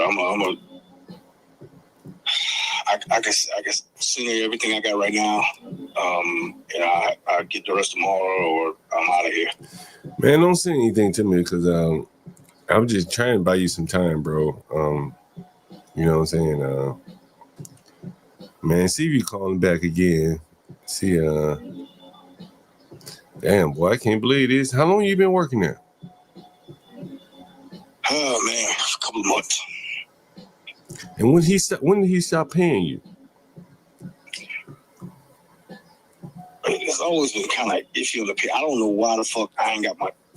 Usually, even when he's been bullshitting me, I've gotten some of my man money. I don't know why the fuck I ain't got it yet. And that's the shit that's really pissing me off. But how long this been going on? Well, this paycheck, this was just this Friday. I mean, you've been having trouble for like the last couple of weeks. Yeah, I've been. So how long this been going on? But it's really been bad the last week. What? No, it's been longer than that. But what? He just been slow in paying you the last couple of weeks? Yeah, he's been slow paying me, but I've usually gotten it not that day, the day after. I don't know why the fuck I ain't got it this time. And I don't know why the fuck he ain't answer my calls or nothing. This ain't the first time he not answer your calls, though. No, he usually answers the call, but I don't know why the fuck he ain't answering today. Well, look, I'm gonna give you, I don't know, man. Who else? You got anybody else you can call? Shit, so you need a little bit more time. I called a few friends, but no one's hit me back yet. All right, well, so what I'm gonna do, 30 more minutes, man, because I got to get ready, make a move one way or the other. I need to let these people know what they need to do. So if you got something, man, don't say anything that you might need that wherever you be going. So I'll give you 2:30, man. I'll give you a call back. I can't. Anyway, I can buy some time until tomorrow, man. I'm muted at 2:30. I have it all. I have the money. Man, like I can't trust you. You'll be. If I ain't got it, man, I mean, at that point, I mean, I know what's gotta happen. I know what's gotta happen at that point. But man, if I can just buy some time until then, man, for sure. Yeah, I've been giving you a lot of time. Man. I've been call you. We didn't have this phone conversation. Shit, 10 times. We've had it a few times. I'm not gonna lie. Yeah, so. But man, I'm gonna get. And it ain't like, bro, I can't even make it. We said, because people ask me like, well, why is he still here? I'm like, he said he getting paid tomorrow, and then you send a partial payment. It's like, they be like, should I send it back or what? You know what I mean? So that's why I tell you don't send any money. But you know what I'm saying, if you get paid tomorrow, you know what I'm saying, like even if you had to leave tonight, you get paid tomorrow, we got a place for you. We got a place probably a little bit more affordable for you so you can kind of get where you need to go, you know what I mean? Get on your feet a little bit better. Your daughter, she live in the DC area? No, she live in Arizona. Well, that's where you from here. Yeah. So you don't have any relatives out here? No. No. Damn. All right. Yeah, I'll give you a call back at like 2:30 or something like that. All right.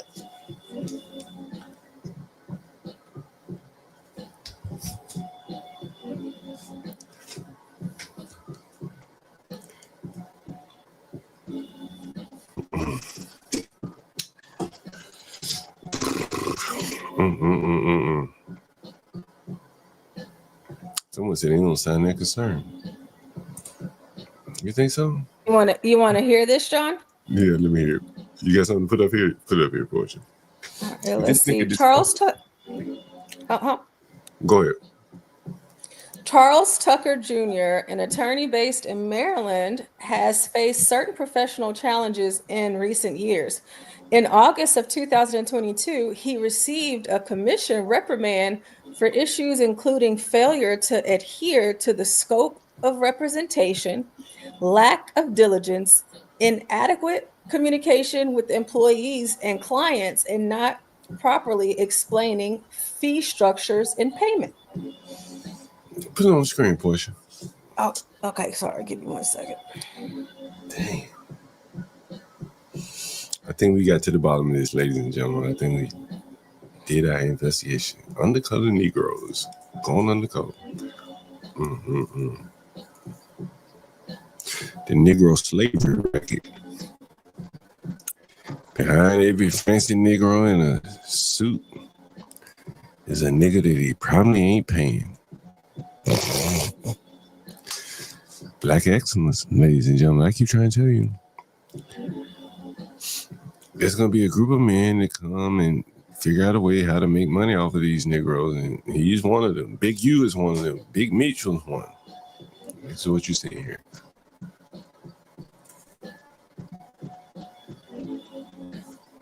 Oh, let me put this up.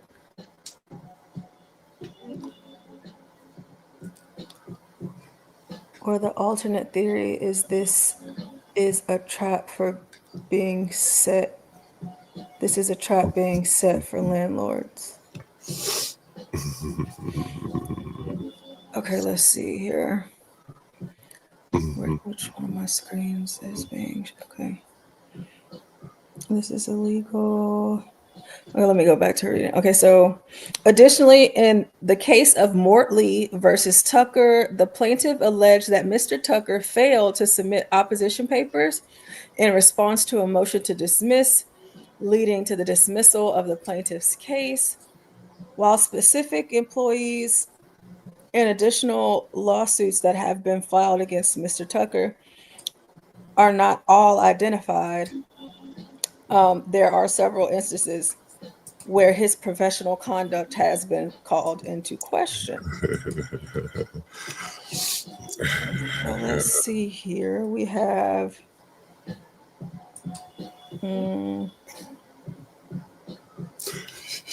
so we have sanctions and actions affecting licensure. This was in 2023. Commission's reprimand on June 7, 2023. After joining a multi-jurisdictional law practice, Upright Law, LLC, Alan Chim Law or Law Solutions Chicago, LLC, in agreeing to represent that company's clients in Maryland bankruptcy matters, the attorney, Tucker, failed to supervise the company's non-attorney staff. He failed to make reasonable efforts to ensure that the company's non-attorney staff members' conduct was compatible with the attorney's professional obligations, and failed to provide the clients with sufficient information to enable the clients to give an informed consent and allow the prepaid unearned fees to be treated as earned upon receipt, as provided in the company's retainer agreements. Wow. You know, that's kind of crazy, you know? Mm-hmm. Let me see if I can find the guy's name. I forget his name. Let me see. What the fuck is his name? He has a whole lot of reprimands. I mean, Ooh. How many pages in this? It's 15. Damn, I don't think I have his full name. I think his name. Damn, he didn't say what his name was. Let's see, was it? I think I remember his name. At least his Airbnb name.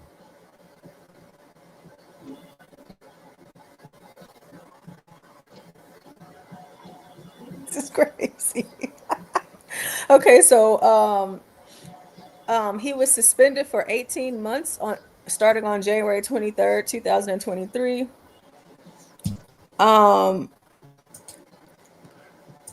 Or no, it was November 19th, 2021. The date of his temporary suspension in a reciprocal action from the District of Columbia for violating the District of Columbia's rules of professional conduct. The respondent served as the court-appointed trustee of a special needs trust.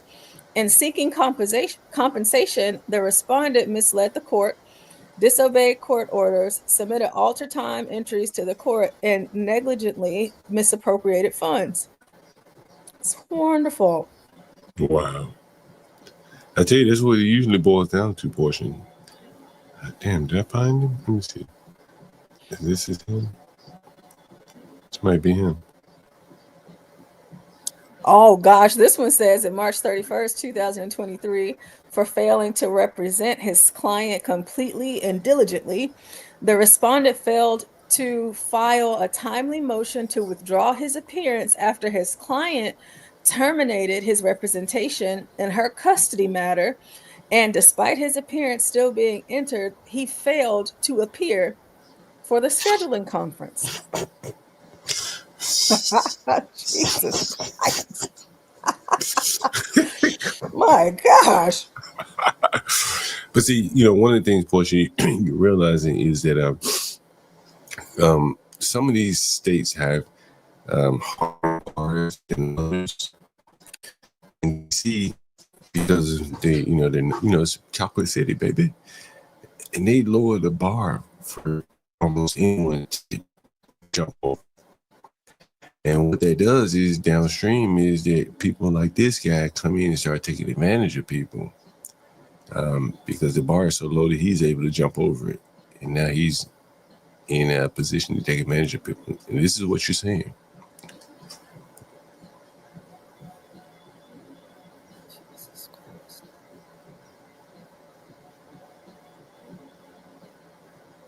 Yeah, this is kind of a lot. It's kind of a lot. And this is why he's having a hard time finding customers or clients, I would imagine. And downstream from him is my tenant, we can't pay because hell, he's just barred too. He's basically worthless himself.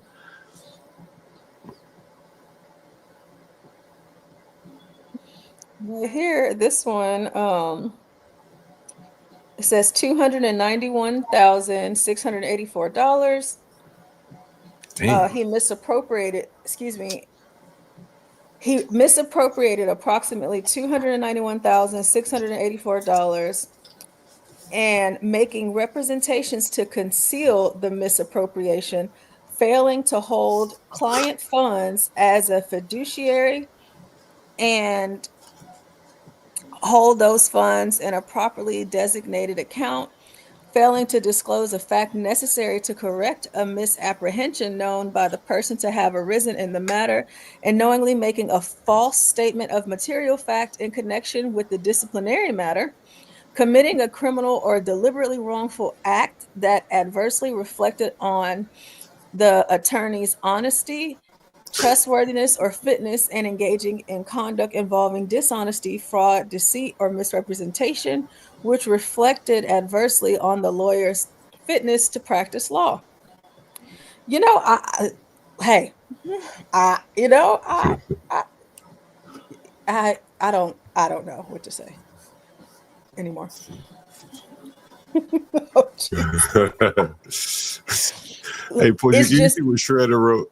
oh, let me see. I know it had to have been funny. Okay, Shredder says, at first I didn't believe the tenant whenever he said he wasn't get paid, but then I saw that he was working at a black law firm, and then it started to make sense. Jesus.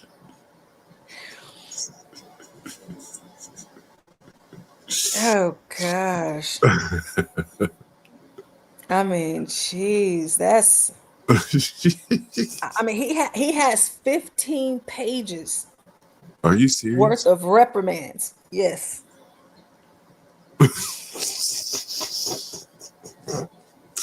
Someone said I had to run an errand. Did he? You might need to run longer. Run a marathon like Aaron.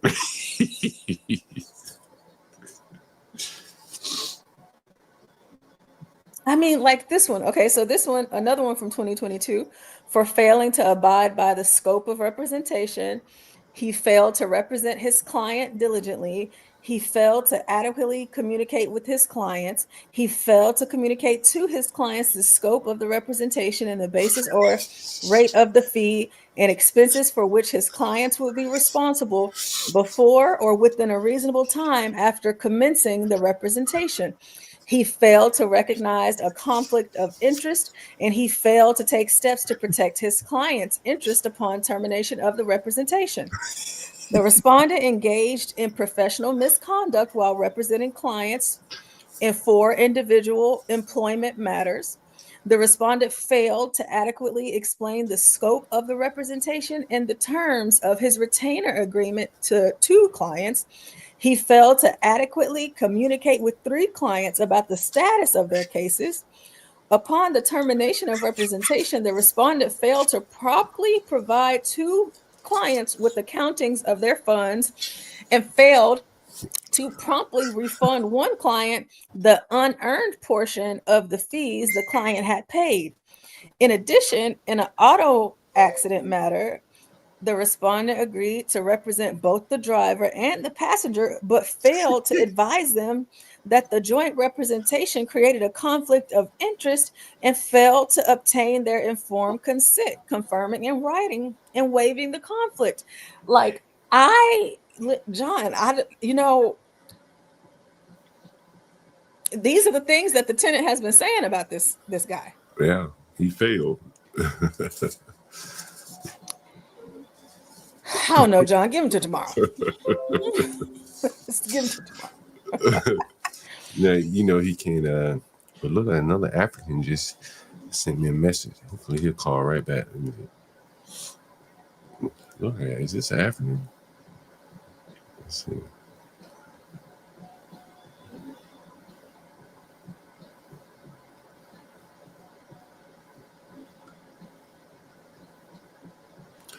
You say give him to tomorrow, Portia? I don't think so, Portia. No. I mean, like, then what's I different between today and tomorrow? Shit. mean, this guy hasn't gotten disbarred at all. That's kind of nuts.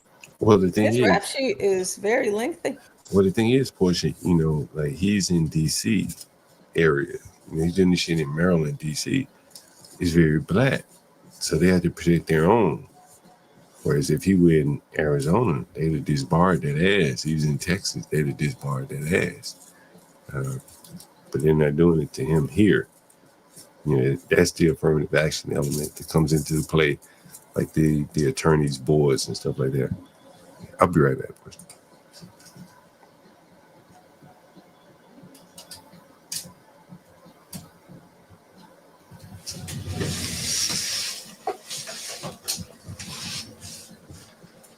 I'm trying to see where he comes into this case.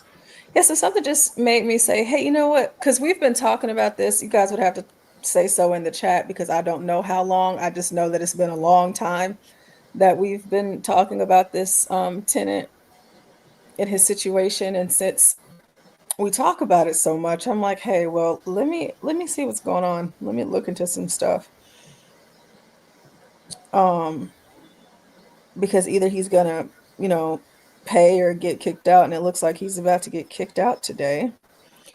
I do believe it is unfortunate that he's getting kicked out. But he is an adult. He is a man. And I don't know, y'all. I mean, Stanley, has this been like 2 months? Has it been 2 months, Stanley? Stanley or Richard or Fish? Who else? We got Troll in here. Y'all help me out. We got Jordan in here. Y'all done been here. Black Manta. How long has it been? What is that, Portia? How long have we been talking about this guy, this tenant? Has it been like 2 months? It feel like it. How you go back and look at this trade? I mean, I just did a simple search, and while you and the other guy that was on the phone were talking, it just came to me. No, while you had the tenant on the phone, I'm like, gosh, let me actually look up and see if he's ever been reprimanded for anything, if he's ever gotten in trouble, because it's just like you're hearing his story, and of course you're giving him chance after chance, but it's just like, is he lying or not? And you know what I read to you first, all of the other things, all of his accolades, right? But of course, the bad stuff isn't going to be in the accolades. But then you see the bad stuff, and it's like, oh, I see. So he has been reprimanded. Like, I don't know. Let me count how many this is, how many times he's been reprimanded. Stanley. They could have put some numbers on him. Let's see. 1, 2, 3, 7, 8,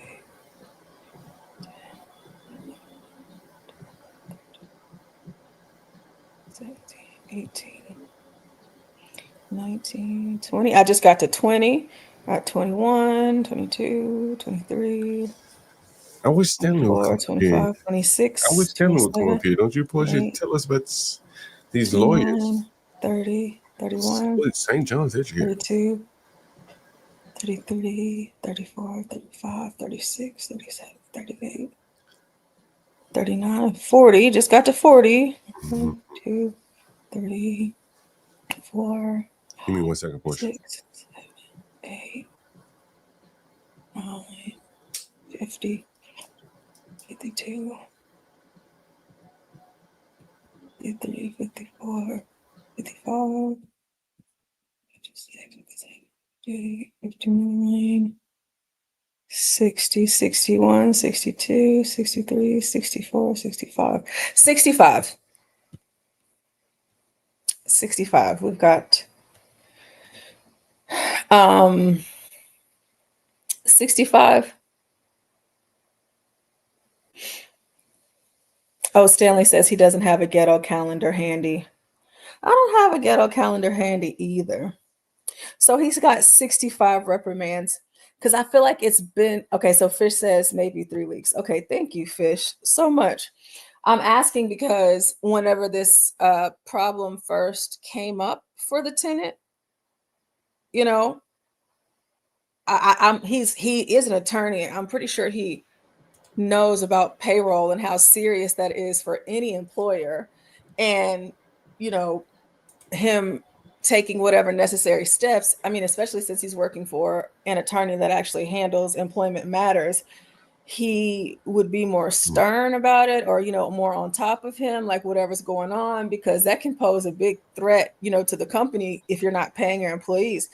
But then he could have been in the market for another job. I'm pretty sure they're hiring attorneys in DC everywhere all the time. Well, you know, the thing is, Portia, you know, I've dated several lawyers, and one of the things, when they can't find work, they end up doing this contract review. But you have to be barred. You know what I mean? To review the contracts. It's bullshit work, laborious, but you got to be barred. And so he can't do that. So he just has to change professions.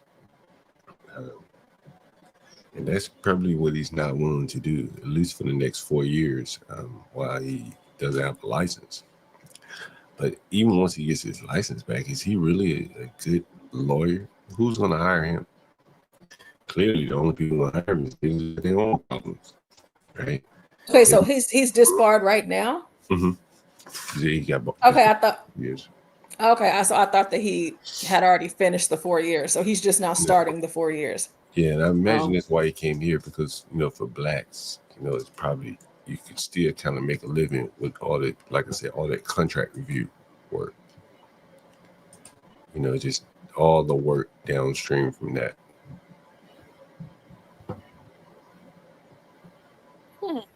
Well, oh well.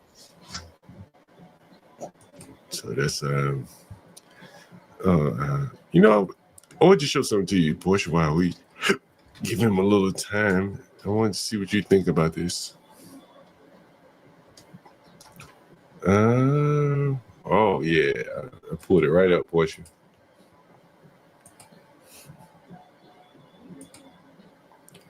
Can you see my screen, Portia? Oh, you can't see it. All right, let me share my screen. Oh, that's I'll put. Yeah, I can see. All right, listen to this. Close. The average black. I'm going to rank here the top 5 black cities.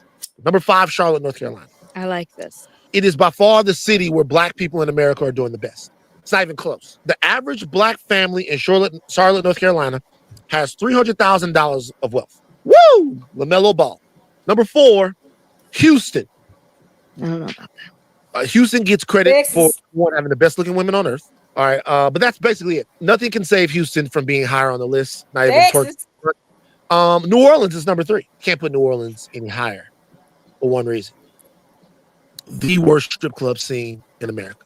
Atlanta's number 2, but we gotta be honest. Atlanta's falling off a little bit. I'm surprised you have it at 2. They got too high on their own supply. I blame Killer Mike. I blame Isaac Hayes. Trying to get everything and everybody to Atlanta. Right? When I started looking at the numbers, a lot of the Atlanta stuff was smoke and mirrors. Okay. I told you that the average black family has $300,000 of wealth in Charlotte. How much do you think they have in Atlanta? Before I play that, I want you guys to guess. I'm curious to know. What's your number coming in, Portia?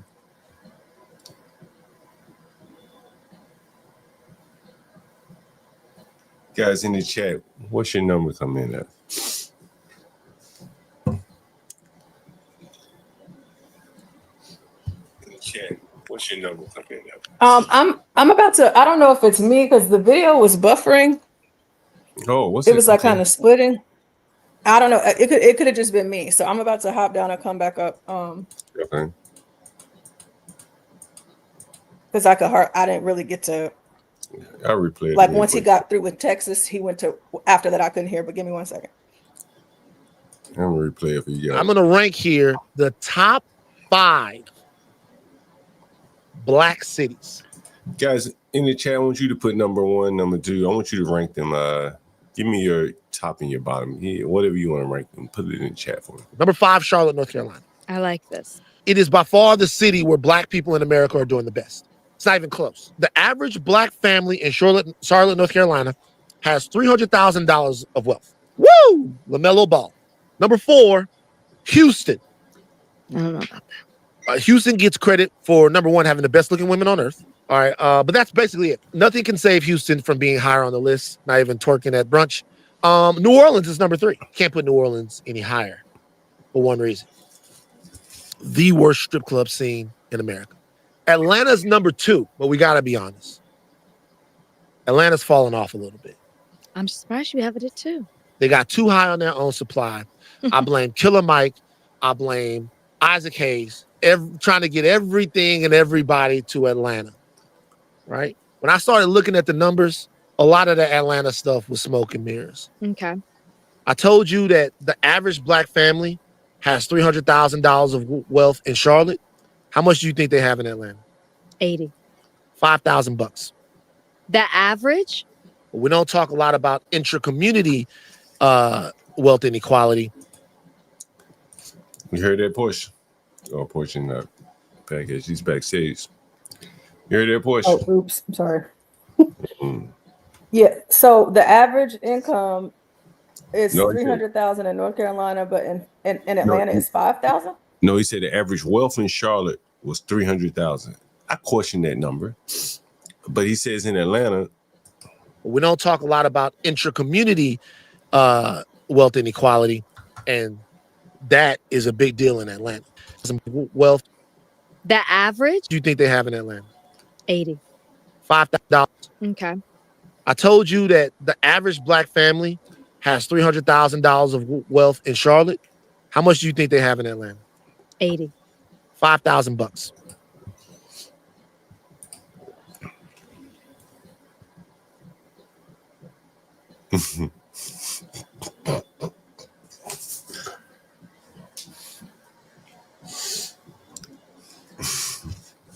We've been told that motherfucker was the Mecca.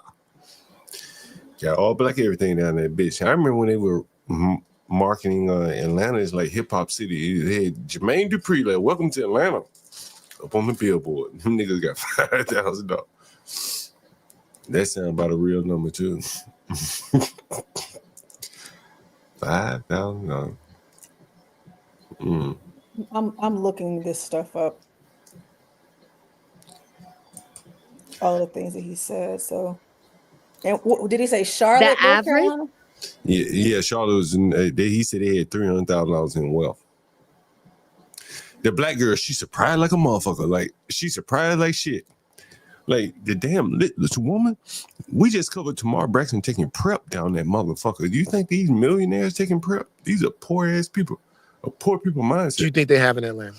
80. $5,000. The average? We don't talk a lot about intra-community. She know we at number 2 now. She's know we done marked off Charlotte with 300,000.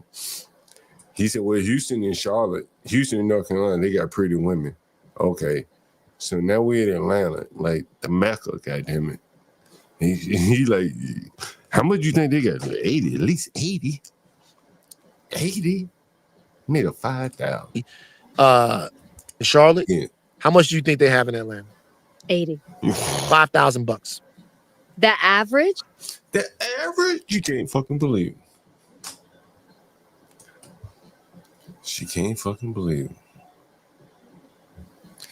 You got a nigga in the audience here. That shit not sound no. That number sound realistic. That 300 don't sound realistic. Herman. We just got a motherfucker, a lawyer. Ain't got $5. He goes into the pool, don't he? He goes into the average, don't he? I mean, from what I don't know where he's pulling his numbers from, but from what I'm looking at and what I'm saying, Atlanta is far higher than North Carolina. Probably so, but what I will, because there are a lot of government jobs there, and North Carolina is not the capital. But there is one thing that he says about Atlanta, which is very true, and I'm going to play this for you. Trying to get everything and everybody to Atlanta, right? When I started looking at the numbers, a lot of the Atlanta stuff was smoke and mirrors. Yeah. That's exactly correct. I've been saying this for 20 years now. It's a city full of country niggas from Alabama, Birmingham, Jackson, Mississippi, the outlying parts of Georgia. You've been bringing all these niggas into Atlanta, right? And what do you got? A bunch of niggas in the city, concentrated. Right? That ain't working. And that's why when they started to market themselves, they wanted to market themselves after strip clubs. Blue Flame.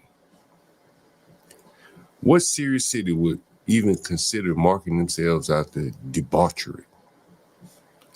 What serious city will welcome people to their city with rappers? Jermaine Dupri, welcome to Atlanta. They had billboards of that shit up. Niggas know I ain't lying. And so it's all smoke and mirrors, as he says. I told you that the average black family has $300,000 of wealth in Charlotte. How much do you think they have in Atlanta? 80. 80,000. It's just like this shit we did on the channel the other day. How much money you think a nigga got? Nigga like, I don't believe a nigga got 200. Why did she even think a nigga got 80,000? $5,000. The average? Average? We don't talk a lot about intra-community wealth inequality, and that is a big deal in Atlanta. Who's number one? Tough love. DC is by far my favorite black city. DC to me is in many ways the new Atlanta. So I'm going. Nigga, we ain't never been in Atlanta. What the fuck? We ain't sitting around strip clubs and rappers. With DC at number one. Similar to the way that the Trump administration is randomly eliminating things under the guise of DEI. That's how your list feels. It feels quite random. You see, you got some numbers, Portia. Did Portia. Hold on, Portia. Nigga calling me back. What? Let me call him back. See if I connect. I cut my road off and cut it back on. See if we connected. Oh, hold on, Portia. Hello? Hello? Hello? Hello? Yeah. Hey, do you have Zelle? Yeah. I got a friend that's going to give me 100, but they only have Zelle. And I don't have it. I don't have it on my I don't have it on my account. She gonna send me 100. You gonna send me the 50 you got? Yeah. I'm gonna get you in the morning. Then we had this. I hope we don't have to have the same conversation over in the morning. All right. What's your Zelle information? Same number. Use the same number you just called me at. Okay. All right. All right.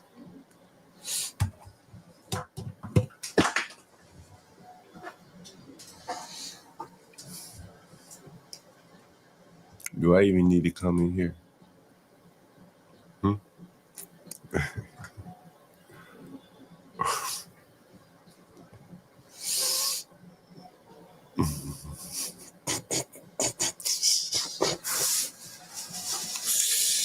Oh man, this shit.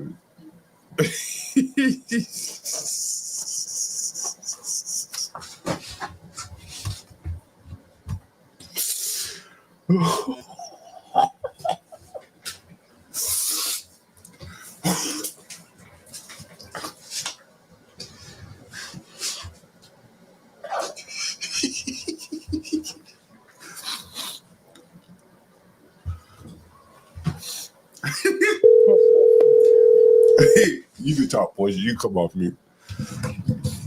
Hello? Okay. We saved him.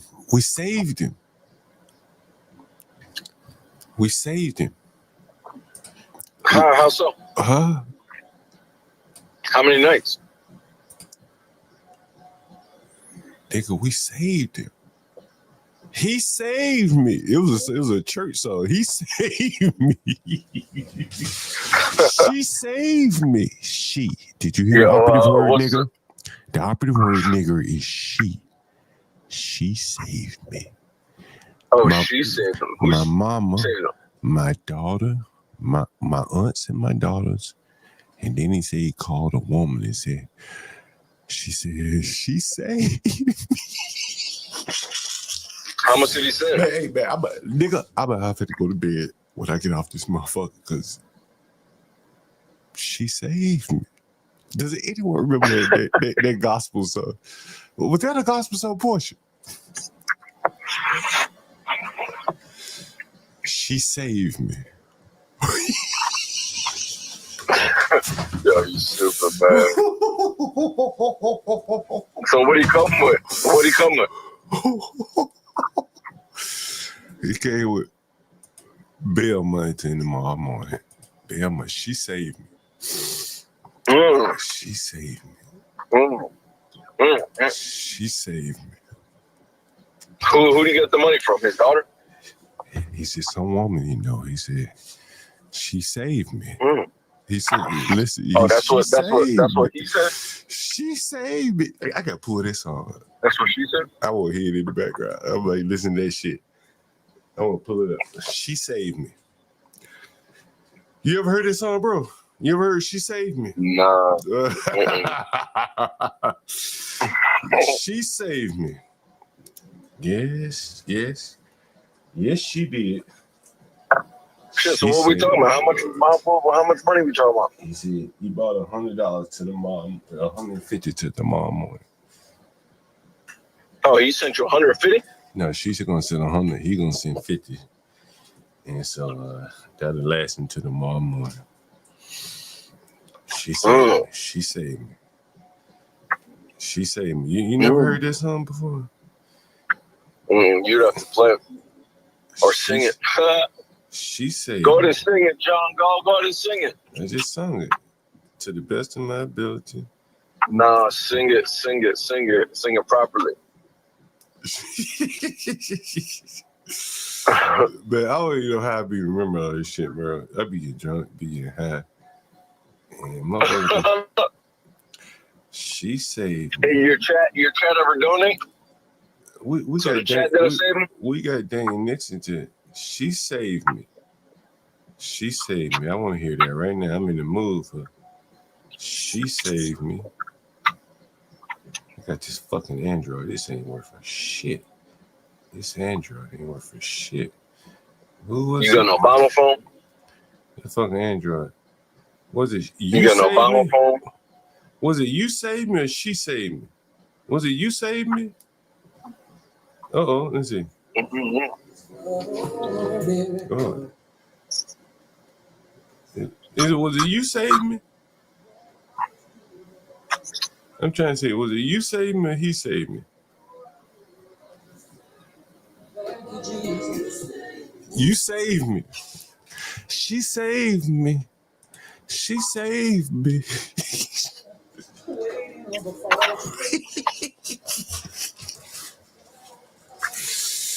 Man, I think, honestly, bro, I think I did my job today. Here we had all women came to save this man. Mama. That's what we just saw today. Did we not see this? Did I not highlight it for you here in real time? Right? No black men stepped up. Not one black man stepped up. Did any black men step up? We got to Tether stepped up. Dane Nixon said he black. You saved me. The women out here saving men, bro. Let me ask you this question. I'm assuming that a sister gal, right, saved him. You said it's probably fair, right? You said a sister gal probably saved him. Yeah. How do you think that affects her view of black men? That a nigga called her and said, can you send my landlord a ball? I don't think it affects it. You don't think so? Assume she's older. You don't think so? What if she's younger? 35, 45. You think she This look might black be men? par for the course. This might be par for, I'm having a different thought now. But This might be par for the course, bro. You think so? Yeah, damn. Yeah, damn. She saved me. She saved me. Man, I should have played this song. I tell you, what a day! What a day! What a day! Yeah, damn. Anyone want to jump up on the panel, talk about these niggas, FBAs, whatever the fuck you want to call them? She saved him. She saved him. She saved him. I bet you we could probably, man, can you imagine back in the day, bro? I probably could have done this shit every day.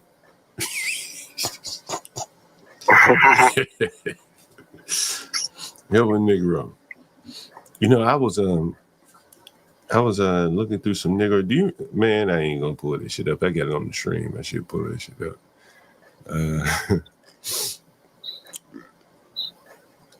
Are you writing up tests, Richard? Do you do TDD? Test-driven development. Women.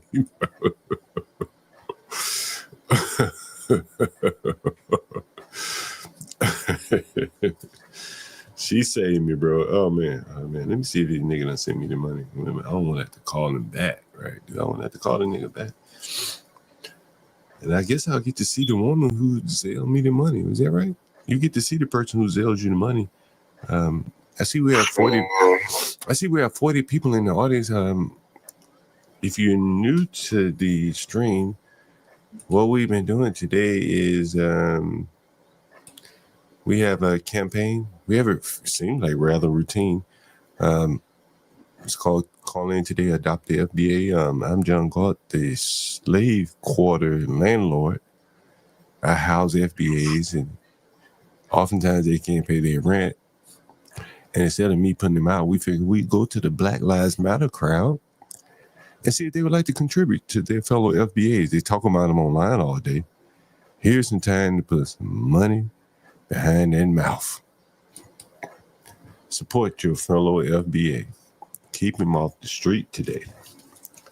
You can keep FBA off the street today.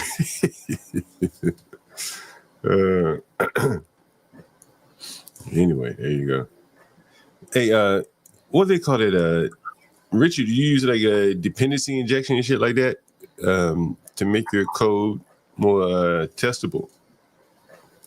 I'm sure you use like dependency injection if you're doing a lot of testing, right?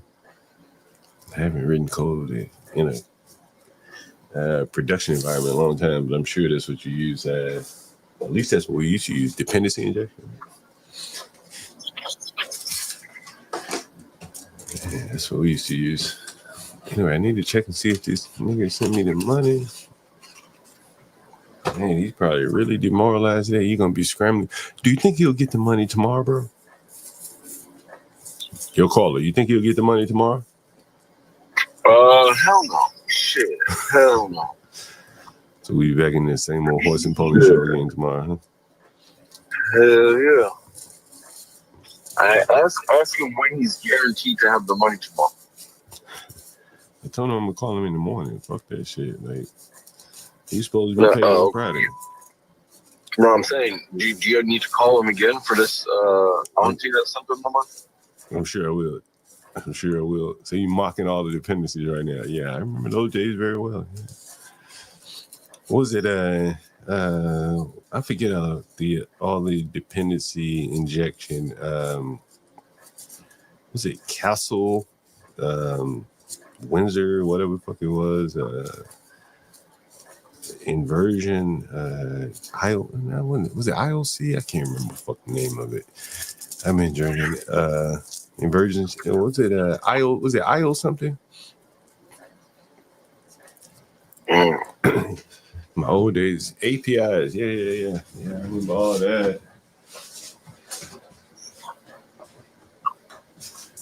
Anyway, what a day today. What a day. Every day is always something new around here. You know, it's so the auntie already sent you the money? Oh, let me check this shit right now. Let me see. Guess we could always let me see. Hold on for a minute. Auntie and some baby girl. Baby girl. Baby girl. Baby girl. We done went down the list. Okay. Let me try on my phone here to see if he's sending any money here. Let's see.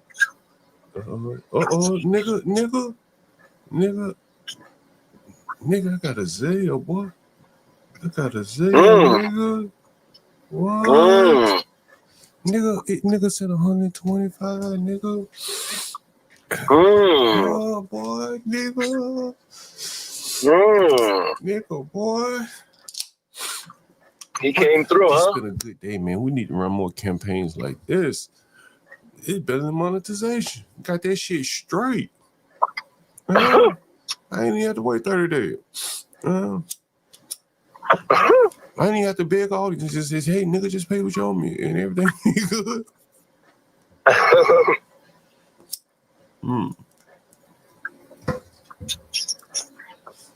Yo, should we check up on that bitch? Really, if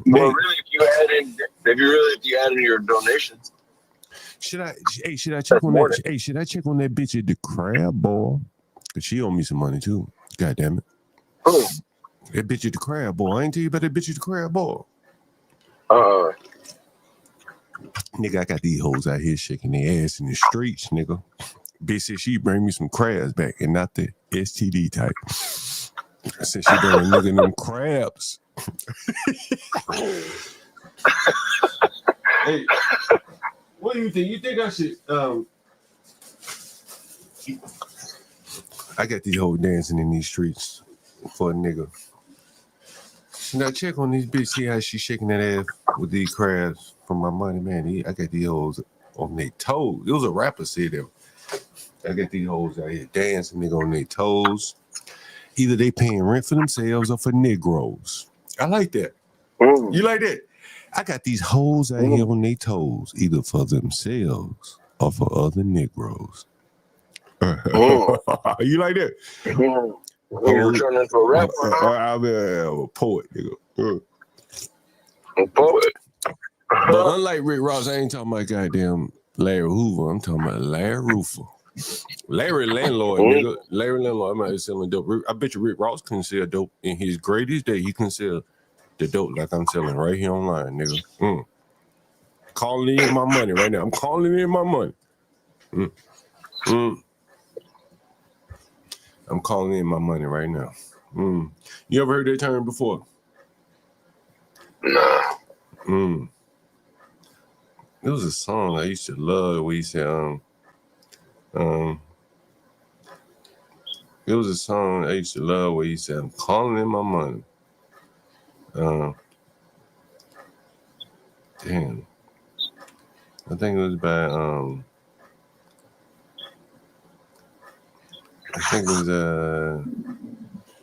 Ghetto Boy. I think it was the Ghetto Boys.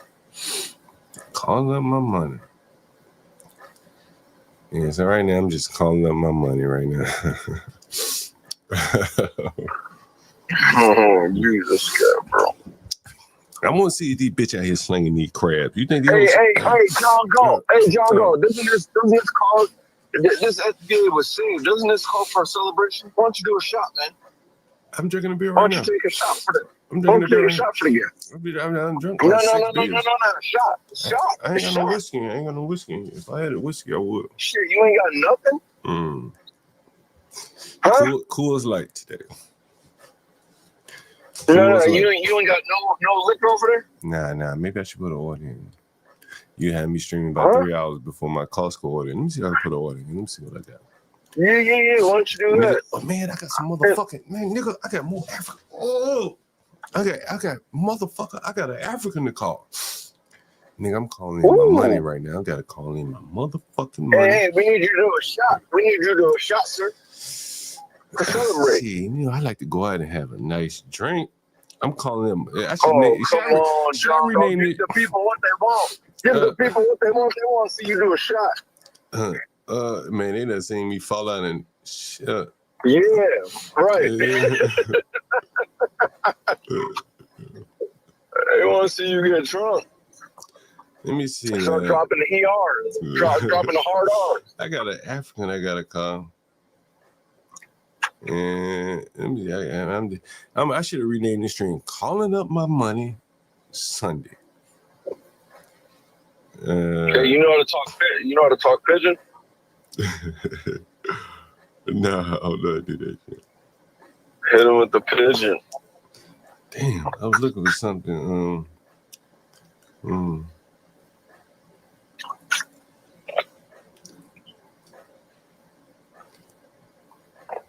Give the people what they want.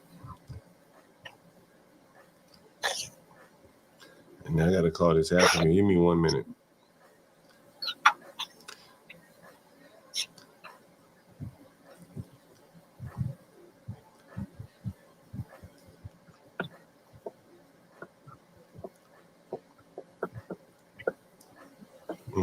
Hold on for a minute. Yeah, I should have renamed. I should name this stream. Hold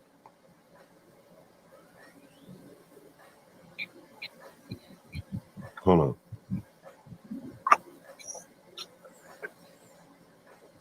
Hold on. I'm looking for something here. Hold on.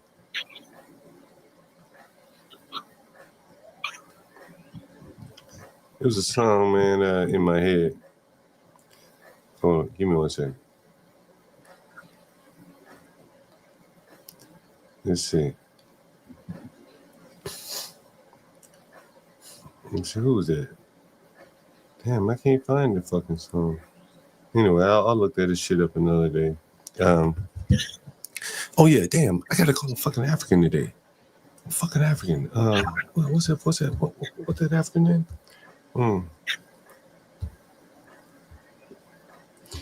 Calling up my money. I should change the stream. We done saved at least one FBA. Now we going to an African. Tether. Here he is.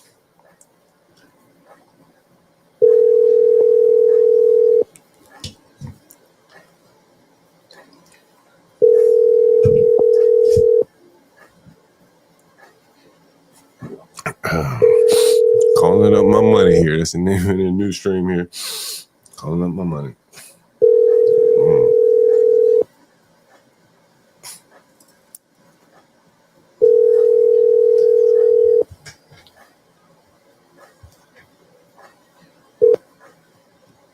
Please leave your message for 5. Damn. Fucking African didn't answer my phone. Do we have to evict another African? Do we have to save another one that's already here? Let's see. Let me tell this nigga, you better text me right now. Or the code gonna be changed. Let's see. Give me a call. He's supposed to be checking up today also. Man, he been buying 3 days and shit at a time.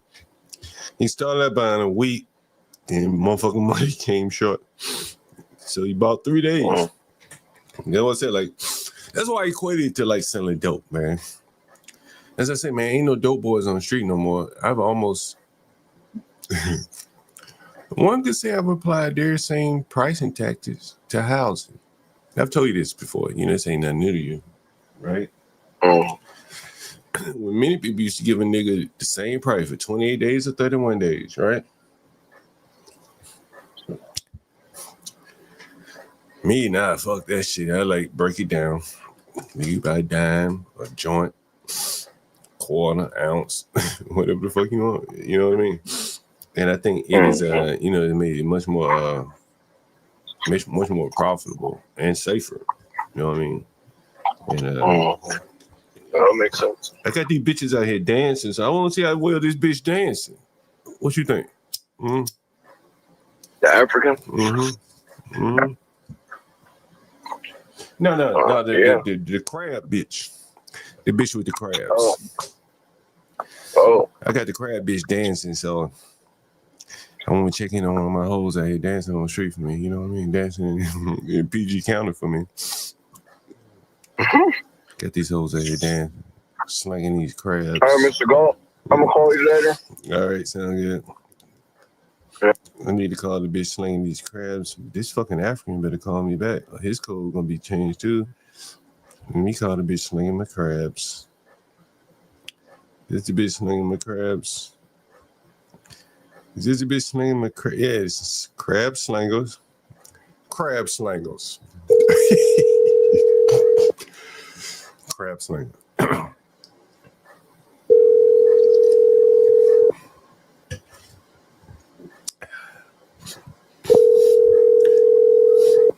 ain't got no money yet. What's going on here? The fuck is going on? Oh, he sent 55. Okay, all right. 55. He sent me 55. And the other dude sent 125. It's 180. Now I'm calling the Please leave your message for crab slinger. She must have her hands full of crabs. I'm gonna call this fucking African back. If I call you twice, you gotta know it's something serious.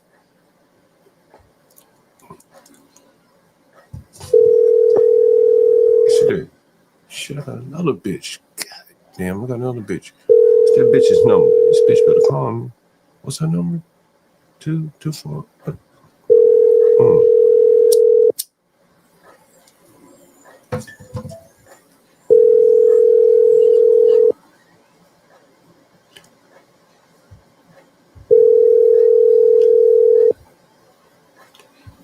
All these bitches we gotta call. Let's see. Please leave your message for 540892. We gotta call the crab bitch. The crab bitch. What's her number? Not the crab. We gotta call another woman. What the fuck was her number? Damn, I know she called today. What's her number? Damn, did I fucking miss it?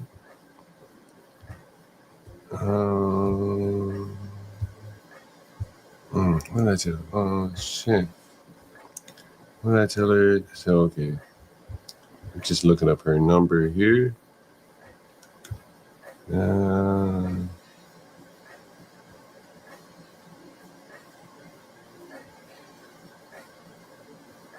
Is her?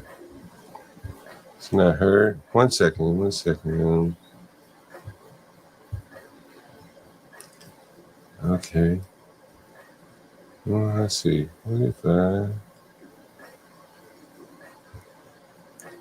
what is her number? Oh, well.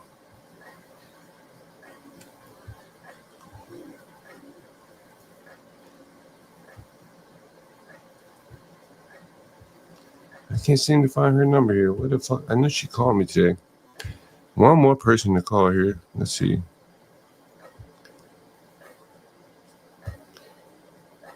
The fuck did she call me? All these fucking phone calls I get. Oh, shit. I can't see it. Let's see.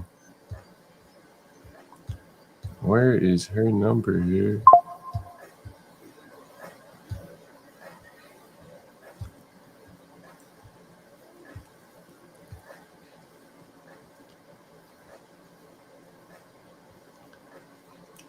I do need to call this one African, though.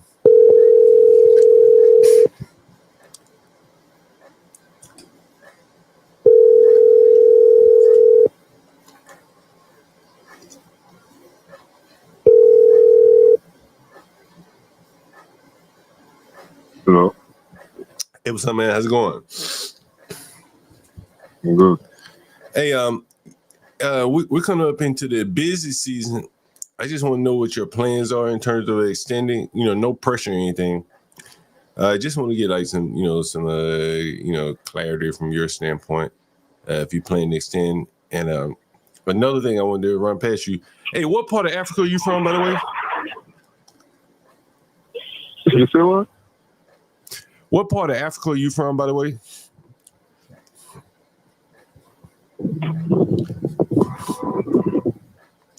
I ain't got you. What you like?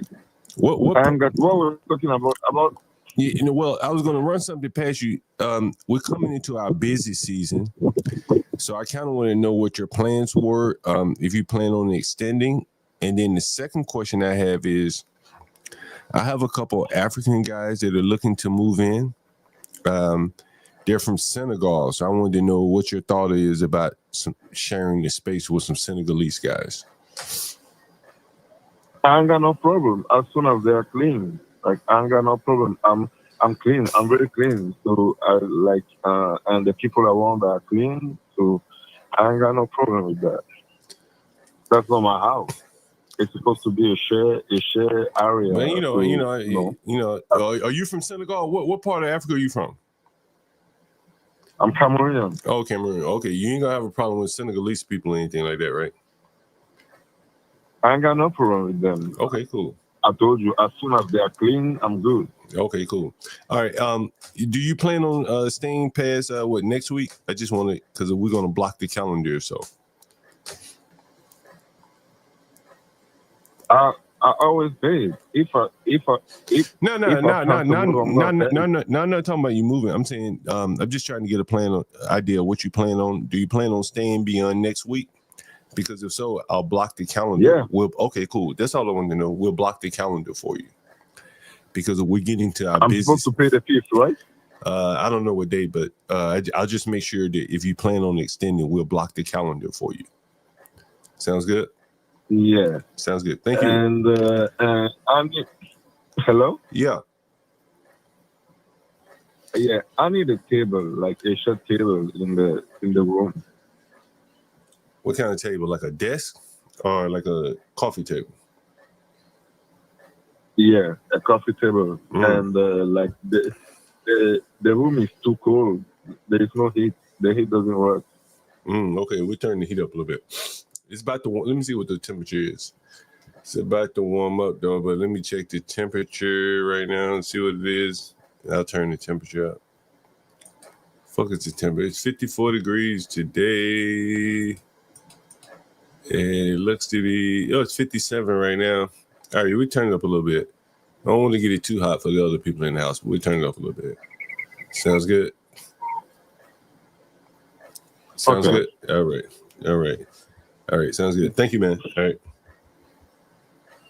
All right, that was him. Fuck is that African motherfucker? Let me call this nigga one more time. Oh, shit. Wrong call. African. Call him one more time. And then he doesn't answer. I guess I'll get out of here for today. Guys, make sure you support the stream. Much appreciated. We've had a few of you here all day, or most of the day, I should say. And really appreciate that as well. We're trying to grow our audience organically, though. So, sometimes we go off on a tangent on a stream like this, where it's not necessarily a topic, I guess you could say. Sometimes it's even hard to name these streams. Please leave your message for 5-4. We're not covering the topics of the day, but you do kind of get insider's view of a landlord's day, what it's like, people that don't pay, how you deal with them. You don't see me arguing, screaming with them, anything like that. I think I'm pretty fair. And I think as we go along, we dispel the notion of a slumlord at the same time there. So there's that. And if you have a few more minutes, I'll spend that with you. You know what I'll do. Anyway, it's been a great stream, at least from my perspective. I think it's been an interesting stream. Like a day in the life of a landlord. Maybe I should change the title. How finite housing is and how people are, very desperate to keep it. And they're calling up friends and family. Like dope. They gotta have it. No one wants to be without it, just like a dope addict. And so that's been kind of the theme of this stream here. Very interesting indeed. You always get something interesting here. I didn't really get a chance to experience how it was on the other stream when we were doing the dual stream. I heard a lot of complaints about that. So if you have complaints about that, let me know. I do want to figure that out since I have the capabilities. I could just use 2 different computers and make it work like that. I may do that as well. But anyway, so I'm curious to know your thoughts on that. The dual streaming, we're going to work that out. I think that'll be kind of slick. Especially if I had an audience here, that would be even better. One of the things I want to do is do some collabs with some streamers, particularly Barney, since Barney's right here. Yeah, he came up with $125 from someone else. He said a lady friend of his loaned $125, and he came up with $55, so it's $180. And so he did all right for himself today. And so I want to do some like in studio type streams, kind of like we did the other day where we had the roofer. He was here. We won't have him standing up though. We have another little set for that, and we stream it from StreamYard, mirroring what say Barney and I would do say here, and then you guys watching it from StreamYard, you can comment on it. That would be cool. You know, someone's Dane Nixon asked when should I do the StreamYard interviews again. You know, one of the things is, and you know, I guess I'm going to lean on the audience for that. How many of you guys want to see more StreamYard interviews? It's a good question here. I'll give you a second to comment in the chat. Give me 1 second myself, all right?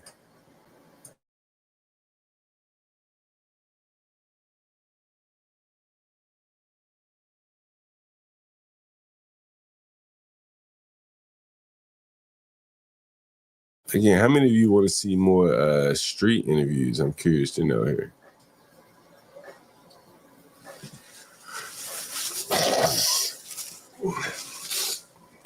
Allergies are killing me here.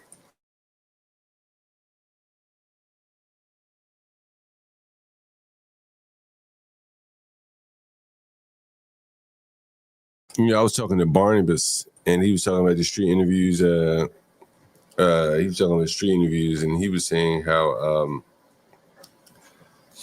he wanted to go down and do some of the protests and stuff like that. I don't really. Well, I'm not gonna say I don't like it because I haven't really done it. I haven't really done like the stand-up type interviews. I've been limited to more or less the stand-up sit-down interviews where I have power and stuff like that. We could go to more places. We could do more things like that, but you know, we'd have to buy like that power source and stuff like that, like a mobile power source, one that's easy to carry. So one day we may do a campaign for that as it heats up a little bit to allow us to go outside, set up a table or something like that, and do interviews like that. I think that'll be pretty good. I think it'll be enjoyable, particularly, you know, there are all the protests and stuff like that. Here we get some of the protesters to interview. Otherwise, we'll be at the same place. The place that I typically do is a good place to do it because of the activity up and down the street. But I don't know. Have you gotten stale with that yet? Have you guys gotten stale with that? You let me know. Someone with Van. No, you know, it'll be close to me. It's not like it's going to be out away from me. It'll be kind of similar to how we set up here. It's my crab girl. Crab girl. Give me 1 minute. Yeah, hello? Yeah, hello? Have a good day. Happy birthday. Hold on, give me 1 second. Okay. Have a good day, guys. No problem. All right. Hello? Yeah. No, I was just going to check on your status and everything. Hey, yeah, I'm at work right now. Oh, yeah, no problem. Yeah. Yeah, so about like my answer, what I'm doing, or? Yeah. Whatever we talked about this morning.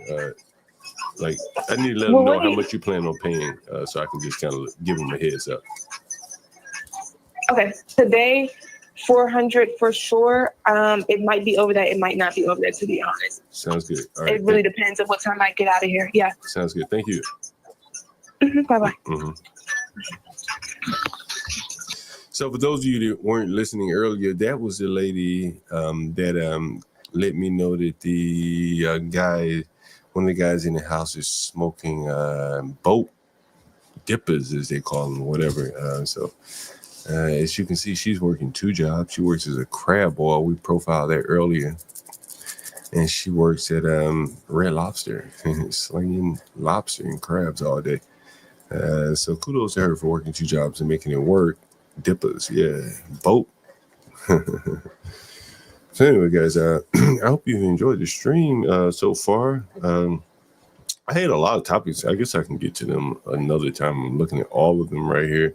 People send me a lot of crazy emails, and I try to knock them out. Maybe one day I should like just devote to like covering all the emails and shit that I get. You hear me sometimes. I'm going in no particular order, and that's what I'm typically doing. Just going down all the list of emails that I get. Like, yo, show this, show that, and so that's typically what I do there. And here's one that I do want to show though. You guys that listen to this. Unique Music to my to Aramis Astrodome to my label to Unique Music, and then Steve was 10% management and I was 10% management because it didn't make no sense for us to go get another manager. Right. And so we started pushing on that. So I signed into it. It was signed to a 10-year production contract, which started in 2009, which would end 2019. Crazy. Hello. But I ain't tripping off of that because, you know, it is what it is. But I do have that.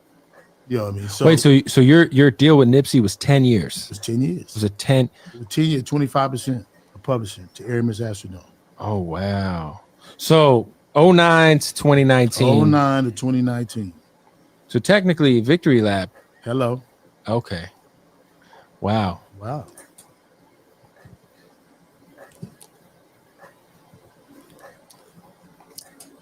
How many people knew that? Right. This is what I'm saying. Like, they're exploiting each other just like the music business is doing. He owned that man's best years of his life for 10 years. Not unlike what the music industry does. They'll give you a 3-year deal, but they won't let you put out the album for 10 years. And, 10 years go by, you put out 3 albums, you haven't made much money. You've recorded a lot of music that the music industry owns. And then they ship you off. And that is crazy. 10 years he owned the rights of Nipsey Hussle. And now he's accused of killing Nipsey Hussle. That's fucking interesting. That's fucking interesting. You have to admit that.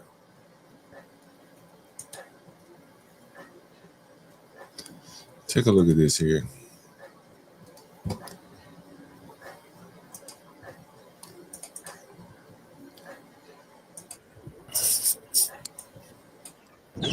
So, what's up, America? Decided that I'm no longer a black man, no longer a person of color, BIPOC, none of that shit. What I am is a non-white man. I think we should all just start calling ourselves non-white. So, they're gonna have to figure it out. But they say that shit explicitly. No DEI, no BIPOC, no references to our blackness. So we just all walk around like, I'm not a black man, I'm a non-white man. I'm a non-white woman. I'm a non-white, all of us. Asians, Latinos, black people, everybody. Call it what it is. I'm just non-white. And let them rebuke that. Let them refute it. Let them come up with something that just says, like all non-whites. Excuse me. We don't like all non-whites. So, what's up, America? Decided that I'm no longer black. Black Lives Matter protest, he benefited from being black and he reveled in it. I remember seeing this nigga. Let me show you why I saw this nigga one time. Motherfucker had a white woman on his arm singing like a bitch. And I swear I got pictures of this shit somewhere in my phone.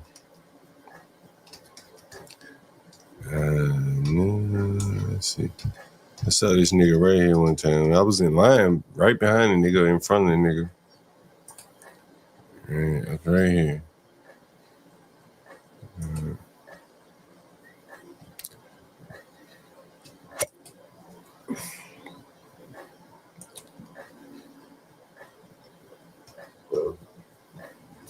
I saw the nigga right here. What was it?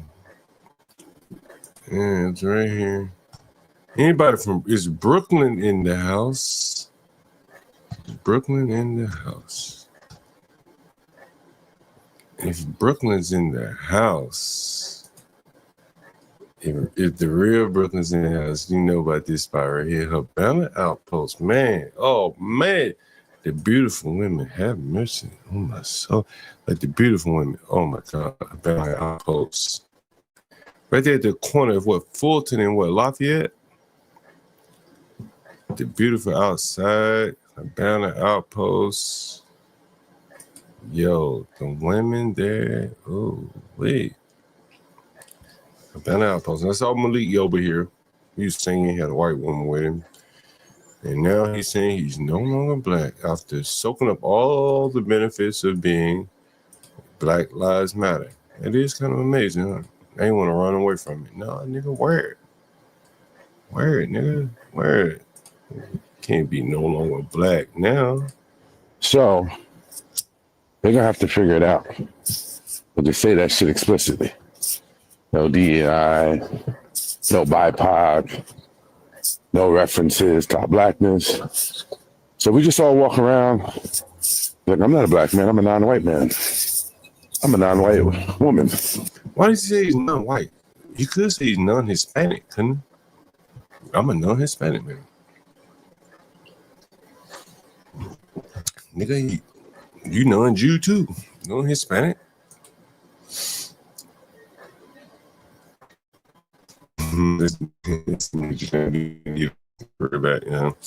Yeah, when I saw him, I think his was it New York Undercover? I think he was pretty much over at that point. I think he was doing something else, another TV type show.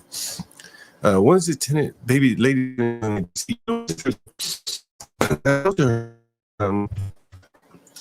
She is from Virginia. Her phone number is a Virginia number, and so she has a child, a son, and he lives with the mother. Yeah, mother. And so I asked her, I said, why don't you live with the mother and father? She said, I don't get along with them. So she's trying to get an apartment, but she'll never get an apartment. Hell, she'll always be in debt to me. To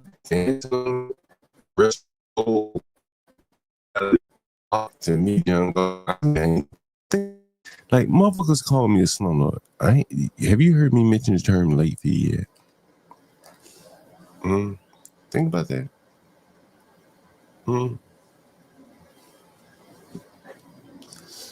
Nigga, I can show you a story.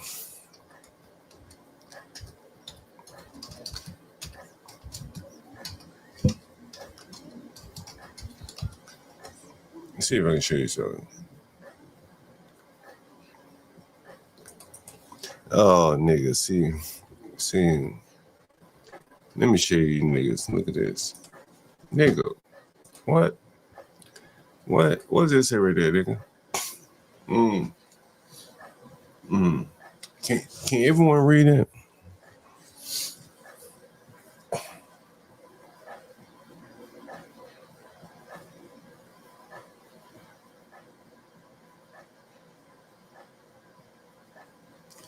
Can everyone read that?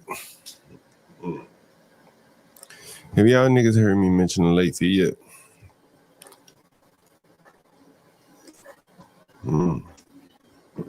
Nobody yet, huh? In a Maryland Supreme Court case, tenants won a victory against Westminster Management, a company co-owned by Jared Kushner, regarding excessive late fees, ruling that landlords cannot charge additional fees beyond the 5% late fee cap and cannot define rent as all charges due. Have y'all even heard me mention late fee yet? Is Jared Kushner killing the tenants on late fees? I can show you more. Go ahead.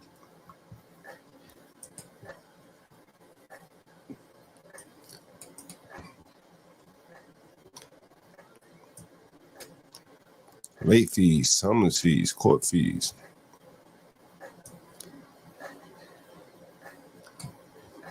He made a whole business off of this shit. Nigga paid $3.2 million fine. You know how much money to be made that kind of fine?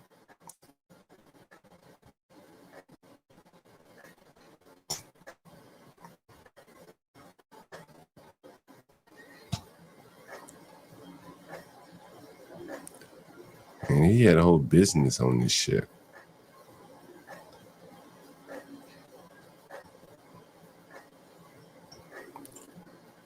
I'm looking for an article that really explained it for you.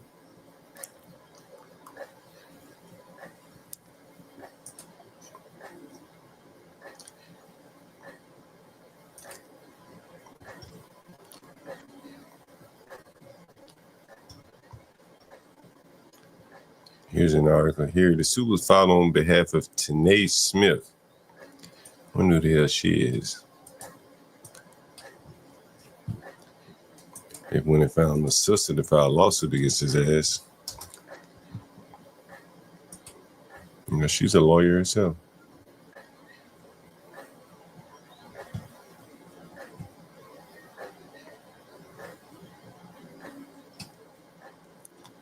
Wow. This can't be real. This can't be real. What is this? Nah, fuck that. All right. Anyway, let's see. Is there a video? Here it is. Kushner. He's looking at his career as a real estate and son-in-law to the president is coming under increased scrutiny in recent weeks.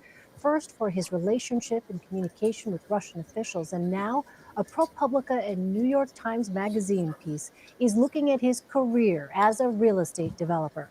According to the report, Kushner's company relentlessly went after tenants in Baltimore, accusing them of breaking their lease or missing rent. Alec McGillis, who wrote the article, joins us now from Baltimore. So, Alec, when you started looking into this story, what were you looking for, and what did you find out about Jared Kushner and how he conducted his real estate business? Well, when I started looking into it, it was really just to find out what life was like in these complexes. I realized that he had all these holdings here in Baltimore, 15 apartment complexes, about 8,000 units in all. And I was just curious what life and conditions were like in these complexes. But what I found out really startled me. I looked into the court system here, and I found that there were hundreds and hundreds of cases that had been brought by Kushner's company against tenants and former tenants of the complexes, basically going after them for any possible reason, squeezing as much money out as they could, adding on all kinds of court fees, late fees, interest, and really just taking advantage of these tenants. So, as you noted, Kushner Holdings has so many properties. Why go after tenants for a few $1,000s? Well, clearly the company decided that there was, in fact, profit to be made in doing this. You'd think that it wouldn't be worth the hassle, to go and try to find these people. A lot of them are very hard to find. It's quite a transient population. But they decided that it was worth the trouble to go and find them, that if you add it up, a few thousand here and a few thousand there does add up across hundreds and hundreds of cases, does add up to being a fair chunk of change. And what has been Jared Kushner's response to this, Alec? Well, I put a whole bunch of questions to the company, to the Kushner company, and their response was essentially that this is just business. This is what they had to do to make sure that the rental contracts that people had signed were upheld, that they were basically following industry standards in this kind of pursuit, and that it was also their fiduciary duty to the other partners the other companies that they own these complexes with. It was their fiduciary duty as the managers of these complexes to try to get as much money as they could out of the tenants. They did not have any specific responses to some of the most egregious cases that I brought to their attention. And just give us a sense, how many of the tenants that you talked to supported Donald Trump in the last election? Did they know that the Kushner name was attached to these properties? No, it was quite extraordinary. Virtually none of the tenants I spoke to, and I spoke to quite a few, virtually none of them were aware that the complexes were owned by Jared Kushner. Some of them, even when I mentioned Jared Kushner's name, did not know who he was. I had to explain to them who he was. They thought he was Jungle. A fair number of the people I spoke to were Trump voters, and they were, of course, stunned to find out that the landlord who they really, just have great troubles with was, in fact, the son-in-law of Donald Trump. Bottom line here, Alec, what's the big takeaway from your piece, you think, for readers? Well, it really just gives us a view of a whole nother side of Jared Kushner, this incredibly influential person in the White House, the person who has the office closest to the Oval Office in the White House, that has all this power now across all these different areas of government. This is a whole other part of him that we did not know about. It also, though, I think just shows, again, just how great the inequality and sort of power disconnect is in this country when you have these people living in thousands of units just 40 miles from Washington, who have really suffered quite a bit at the hands of someone who's now one of the most powerful people in the White House. All right, Alec McGillis, thank you so much for your time. Appreciate it. Thanks for having me. Vehicle breakdowns are costly. Stop that. And what I want to do is stop sharing here, remove that, and me back to the screen. And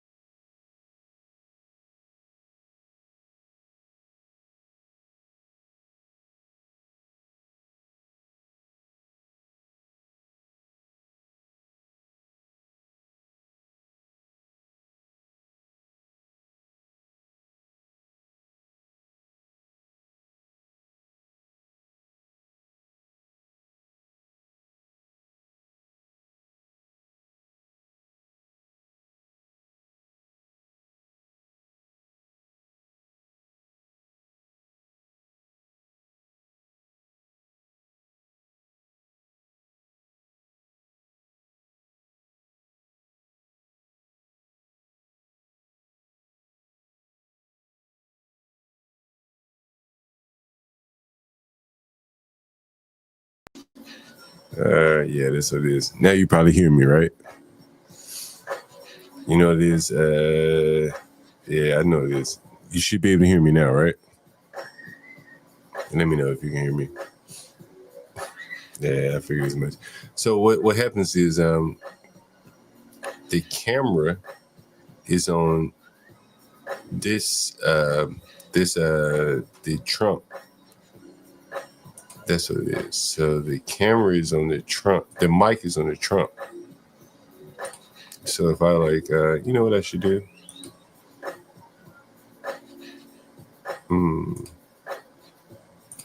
Stop that. Change this to this. And that should be right. Let me know if I'm muted now. How's it sound now? Audio. Sound should be good, right? Yeah, sound should be good, right? Sound should be good, right? Let me know if the sound is good before I go on. Sound audio is good. All right. Anyway, so we've been going right at 7 hours here. And you know what, I tell you, I probably could go another 2 or 3 hours if I just felt so inclined. But I probably need to step away, let you guys get to your day as well. But, you know, I always enjoy coming up here, particularly when we have a civil conversation. Typically, you know, I think we've exposed quite a few gems here without casting any aspersions on anyone. And as I said, at some point we had about 40-something people in the audience. It'd be great to grow that audience even more. I think we will in time, without even watching the algorithm here. I think we have a lot of content without having to follow the algorithm here. And I think the most important statistic is above and beyond the number of people here was the amount of time that people were willing to sit here and listen. We're about 27 minutes, give or take, average viewer duration, which I think is most important, which means we've been able to entertain you guys for probably a little bit longer than your average television stream. And the comments have been lively. And unlike your average TV show, you know, they don't take call-ins, they don't take phone calls, anything like that. So nor do they respond to your comments while you're watching, and we do all of that. And so I had some thoughts about some other things we're going to do on the stream. But anyway, so I do want to say I appreciate all you guys for joining. Staying here roughly 27 minutes. Make sure you support the stream. Like, share, subscribe, and financially donate if possible. Again, we appreciate it all. And thank you again for joining. And I'll end the stream I just seen the stream.